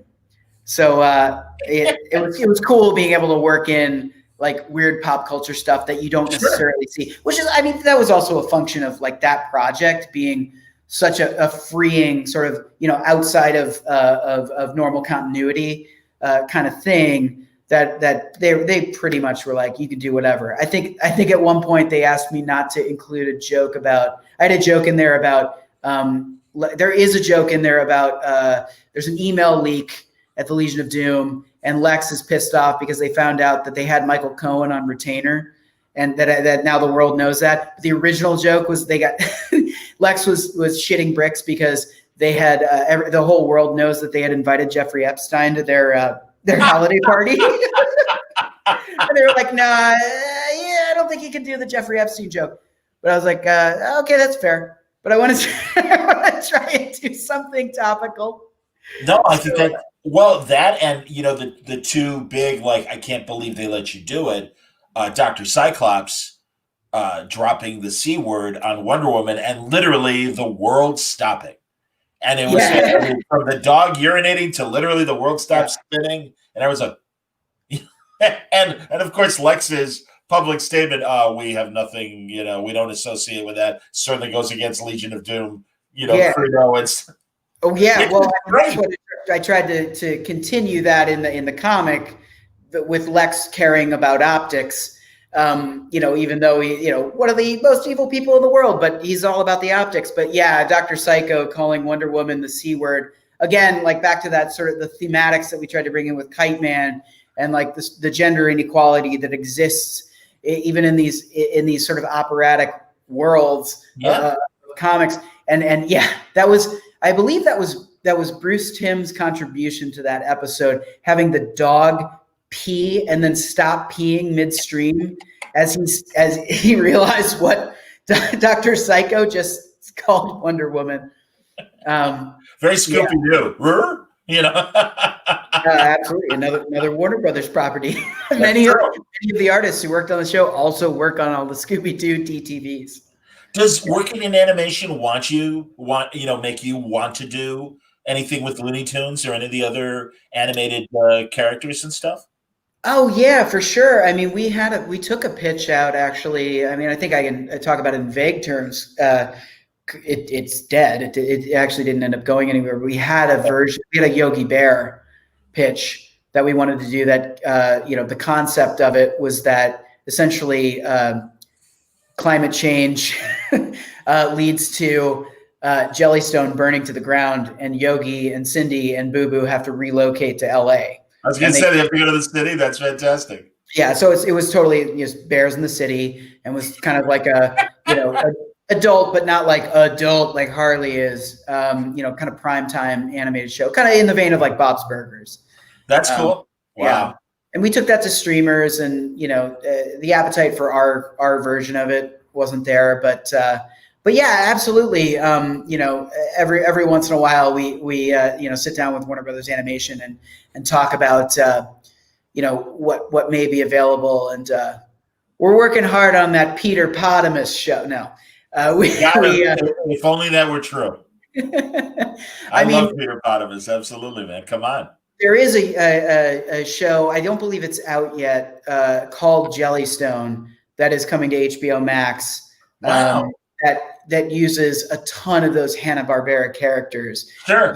Yogi is but one, but it's like the entire gallery of Hanna-Barbera characters. And I think it's going to be really cool. That's awesome to hear. My God. Wow. Yeah. So yeah, I mean, we have another show in development that we're going to take out that we're doing with Shay Serrano, who's a really, really funny writer, writes a bunch for The Ringer, does a bunch of podcasts. Fun.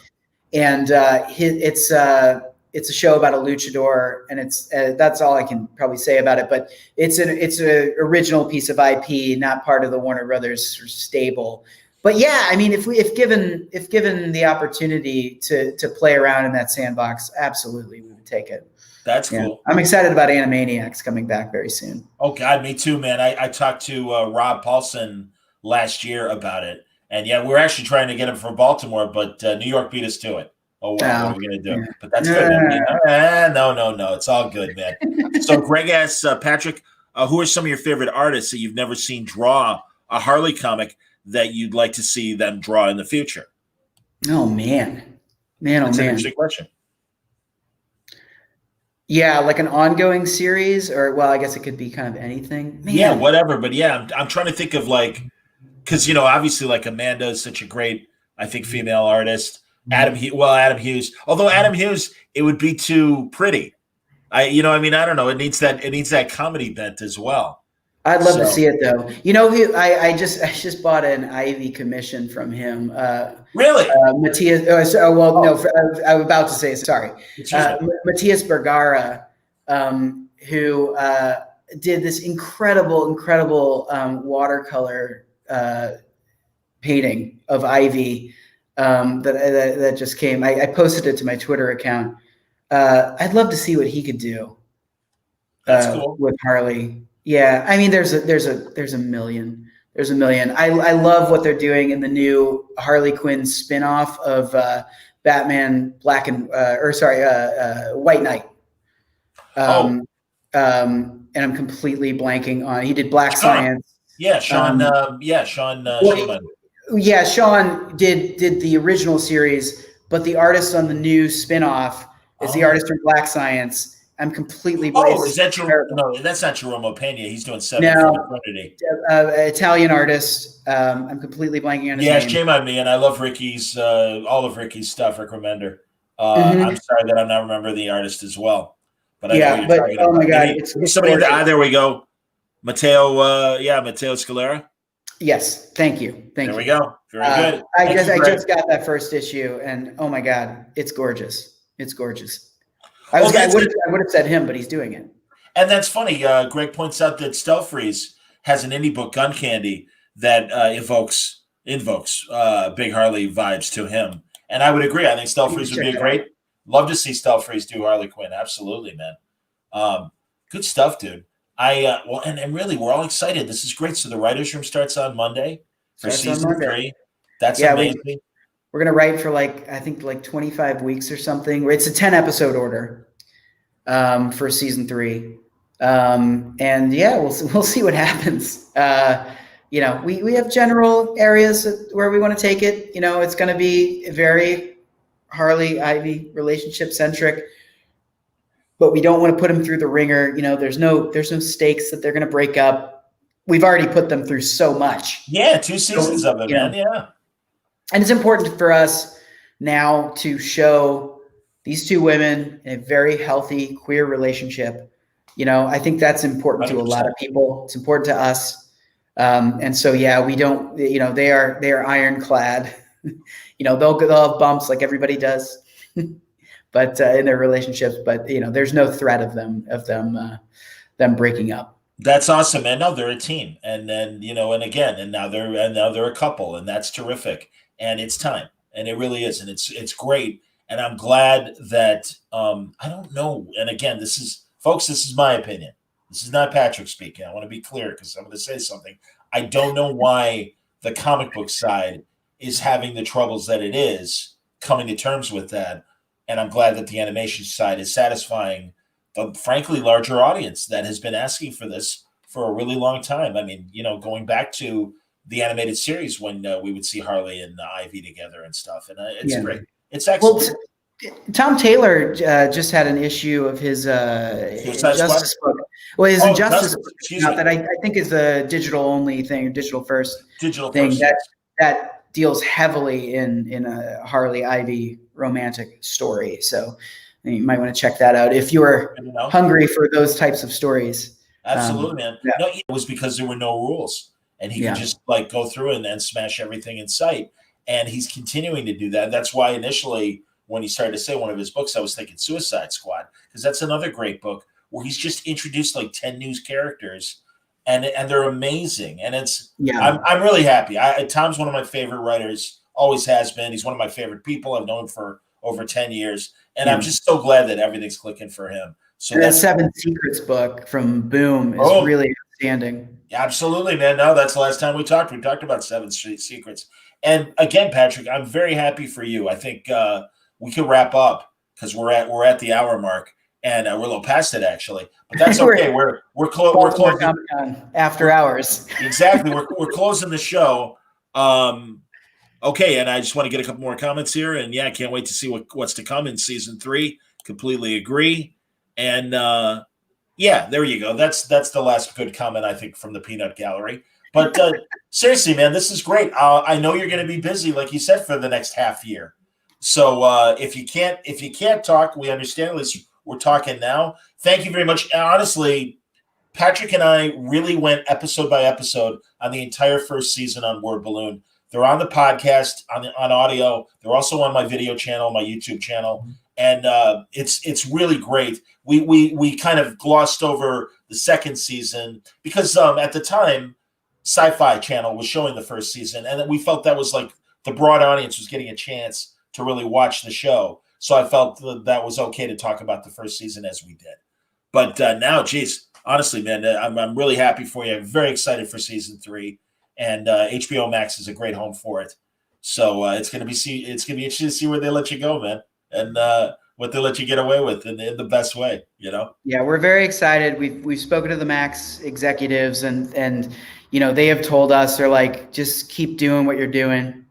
So we're very, very excited, and thanks, John, for moderating this, and thanks to everybody for watching, especially so late in the evening on your Friday Friday evening. Well, we know we got a West Coast audience as well, but yeah, Patrick, honestly, thank you very much. And I'll take a moment to tease what's coming up tomorrow. I'm going to be back here in about 12 hours talking to Mark Miller. We're going to open up Miller's Pub and talk to him about his Netflix shows and a lot of other great stuff. We've got a Garth Ennis panel tomorrow. We have a Donny Cates, Ryan Stegman, King in Black panel talking about Venom and the Venom event. Later on in the day, we have Win Tom's Comics, a great trivia show featuring Tom Brevoort and his Marvel knowledge. We've got a Shelley Bond spotlight, and then we're going to have the Ringo Awards, and that's going to be amazing. Kevin Smith hosting, lots of fun. So it's going to be a full day, and also much at the same time that I talked to Patrick, I'm going to talk to another TV friend. That's my buddy Joe Henderson, and we're going to have a Lucifer panel. So all you Lucy fans, get ready for some more great conversation. As always, Patrick, seriously, man, every conversation, we get to know each other a little bit better. It's always fun, and I really appreciate you coming back and wasting time with me. Thanks, John.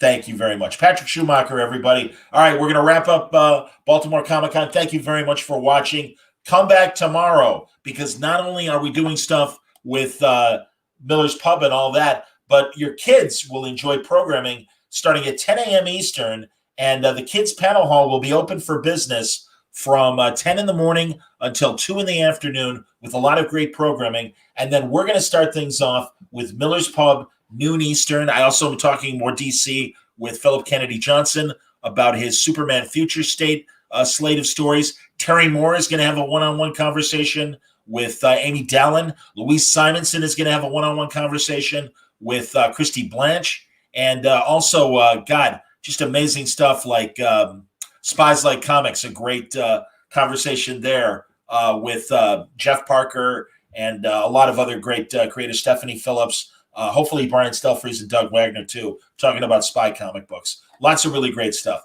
Thanks a lot for watching tonight. Until next time, stay safe, stay happy, and stay healthy. And thank you for tuning in to Baltimore Comic-Con.